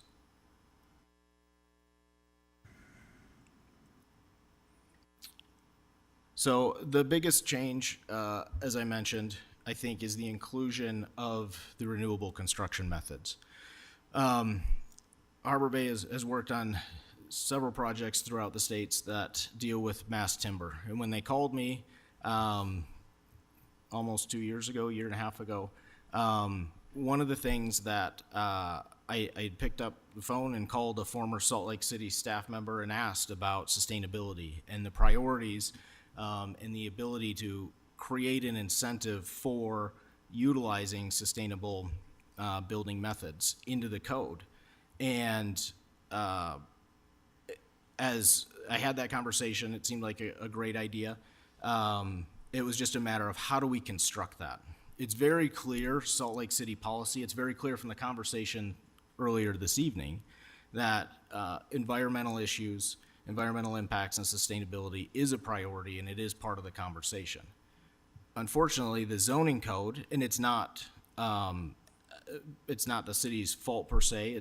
I think it's up and coming as far as incorporating sustainability measures into the zoning code. We're seeing it more and more across the nation. But they don't exist now. And so that's really what we are looking to do, is to start that process of incorporating those incentives and the ability to utilize sustainable building methods to build a project that makes sense and that adds value to the community, and that is a benefit to the city and to the community. And so our proposal, there's really three parts to it. That it has a mass timber superstructure, that the materials used reduced upfront embodied carbon up to 60%, and that we are, and to make clear, we are in agreement with staff and the requirement that the certificate of occupancy is held until that final report. That was our proposal. The language, we thought it was clear that that was the case. Apparently, maybe it wasn't. But our proposal is that whole building life cycle is submitted at the time building permit, and then once it's constructed, a final is issued or is done as well, submitted to the city, that verifies all of the standards that were identified and the goals that were sought after were met before that certificate of occupancy is issued. And just real quickly, again, going through the priority and some of the measures that Salt Lake City has taken. Most of these do deal with the public sector and Salt Lake City buildings, but we feel that there is strong conversation and strong support and desire to start utilizing these in the private sector as well. And the plan talks about new buildings, and not just city buildings, but buildings as a whole. And utilizing it in the private sector. And then just real quick, there are current provisions dealing with Salt Lake City's, in the building code, that deal with sustainability.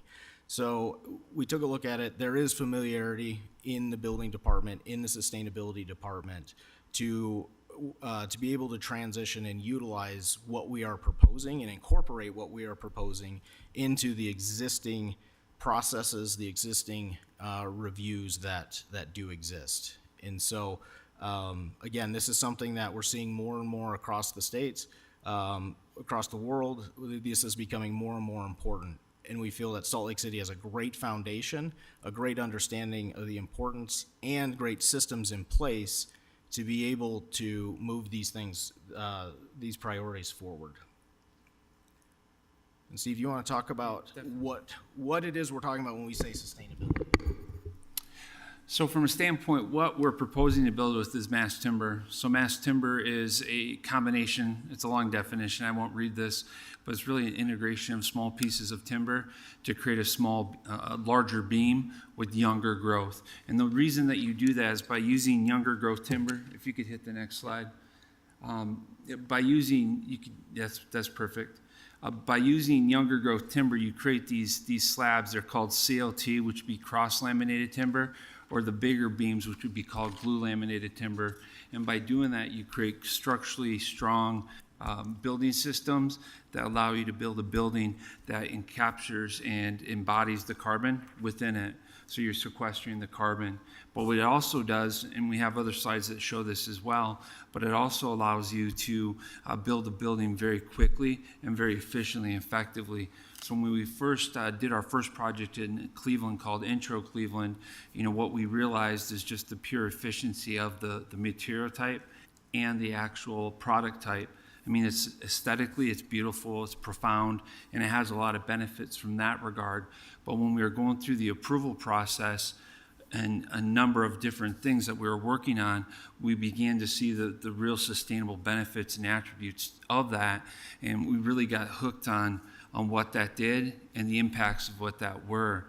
So when we began to look for other project locations throughout the United States, the community's commitment to sustainability was a key part which led us to that market. So we looked at Climate for Mayors, we looked at whether or not communities had climate action plans, and we looked at communities that were at the forefront of addressing air quality and other issues, because it was something that really aligned with this type of building material. So when you look at what it does, I mean, the one thing that we look at, and we had to get past as well, because the big question is what type of forestry management system and how the timber is being harvested, and that's something a lot of the mass timber companies are focused on. You know, another part with mass timber as well is there's a growing labor shortage within the construction industry. You're just seeing a shortage of who's going within that. So with mass timber, you're able to build with smaller crews, and it goes up quicker. So instead of having, 50 to 60 people on site any one given day, you're building with a crew of, 10 to 15 persons, throughout it, and it's much quieter. And then the environmental impacts, if you hit the next slide. Reducing wildfires, that was mentioned earlier in the conversation, was talking about the impacts of this. We've had a lot of conversations with some folks within the state here, as well as other states, in regards to the harvesting of timber to really thin and manage the forest, to allow for reductions in timber, because what's actually happening with the forest fires is just it's not being harvested, amongst other environmental contamination or issues that are occurring that are contributing. And then, there's other benefits. But the one on the next slide, that is a big benefit and really drew us to because when we actually started looking at this project, it was shortly after the seismic event in March 20th, was the fact that with mass timber, you have a lighter structural load, so it performs better in seismic events. It's being used throughout Europe because of that reason and so forth. So it's something that we're already working with our engineers on, as well as with a number of folks from the construction industry within the market, of how we can build with this material. So when we look at this, there's a lot of benefits from an environmental standpoint, and there's also a lot of benefits from a seismic perspective that we're looking to really capitalize, in addition to the quality and the beauty of the material itself. But the one thing that really, Amanda touched on earlier in regards to, we are trying to sequence our work with the improvements that were occurring within 21st South. There's a lot of communication to us, and I recognize it's a clear concern about the impacts of construction. So what I want to commend Mark Isaac, who's in the back of the room, for a lot of work that he's done to work with the city's public utility departments to ensure that the infrastructure in regards to water, sewer, and so forth have been upgraded and sized to support our development and other future developments, because that was something we were trying to sequence, because our concerns that we're going to have to come in after the fact and do that. And through the work of Mark and others, that's been addressed. But the other part with mass timber is that you have a shortened period of construction. It reduces it by roughly, this chart through, I believe it's through Woodwork, says 25%. We've experienced in the 20%. So in Cleveland, it would have took, using steel and concrete, it would have took 26 months to build. We were able to build it within 22 months. Because what you're doing is, some people refer to it as a kit of parts, is what you're doing is you're sequencing components off site, and what you're doing is bringing your trucks in, and then you have a crane that's lifting the pieces off, and then you're sequencing it. So what that does, it results in a huge noise reduction. These sites are much quieter than any other construction site you'll ever be on. It's a huge difference from what you see from a construction standpoint, and they just go up so much more efficiently and so much more quietly. From a sustainability standpoint, we'll touch on it a little bit further with the whole building life cycle assessment, but there'll be significant, embodied carbon reductions. And, that's a key part of what we'll talk about. LEED Gold is a key thing that we'll commit to at a minimum on this project as well. And then, understanding, construction's a concern, timing and noise, that's something that we'll accomplish. And then a part that we do is we have a project classroom initiative, so we'll work with the University of Utah, Westminster College, and others to do apprenticeship programs and do on-site trainings. We've done classroom courses with Kent State University and others on our projects, and that's something we'll do here as well. Amanda did a great job on the life cycle assessment. If you could slip to the next slide. When you look at a life cycle assessment, what it's really doing is you're taking, if you take this glass or this plastic cup, you're sourcing every piece of it. You're taking into account, where the plastic came from, what it accounts to, get the material from A to B, all the way to, disposal of it, what it looks like, how is it disposed of from a standpoint, does it get incinerated, does it get reused, and so on. So when I first learned of whole building life cycle assessment, I'd done a number of LEED buildings, and LEED's got a lot of different subjective measures. It's a good system, but it had a lot of good methods, but it just, to me, it didn't seem to be that kind of static, what are we actually talking about? In environmental space, do you talk about phase 1 environmental assessments or phase 2s? You can determine if a site's contaminated or not. To me, that's what these whole building life cycle assessments are. What it does, it allows you to take a building, you get environmental product descriptions, and you're able to determine how sustainable your building is from a construction standpoint, and then how sustainable it is from an operational standpoint. So what that does is you work with sustainable consultants, and they analyze your building from conception to what it would look like 80 years out to determine what the true impacts are. And it's being something that's being used more and more frequent throughout the United States. I know the state of California is going to be requiring it on a number of projects that they're looking at, and it's just being done. To me, when I saw this, it's such a consistency, and from a standpoint of accountability, from a development standpoint, because it's documented, and it's something you just can't fudge, because you have your project descriptions, and you're putting it in, and you're working with someone that is a third-party consultant, and they're coming back and saying, this is what your building performs, versus a subjective checklist on whether or not you meet that requirement. And these are just some visual examples to show, how that performs or what that cradle to grave kind of looks like. And we'll go through the next 2 slides quickly. After we didn't do one for Cleveland, our mass timber project in Cleveland. So after we completed that project, we did an after the fact life cycle assessment. If you hit the next slide, Jason.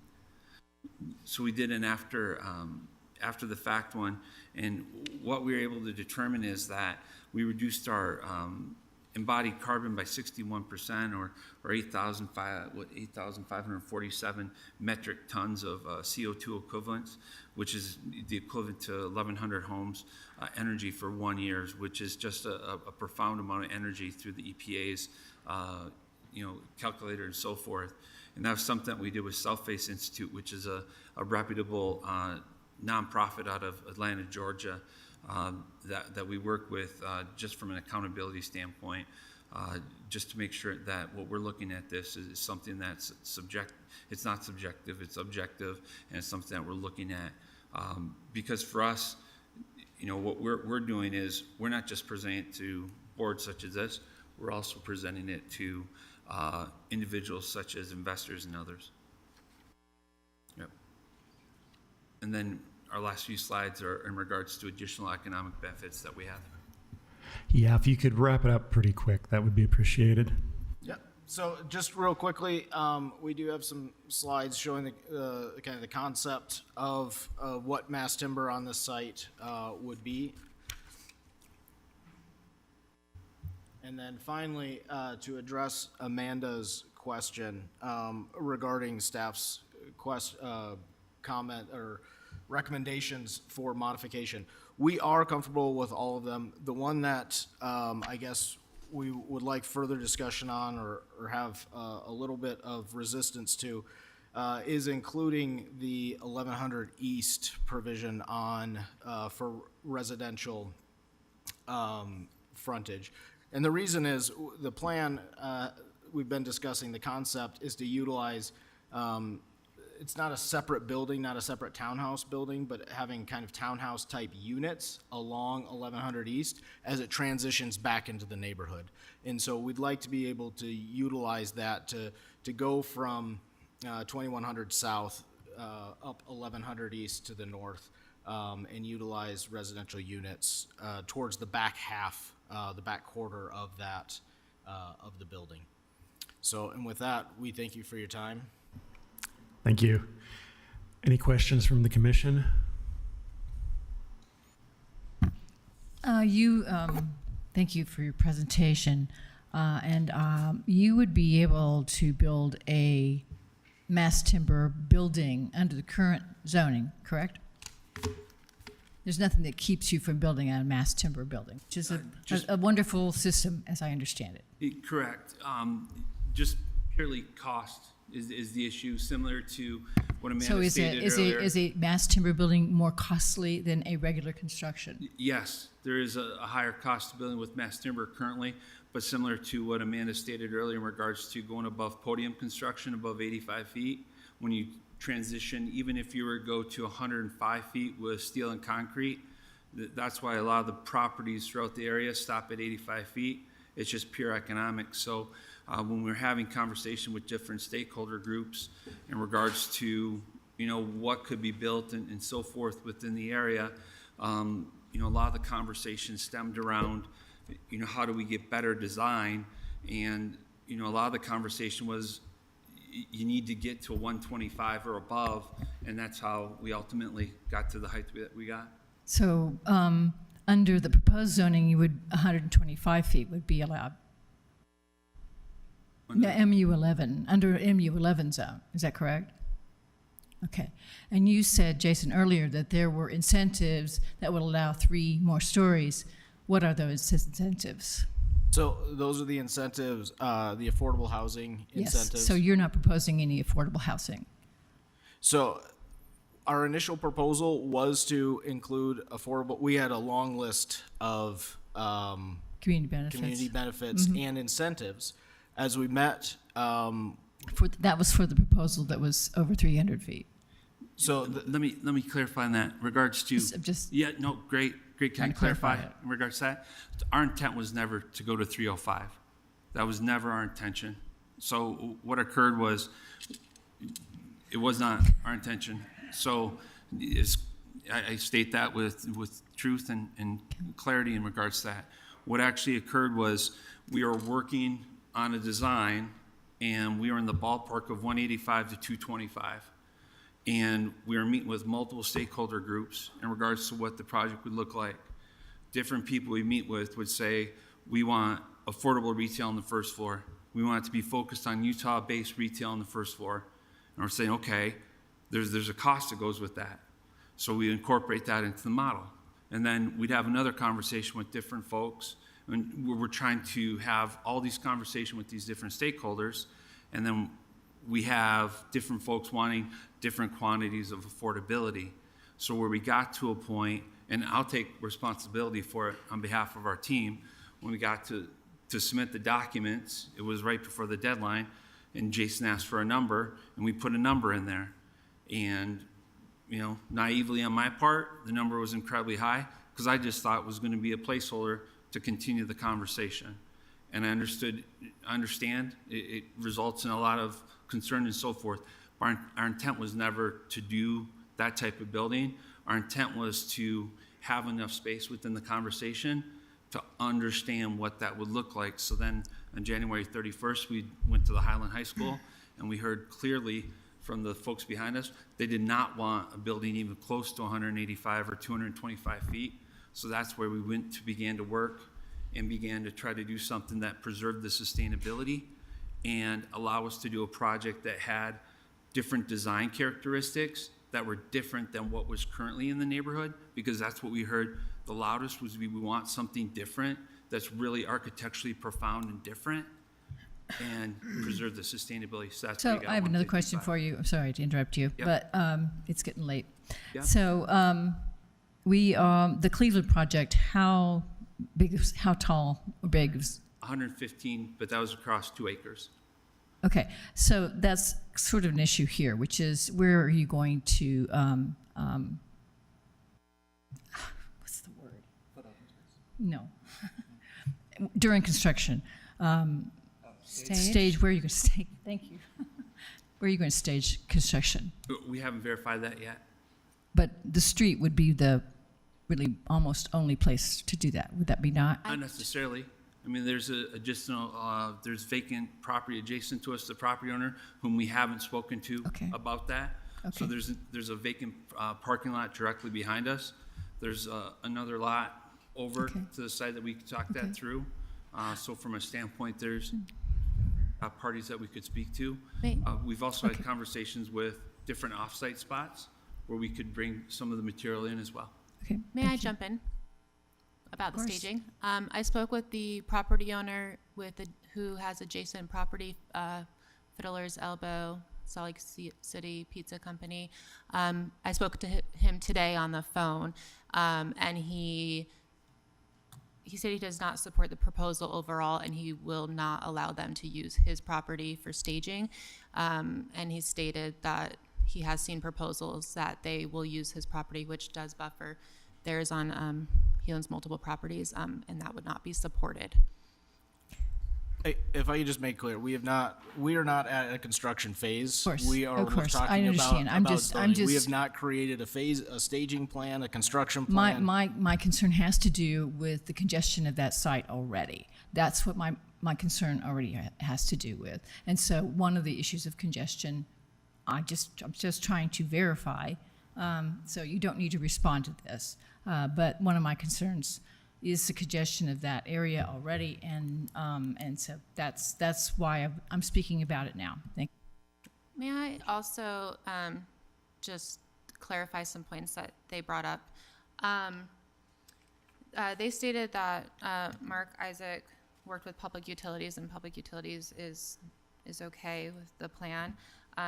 Public Utilities has stated that they do have concerns about capacity. Specifically, water will require an ups. I'm sorry. Yes. I'm trying. I will address their comments about Public Utilities signing off on the project. Public Utilities, we have spoken to them multiple times. They have stated they have concerns about the capacity. Specifically, water lines will require an upsize. This section of sewer does not, in capital letters, address immediate sewer capacity of 2100 south. It would need to be upsized from 400 to 900 east to support any sewer loads. So that is new comments based on MU 15, and they had additional comments about the other zoning district. Thank you.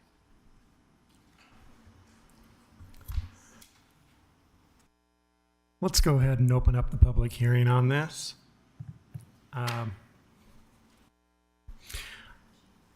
Our first card is Judy Short, who will be representing the Sugar House Community Council. State your name for the record, and you'll have 5 minutes. Thank you, Michael. My name is Judy Short. In the 30 years since I've been reviewing land use projects, this is the first time I've ever seen a developer write their own zone and then ask you to approve it so they could build what they want to build. And Salt Lake City's in the process of consolidating its many zones into fewer zones to make it easier and less time-consuming for the planners to review each project, because the number of petitions just keeps increasing. They keep increasing every year. Given that, why on earth would the city and you want to approve this and add an additional zone when you're supposed to be deleting zones? And the developers say the kind of person who'll live in their building will take the streetcar and tracks to work, or work in Sugar House or from home. That's a neat pipe dream. They say this development will help Sugar House become a community of all income levels. We don't have any well-paying jobs in Sugar House, with the exception of some at UHealth. Most jobs are clerks and waitstaff, librarian, busboys. It's hard to understand how they think this will happen. Maybe all the rich people will live in this building. We know that buildings need some parking to be successful, so there'll be more cars on 11th East, which is already over capacity. To us, this sounds like a fairy tale. Not jobs that allow them to be able to afford any of the apartments already built, much less whatever the rent will be for this new building. People take their car to work because they can get to work in 10 to 20 minutes versus an hour plus if they take the streetcar, because the connections to tracks are too long. When we interviewed people who lived in a building right along the streetcar line, they say they take their car to work, and they live 2 feet from the tracks. The connections just don't work well in Salt Lake. There's a 3-year or more wait for UTA to add one more bus line on a 15-minute frequency. We asked them about Richmond Avenue and all those apartments. 3 years. We realize we need more housing, and I hope you went on the Planning Commission tour or drove through the neighborhood recently to think about this request and looked at the parcel from Highland Drive looking north, imagining a building 305 or 155 or whatever the number is today on that corner. When you read this proposal, or the one from last fall, I hope you thought about the request and how the building would look, towering over the much shorter buildings. 105 is what is currently allowed, but we don't yet have anything that tall. The 2 buildings on the former 24-hour fitness parcels have been approved at 105 and are under construction. Those are on the periphery of our business district, not right in the center of it. There are other places in Sugar House where these would fit, but not this corner. The 3 buildings in closest proximity to this site are over 100 years old and no more than 2 stories high. When construction is complete, the new roadways will have fewer parking stalls to allow for more bike lanes. We keep adding more apartments, which adds more people and congestion. The new parking ordinance requires buildings to build fewer stalls because they are close to the streetcar. This won't help the housing shortage because there's not a bit of affordable housing in this project. Very affordable housing is what is needed, not expensive houses or apartments. This building will be right up against a residential neighborhood and next to small, mostly 1-story businesses. Shade will make the business patios unusable for much of the year. 1100 East is one of the narrowest streets in the business district. We needed the reconstruction funded by the GO bond. The intersection of 21st South and 11th East has 49 utilities under it, some of which are 100 years old. The toll the community is taking is very hard. The building in the proposed zone change is not compatible with the existing form and function of the Sugar House Master Plan and the Sugar House Business District. A building as described added in this location will ruin the ambience and feel of the area, and especially this neighborhood. There are plans being developed for more tall, high-rise buildings in Sugar House, and you will see them fairly soon. We're not against height, just not at this corner. Please deny this request for a rezone. Thank you. Thank you. Next up, we have Bim Oliver.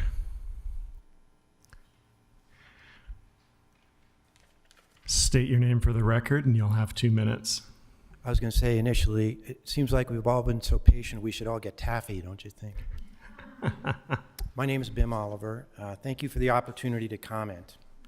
The developers have amended their original petition to address 3 key issues that emerged in response to the original petition, issues that most likely would have prompted a denial. First, there were no acceptable public benefits. Second, the city was undertaking a zoning consolidation process. And third, the design needed to be compatible with the existing neighborhood. In general, the amended petition provides no new arguments in response to the above issues. Public benefits. As with the original petition, the amended petition fails to propose any acceptable public benefits from a building of this scale. The benefits offered in the previous presentation would exist in a building of any scale. The only public benefit of additional height would be the creation of more affordable housing. And contrary to what was offered earlier, the developers have not presented any evidence that they intend to incorporate affordable housing in the design of the building. Zoning consolidation. The request for adoption of an additional sub-district flies in the face of the city's goal to consolidate existing zoning districts. More to the point, The proposed subdistrict is exclusively self-serving, and it sets a problematic precedent. Envision, for example, a 155-foot building at a commercial node such as 15th and 15th, or E Street and 6th Avenue, or along 6th North and Rose Park. Compatibility. The height limit proposed by the developers significantly exceeds that allowed in current ordinances, in direct contradiction with the goal of the Sugar House Master Plan, quote, to avoid an overwhelming or dominating appearance in new construction. A building of the height allowed by the proposed zoning amendment would be 50% taller than the tallest existing or proposed building, clearly overwhelming and dominating the district. Even with the opportunity to address these key issues, the developers have failed to make any sufficient argument to support approval of their petition. Thank you. Thank you. Next, we have Thea Brannon. Okay. Let's go to Lori Bray. State your name for the record, and you'll have 2 minutes. My name is Laurie Bray, and my goodness, Judy's letter was so great, I can say less. I moved my photography studio to Sugar House in 2006, and it's located right on Monument Plaza. So I've had a first-hand view of all the demolition, the reconstruction, and lots of business turnover. During this time, a lot of apartments have been built. I contacted a property manager today, because I didn't know. We have 1,669 apartment units in Sugar House, and that's just the buildings that have over 50 units. We also have 700 under construction right now. So really, the only reason I could see for any additional height on any corner anywhere in Sugar House would be for affordable housing. A lot of things look good on paper that in reality don't turn out to work practically.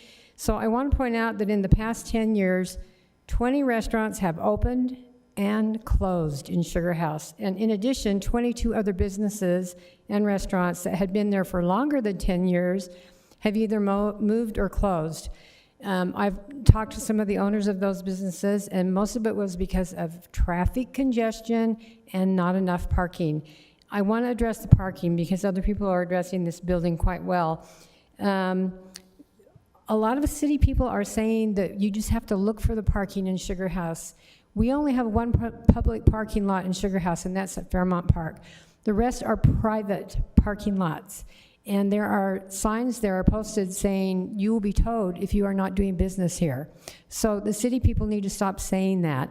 And on McClelland, by Boulder Ventures last year, 20 parking places were taken out. So someone like me who has their own business has nowhere to park. So when Harbor Bay talks about, what's going to be affordable for local merchants, if they don't have anywhere to park, and if they can't afford the rent, it's kind of pointless. And there's my 2 minutes. Thanks. Thank you. Next, we have Sarah Woolsey. State your name for the record, and you'll have 2 minutes. Yes, Sarah Woolsey. Just want to add to a couple of comments. You're going to hear more about the mixed-use changes that are happening to Sugar House. As a citizen who is part of mixed use, I live in a neighborhood that would be shadowed and towered over by this large building. I want to just say, when we see renderings, we don't see the backside. I live on the backside. So just a comment in general for all of the mixed use. Renderings, we'd love to see what it looks like to those of us who've been there, who've been committing the community. It may not be as attractive. I would also like to say that we're going through a lot of change, but this one isn't the right change. Please help us pass and figure out meaning MU10, MU11 and 6, et cetera, before we consider something this out of order. Thank you. Thank you. Next up, we have Michael Rubin. State your name for the record, and you'll have 2 minutes. All right, thank you, commissioners. My name is Michael Rubin. I'm a resident of Sugar House for the past 25 years, and I'm here in strong objection to the new MU15 zone. My objections are along 2 lines. The first is that the proposal is a major departure from the Sugar House master plan. The master plan, of course, was created for a reason. That is to guide development in our community in a reliable way that allows for managed growth while still preserving the unique character of the neighborhood that we all chose to live in. We all understand that the master plan is a living document that needs to change as the city evolves, but any change should still respect and honor the spirit of the neighborhood, not substantially change the character of the neighborhood, and be broadly accepted by those who live in the neighborhood. This proposal is, without question, a major change from the existing master plan and would radically change the character of Sugar House. Most of us chose this neighborhood in large part because we knew the master plan would not allow for that. And a change this radical would betray those of us who put our faith in the master plan to guide our community. The second objection is that there's no credible rationale or justification for extending or raising the height allowance in Sugar House. So while adding sustainability requirements for buildings in Sugar House is a laudable goal, this proposal comes across to us as insincere by exploiting the merits of sustainability largely for the purpose of raising the height allowance in Sugar House. There was no credible rationale provided for a new building height that extends up to 155 feet. A building of this size would, as we know, tower well above anything else in Sugar House. Financial viability has been suggested as a justification. But if buildings that use sustainable practices are not financially viable at current height allowances, then the appropriate conclusion is that those buildings aren't financially viable in Sugar House. Financial viability of an individual project should not be a justification for radically changing the character of a neighborhood, and project planners should be expected to create financially viable plans that conform to the existing rules of the neighborhood. Thank you. Thank you. Next up, we have Milton Brazelton.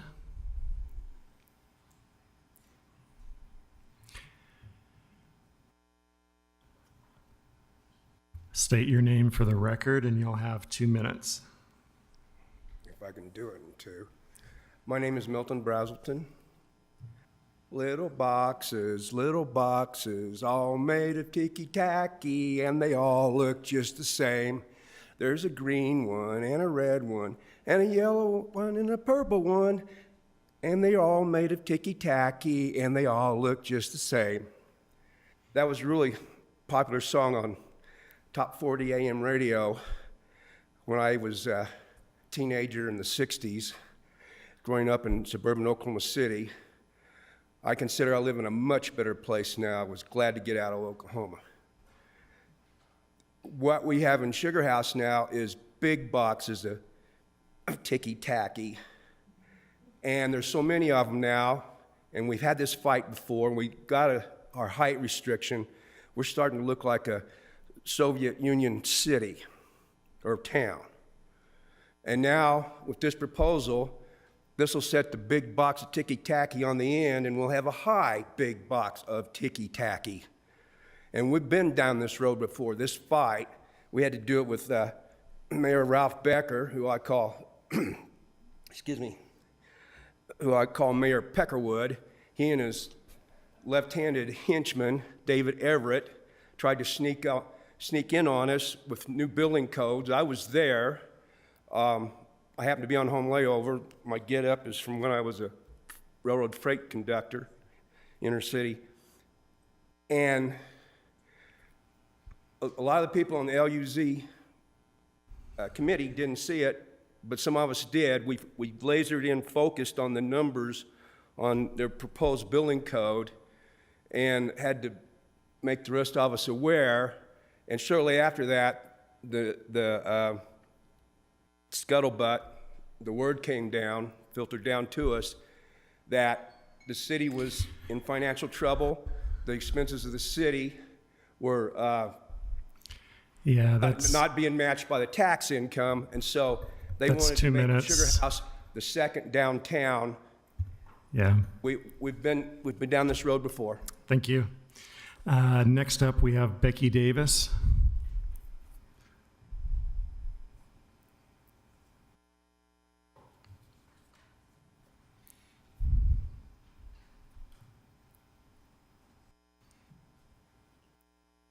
State your name for the record, and you'll have 2 minutes.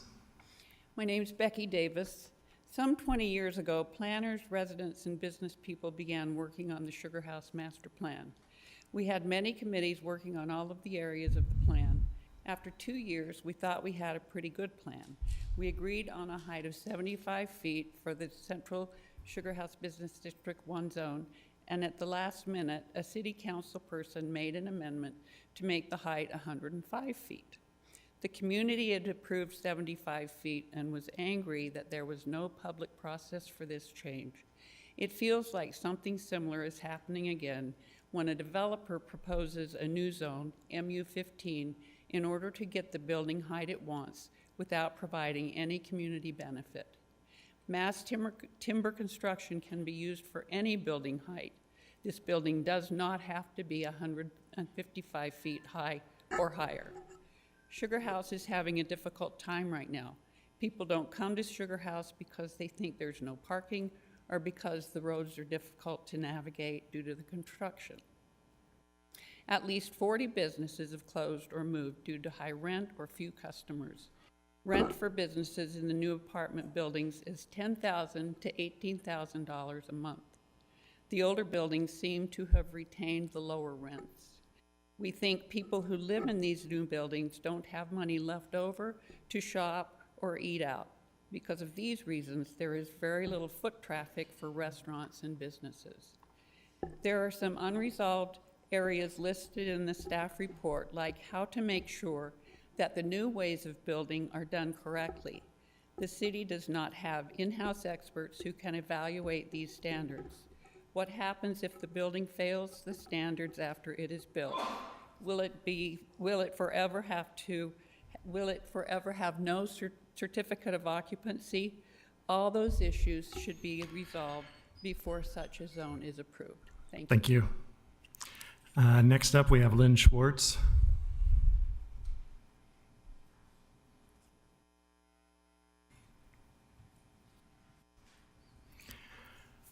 State your name for the record, and you'll have 2 minutes.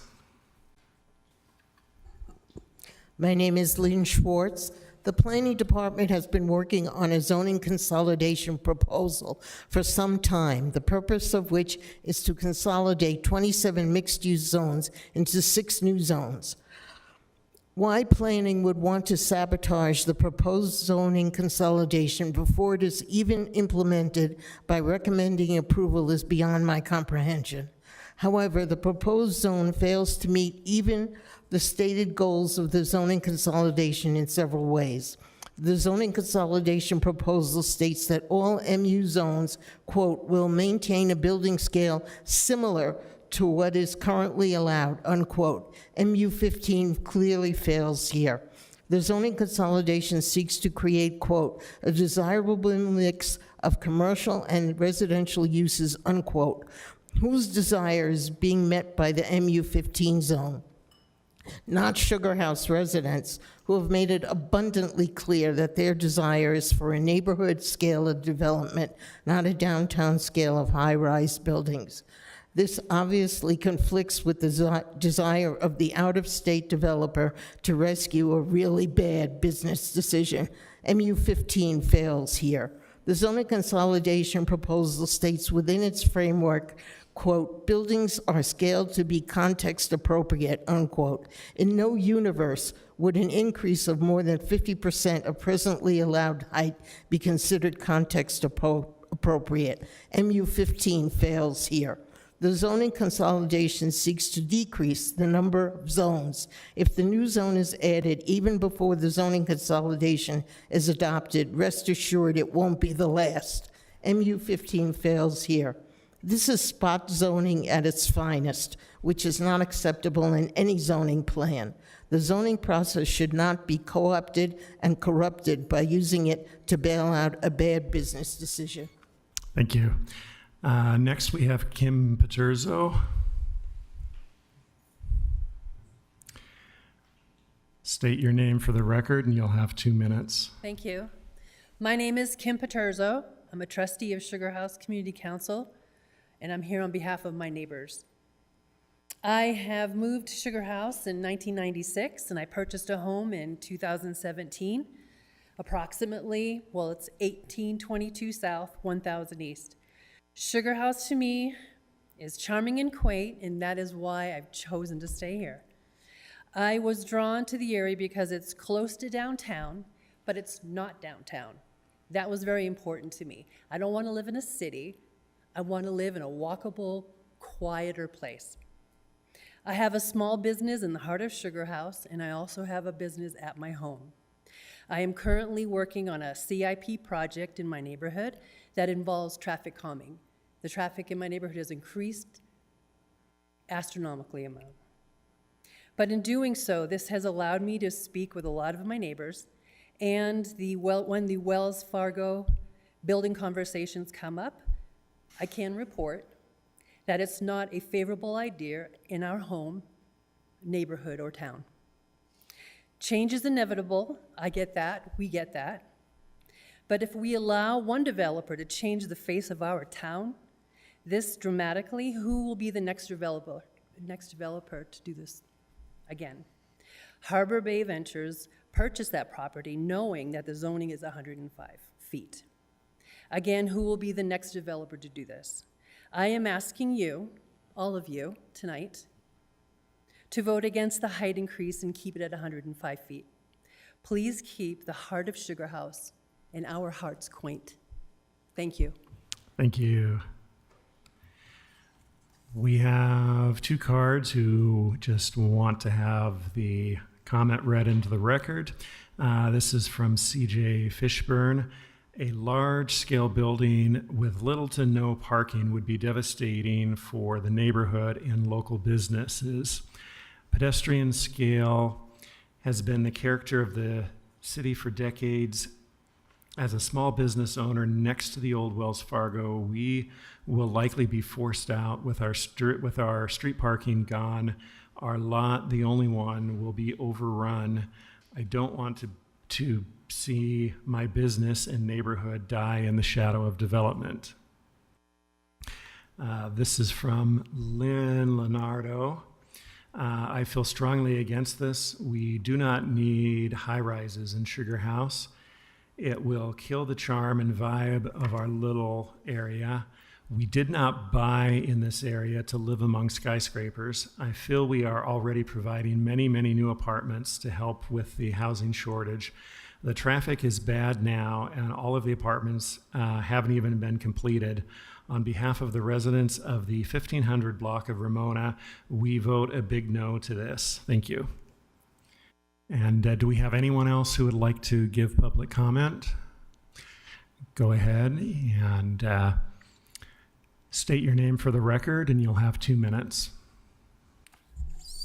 My name is Steve Kirkegaard, and I'm also a trustee of the Sugar House Community. I've been there about 12 years.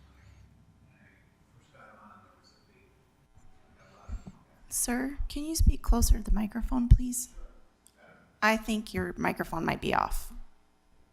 Okay. Thank you. So I'm a member of the Sugar House Community Council, and when I came on board about 12 years ago, we got a lot of feedback from people like, how can you let them build 8-story buildings? That's just going to ruin Sugar House. Now the proposals are higher, and I told those folks it's a zoning issue. So now we're faced with a much higher height allowance, and there's a bunch of feedback from our residents that says we don't want that.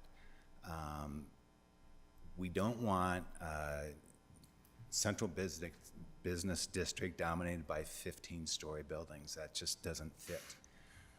The developers say that, you know, we're meeting with all the city's initiatives of sustainability and density. We think a 9-story building would meet both of those. Going from a bank to a 9-story apartment building is a big increase in density. I don't think we can argue with that. I guess what I would like to say further is that you were in a bind in one of the previous things, and that you had to abide by the regulations. And even though it might conflict with the residents' wishes in terms of pollution, now you have a chance to set those rules, And I would encourage you to listen to the voices of the residents of Sugar House who live and work there versus the economic concerns of developers and builders. Thank you very much. Thank you. Have we received any, okay, go ahead. Yeah, we have a few. So this first one says, my name is Sheila O'Driscoll. I have lived in the Sugar House area of Salt Lake City for nearly 40 years. I have served as an interested resident and trustee on the Sugar House Community Council from 1994 to 2014, 20 years. During my time on the Sugar House Community Council, we were involved in the renewal and revitalization of the Sugar House Business District. Our focus was to revitalize areas of the business district with a respect for the history, sustainability, and diversity that was Sugar House. We spent 7 years working with local developers to create the Sugar House Commons in an effort to revitalize the business district with height and size appropriate buildings for businesses that would reflect and maintain the quality of life and sustainability of small businesses and residential neighborhoods abutting the adjacent Sugar House Business District. During my time as a trustee on the Sugar House Community Council, we pursued a course to appropriately revitalize the Sugar House Business District that studied other U.S. communities and what they had done successfully to incorporate appropriate mixed-use options. We could have, in the last 10 years, embraced a path that would value and renew this eclectic community. It would have included options that would encourage and embrace small businesses, affordable housing that would include appropriately high 4 stories, and economically diverse housing options that would enable business owners and employees the opportunity to be 24-hour residents of this area and walk and shop in the central business district. Unfortunately, local and out-of-state developers have turned the Sugar House Business District south of 2100 East into slot canyons of concrete, cinder block, and mortar, high-rise luxury condos and apartments that exclude a good portion of the population, especially young families, from being able to live and work in Sugar House. This does not have to continue to be the case. Please do not approve the rezoning of the Sugar House Business District to include the 15-story high mixed-use development. This well-established community deserves better. The developers knew what they were buying. They still have options. Redevelop the Wells Fargo building under current zoning, do nothing, sell it. Sugar House Business District and its surrounding residential community are not Chicago, Cleveland, Portland, or downtown Salt Lake City. We need to appreciate it for what it is and should continue to be.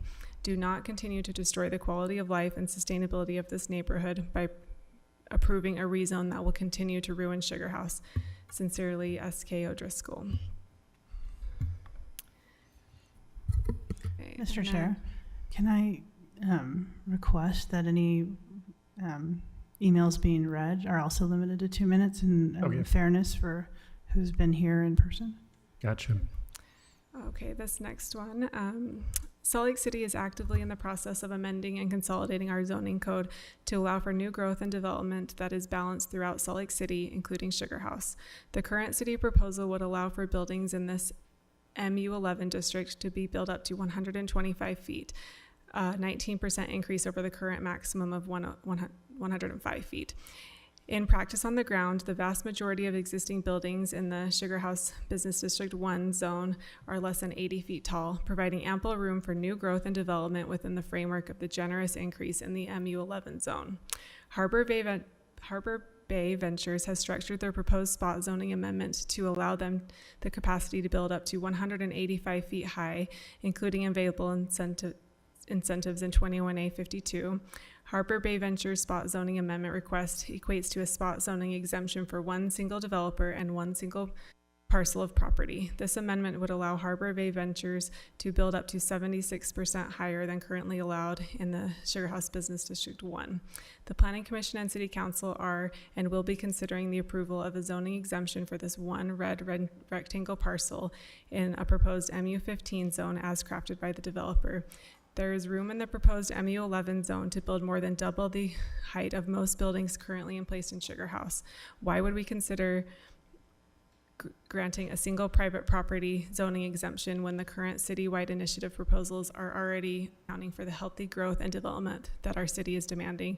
There is no real tangible community benefit to approving Harbor Bay Ventures' request for a free pass to create and codify their own zoning district request for MU15, which has clearly noted in the Planning Commission staff report, pages 12 to 14. Let's remember that Harbor Bay Ventures clearly bought into this zone at 105 feet. The zoning amendment request should be denied. And this email was from Kelly Hanna. Thank you. And then one more. My name is Emily Potts, and I am writing on behalf of the Sugar House community to express our deep concerns regarding the proposed high-rise building in the Wells Fargo space. I am a small business owner located directly across the street from this proposed lot. Our neighborhood has a strong standing history of charm and character that we hold dear, and we believe that this development poses a serious threat to its preservation. As a longtime business owner in Sugar House, I have witnessed the gradual changes in our community over the years. While growth and development are essential for a thriving city, I firmly believe that this particular high-rise building exceeds the reasonable limits for our neighborhood. It risks altering the special and unique atmosphere that makes Sugar House a wonderful place to live. It is on a corner too close to single-family residents. Let's keep the taller buildings south of 2100 South. Our community has already seen significant transformations, and many feel that we have lost some of the distinctive qualities that once defined us. We are proud of our neighborhood's history, its walkable streets, and the sense of community that has always been a hallmark of Sugar House. Introducing a high-rise building would disrupt the harmonious balance we have cherished for generations. Harbor Bay purchased this lot with the knowledge of it being zoned 105 feet. They have lied and intentionally misled the community of their intentions since day one. The impact of light on the surrounding properties would be detrimental. There was a study done at 105 feet and it would take away more than 50% of our light. I can't even imagine what it would be at 185 feet. Sugar House does not have the infrastructure to handle a building of this size on the corner of 21st South and 11th East. I attended numerous community meetings regarding this building and witnessed an outpouring of opposition to this proposal.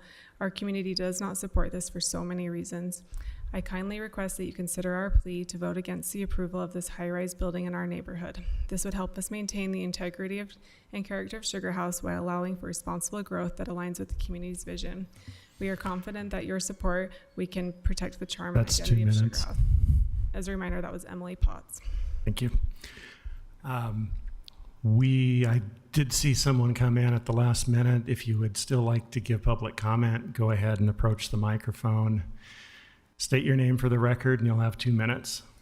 How's it going? My name is Devin Zander. I'm a resident of Sugar House. I just wanted to come. I was listening to the public comment just on the YouTube live stream, and I feel like there are renters in Sugar House who are unrepresented as far as the comments go, and a lot of the people who've spoken have lived in the area for a long time. But the majority of the residents in the Sugar House Business District are renters. And I think that it is in the renters' best interest to have more options in Sugar House, more housing, more units in the Sugar House Business District. So I don't know that rejecting the mixed use, the MU15 district, is in the best interest of the renters, who are the majority of the residents who are currently living in the Sugar House Business District. I know that the zone does call for less parking in that zone, and I think the city's goals in moving towards a more sustainable city are really important on placing the housing units in these walkable neighborhoods such as Sugar House. I mean, if you're thinking about the business district, you have the 220 bus, the 21 that are right on that intersection. Then just a few steps away, you have the S-Line streetcar, which is currently being extended to Highland Drive. So I think really to utilize those investments that UTA has made in the city, I think it is in the best interest of Sugar House to allow this new zone. Yeah, thank you. Thank you. And one last call. Let's go ahead and close the public hearing and bring it back to the commission. I'll give the applicant an opportunity or two to respond. Try I'll and be keep it really brief. Yep, I've got a bullet point list, 1 or 2 words. I really appreciate all those that came out tonight and shared their unique perspectives, their experience. The planning commissions have a unique responsibility, and I was in a planning commission meeting recently, it may have even been here, where it was talked about the responsibility of the planning commission lies not only with the current landowners, the current residents, but also with, as was mentioned, those that are renting, those that are underrepresented, and the future residents. Your responsibility lies with not only looking at the past and where things are now, but where things are going and the goals and policies that Salt Lake City has incorporated and that Salt Lake City supports. And so with that in mind, I just want to address a couple of the comments. Affordable housing, this proposal does not preclude us from affordable housing. We're not looking at design review. We're not looking at a specific building design or specific elements. We do have to work with City Council on a community benefit agreement. Our initial proposal did include affordable, that we included, our initial ordinance included items like affordable housing, public parking, public spaces. As we look at the economies of scale and the ability to construct a project that's viable and usable, there's trade-offs and there's incentives.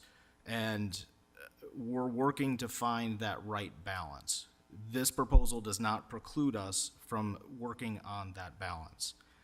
One of the things that we heard was that transit is underutilized, commercial businesses are struggling.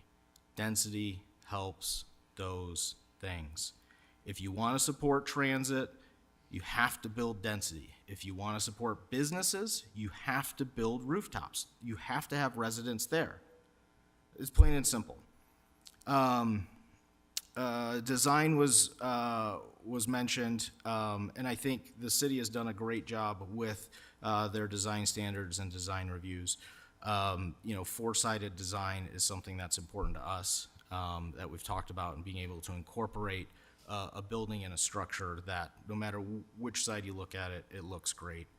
And again, we are not seeking a free pass. We are not seeking a deviation. We are working through the public process to move forward what we see as a priority that Salt Lake City has established in sustainability. And we are seeking to do that through the code, which is a process that any citizen, any property owner, it's open and available to. Thank you.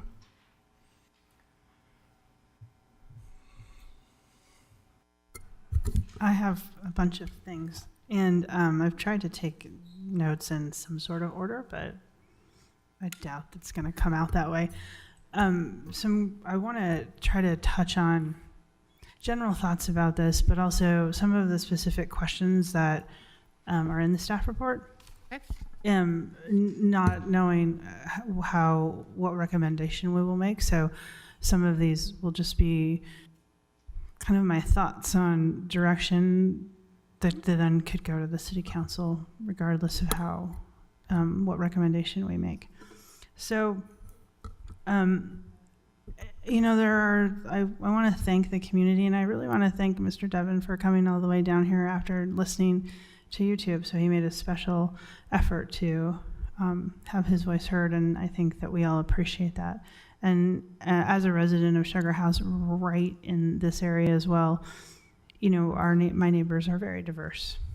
I think the city itself used to be about a 50-50 rental to owner occupied, regardless if it was a single family home or an apartment dwelling, and I'm pretty sure we're above that now. My street certainly reflects that. I have a lot of apartments, a lot of fourplexes, and even higher buildings than that on my street. So I think we know that there are there's a lot of diverse thoughts and a lot of diverse opinions, and I've never felt that my community is 100% one way or the other. Some people are going to like this, some people aren't. But that said, I also am really glad that Lori brought up specific numbers, because I think the Sugar House Business District has been adding a lot of apartments. We've been under construction for 15 years, and I have now resigned. I may not live to see the end of it. I'm pretty sure I won't. We're not done adding apartments. So I think this idea to suggest that we need an MU15 for us to support the plans, Plan Salt Lake, Housing Salt Lake, the needs for apartments is not applicable here because we've been doing it. We've been doing it and it's not finished. It's not done. We're going to continue doing it.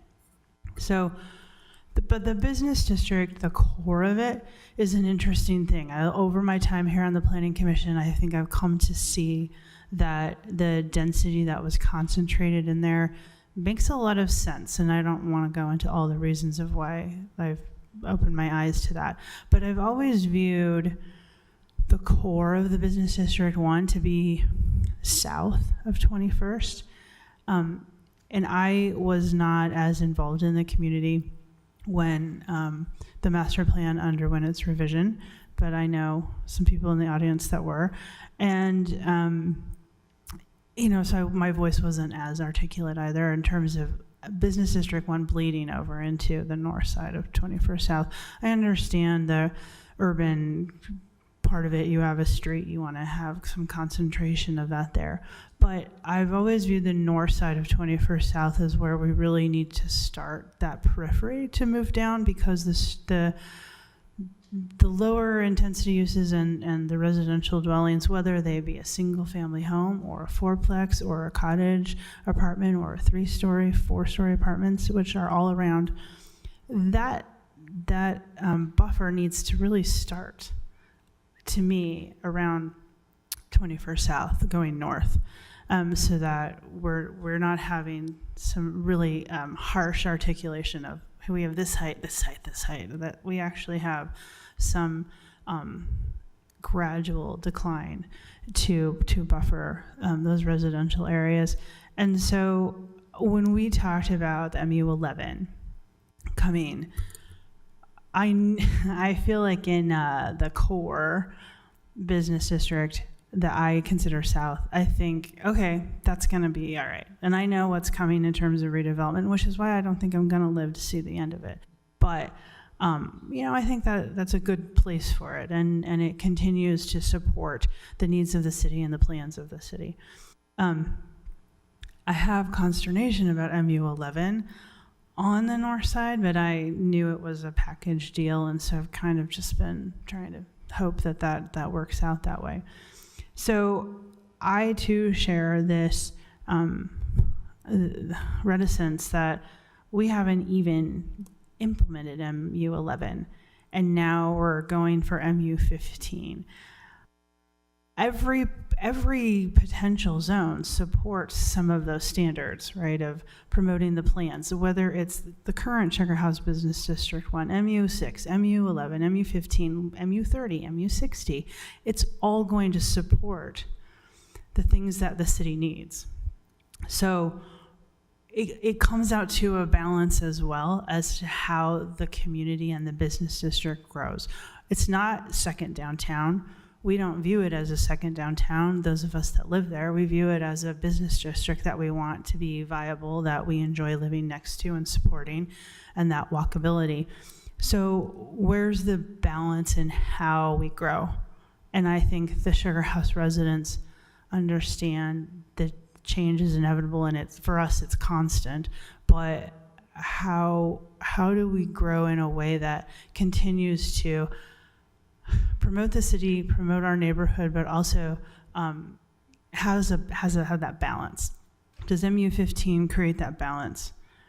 I don't really believe that it does, but there's some specific points that I wanted to kind of highlight as my thoughts, and if staff has clarifications, jump in, please. So, you know, our current zoning of Sugar House Business District 1, you can get up to 105 feet. We haven't exactly seen that, but you know, the MU11 is giving you up to 125. You can go up to 155 in the MU11 if you take advantage of the incentives, correct? That is correct. Okay, so if we have a development that's going to take advantage of the incentives, that's primarily going to be affordable housing in this regard. Affordable housing or utilizing the adaptive Adaptive reuse, Up- but clearly we're not going to adaptive reuse to get to 185 feet. Or 155 feet. The community is actually getting something extremely tangible for those additional 3 stories. Yeah. So there is a possibility that my neighbors need to acknowledge that in MU11, we could get to 155 feet. And I think that we are seeing a more tangible addition of affordable housing. And the incentive with affordable housing, as the city has written, has a lot of teeth to it. I was very excited to see that happen. So, there's that, but I think we get something for it. MU15, gets you to 155 without incentives. But if you had a developer who then came and said, well, I'm going to take advantage of these, we're now talking 185 feet. Correct. That was not part of the applicant's proposal. That being said, it would be reasonable for planning staff would recommend adding those incentives because they are everywhere else. And so that's my assumption as well. So, the height is a concern for me because I view that side of 21st South as really the beginning of where we should be doing the periphery, and knowing that I can hard swallow an MU11 and see how that plays out. Because I think MU11 is a good change for the core. I think I would like to see MU11, how that works, and really kind of stick with that. I think so. Now moving on, there are some things in the proposed MU15, not knowing how the rest of the council is going to feel about a recommendation that I kind of want to hit on. So one of them is open space. So I like staff's recommendation regarding the 50% canopy, because one of the things our open space that I've been particularly vocal on over the last year is my dislike of privatizing open space amenities for developments and not making them public. So in the proposal, as I read in the staff report, the landscape at 20% would be considered patios, dining areas, common balconies, rooftop gardens, and I don't think that the open space that we've promoted in the new consolidation zones, I think that really does address taking those out of a private amenity and making them more of a public amenity. So I think it's important that any open space requirement in a proposed MU15 or any proposed zone, not coming from the city initiative, stay consistent with those landscaping, especially in this area, because there's nowhere to add open space, right? There's not anything. So requiring that tree canopy, I think, is probably your only effort or your only ability to do that. I do not support having 11th East be allowed to be residential. I think we should include that in the language as you've recommended, because the retail belongs on 11th East, and we've seen how this plays out on Sugarmont and McClelland. That particular development on the McClelland side is little townhomes, and that's just Deadville, right? And so we're talking the core of the business district. We're talking our major intersection. We need to make sure we have some sort of retail along there. So I don't support removing 11th East from that language. And nor does staff. Correct. I'm aligned with staff on that one. I have so many notes, but let's see. So when we then move on, let's say to the master plan language amendment, the future land use map amendment, we have some considerations, and we have some language that staff has agreed to that were in blue. And I honestly don't agree to amending the master plan in a way that is promoting a specific development. So any references in that language that is about oh, we can go up to 15 stories, right? That's very specific to this proposal of MU15, and I don't think that should be included in a master plan amendment. The master plan amendments of this nature should be a real public process, almost like we were going to rewrite the master plan, okay?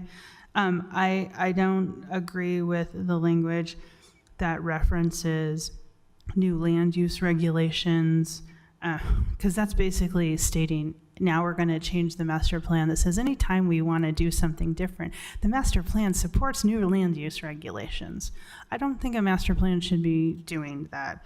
I don't think master plan should be ensuring development of a specific type. I don't think we should be spelling out sustainability or sustainable building in the master plan. We should be specifically talking about community benefits, because that's part of it. But there are other parts to our community development or our community benefit plan, and the master plan should be including all of those and not just specifying that. And when it comes to sustainability, we know that the most sustainable building is the one that's there. So the EPA speculates that, or says that any demolition, any new build takes up to 65 years in order to mitigate the environmental impacts of that demolition. So I don't know that, this is really a carrot that we should be molding a zone to, or a master plan future land use map amendments. So the parts in there that you have agreed to in blue that staff recommends or agrees with, I don't. I think they are, anything that we are calling out specific development should not be in there. The master plan should continue to really reflect that overall vision of the type of community that we want to create, without specifying like, oh yeah, we can just continue to have new land use regulations. We can just have new zones pop up whenever we wish. Because right now, the master plan definitely has some wording that could be taken out and changed. And I surmise when Councilmember Lambert made that last minute height change, I don't think that the map or the master plan got adequately updated to reflect what happened, which is why in the master plan we're still referencing 2 to 4 stories in height, which didn't align with that last minute height change that happened way back when. That was referenced to in the public comments. So so there's a lot about the master plan amendment that I think still needs to be looked at to try to keep it more consistent with that overall vision. And I strongly recommend, if we are going to be amending it in the way that's proposed, that it really should be kicked back to the community for a better review. I feel like I'm gonna end it there, but I may have other comments that pop up just to, based on our discussions. So I'm trying to be quick. So I am a huge fan of CLT. Lots of the projects I designed when I was in school were designed with it. And so I am a little bit of an evangelist for it. I think I understand that these other things are a lot clearer what the benefit is that we're giving for the extra height, whether it's adaptable reuse or affordable housing. I do want to say and put out there that there is a real benefit, I think, to diversifying how we build, both in terms of cost, in terms of time, and in terms of just aesthetics. CLT is a really beautiful material to build out of, and if 1 out of every 5 of the apartment buildings that we look at that all look the same was done out of CLT, it really would make a huge difference. On the other hand, I do think that there's problems with creating zoning only for one spot, and especially when it's in the middle of this kind of reorganization. And so I think that my thought would be that something like, this building with sustainable materials be treated more like the other kinds of incentives that we have, and maybe there becomes a section for that, and it's that you get, you know, an extra 2 stories or whatever it is that, you know, that planning staff thinks is appropriate. But I think there is a real benefit to that, and we won't see that necessarily from one building being built like that. Construction is one of the slowest industries to pick up anything new, and so it's really hard for new products to be introduced, both because of like legislative issues and financial issues, and just contractors like to do what they already do. And so when a building like this gets done in a city, part of the cost of it is that they'll fly in their team from, you know, whatever city in Portland knows how to actually do this so that they can build it.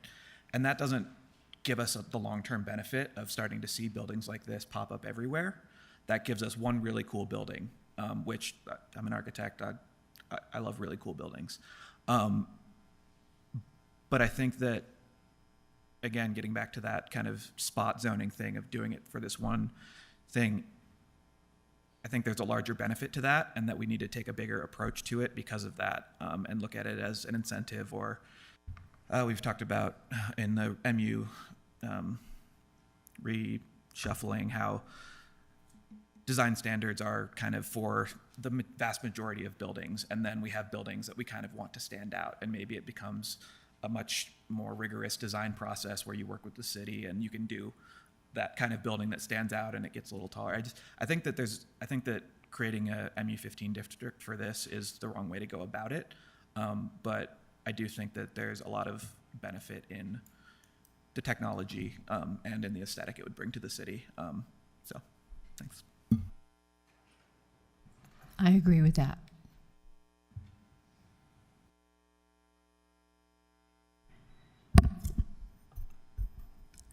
Can we make a motion? Is Let me everybody do it. finished?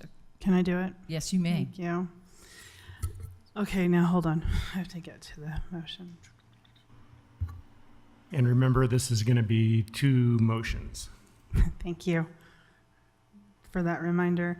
You know, and to my community members and the people who are interested in this is a recommendation to the City Council. We are still bound by the standards, so I still have a legal framework in which the Planning Commission has to operate.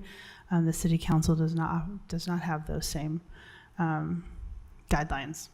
And this is a step in the process, so your public participation does not have to end tonight. I hope it doesn't end tonight, and that you know, this will move forward to the City Council for their review and their decisions. And they're the ultimate decider on this particular question before us. So, based on the information presented, this is PLN PCM 2023-00960, general plan amendment to the Sugar House Community Master Plan. Based on the information presented and discussion, I move that the Commission, forward a recommendation of denial to the City Council for the general plan amendment for the following reasons. Standards, zoning text amendment standards. 2, does the proposal further propose the purpose statements? Sub 1, is it lessening congestion on our streets? The answer would be it fails at that point. Number 4, the best practices in urban design. Subcategory, are the buildings should be scaled to enhance the neighborhood, and this particular general plan amendment is not appropriate for the context of this site, this parcel. And 5, the impact on city resources. It fails in that regard because other city department reviews have indicated we already do not have the capacity for this. And 7, the community benefit plan, even though it's not subject because it's grandfathered in appropriately, there is still none available. I'll second.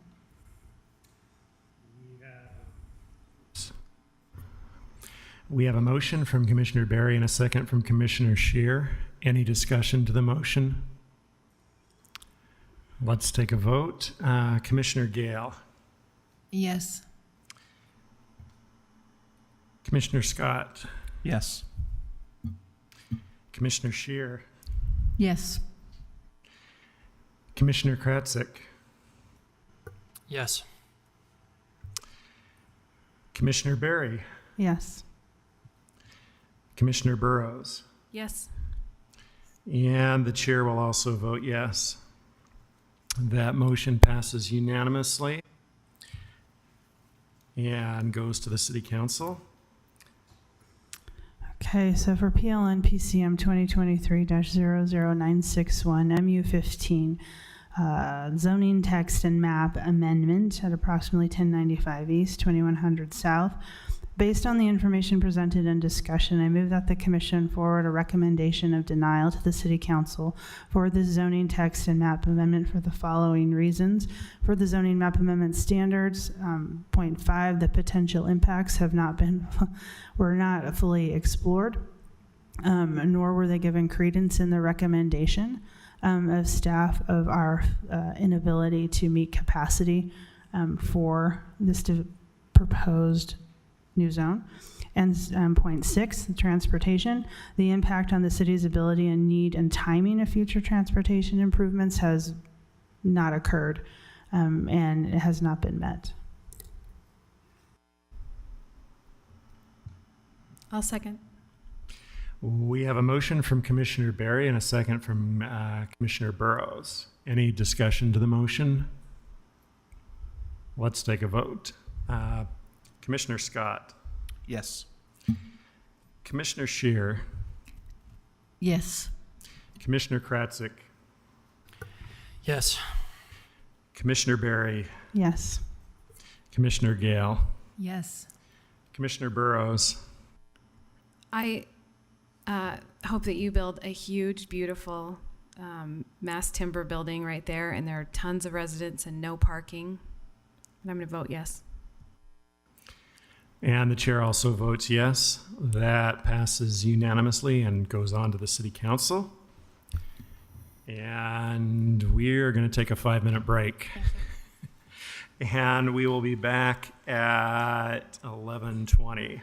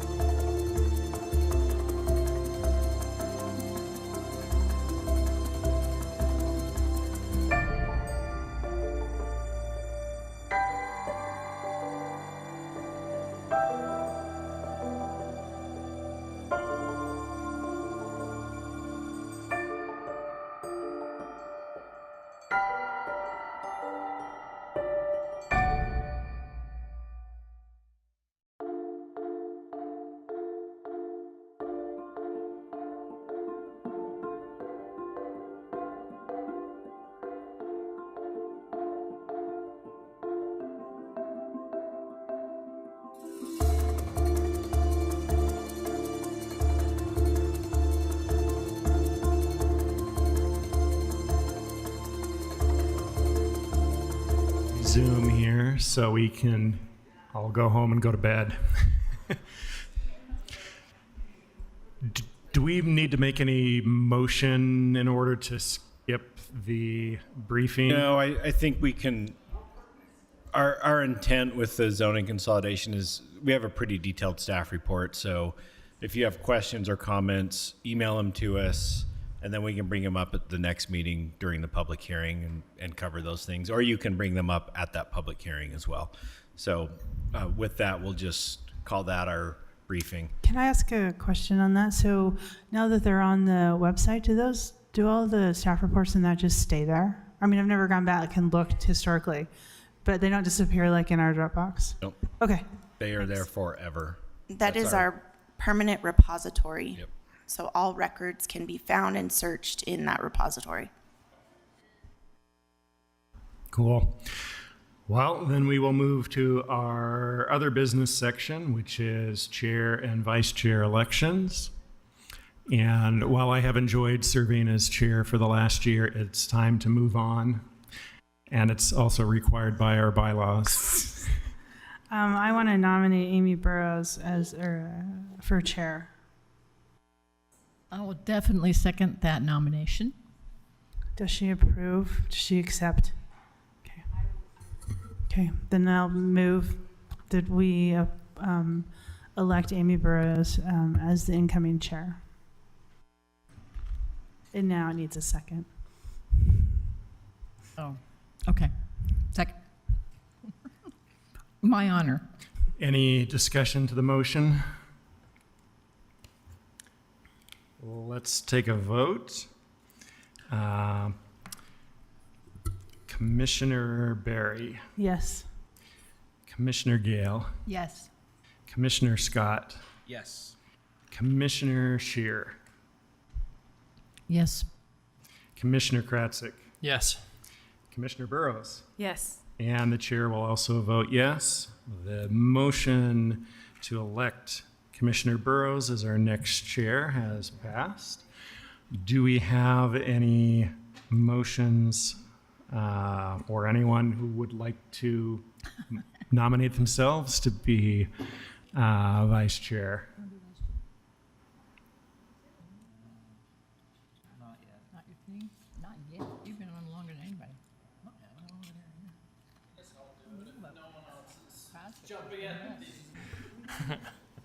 I'll nominate myself, I guess. Sounds good. Do we have a second? No, we don't have to have a motion. So I'll move that we elect Landon Krasick, Krasick, as the incoming vice chair. I'll second. We have a motion from Commissioner Barry and a second from Commissioner Burrows. Any discussion to the motion? Let's take a vote then. Commissioner Kratzik. Yes. Commissioner Shear. Yes. Commissioner Burrows. Yes. Commissioner Scott. Yes. Commissioner Barry. Yes. Commissioner Gale. Yes. And the chair also votes yes. That motion to elect Commissioner Kratzik as vice chair has passed unanimously. And our next meeting is going to be on the September 25th. So we are adjourned.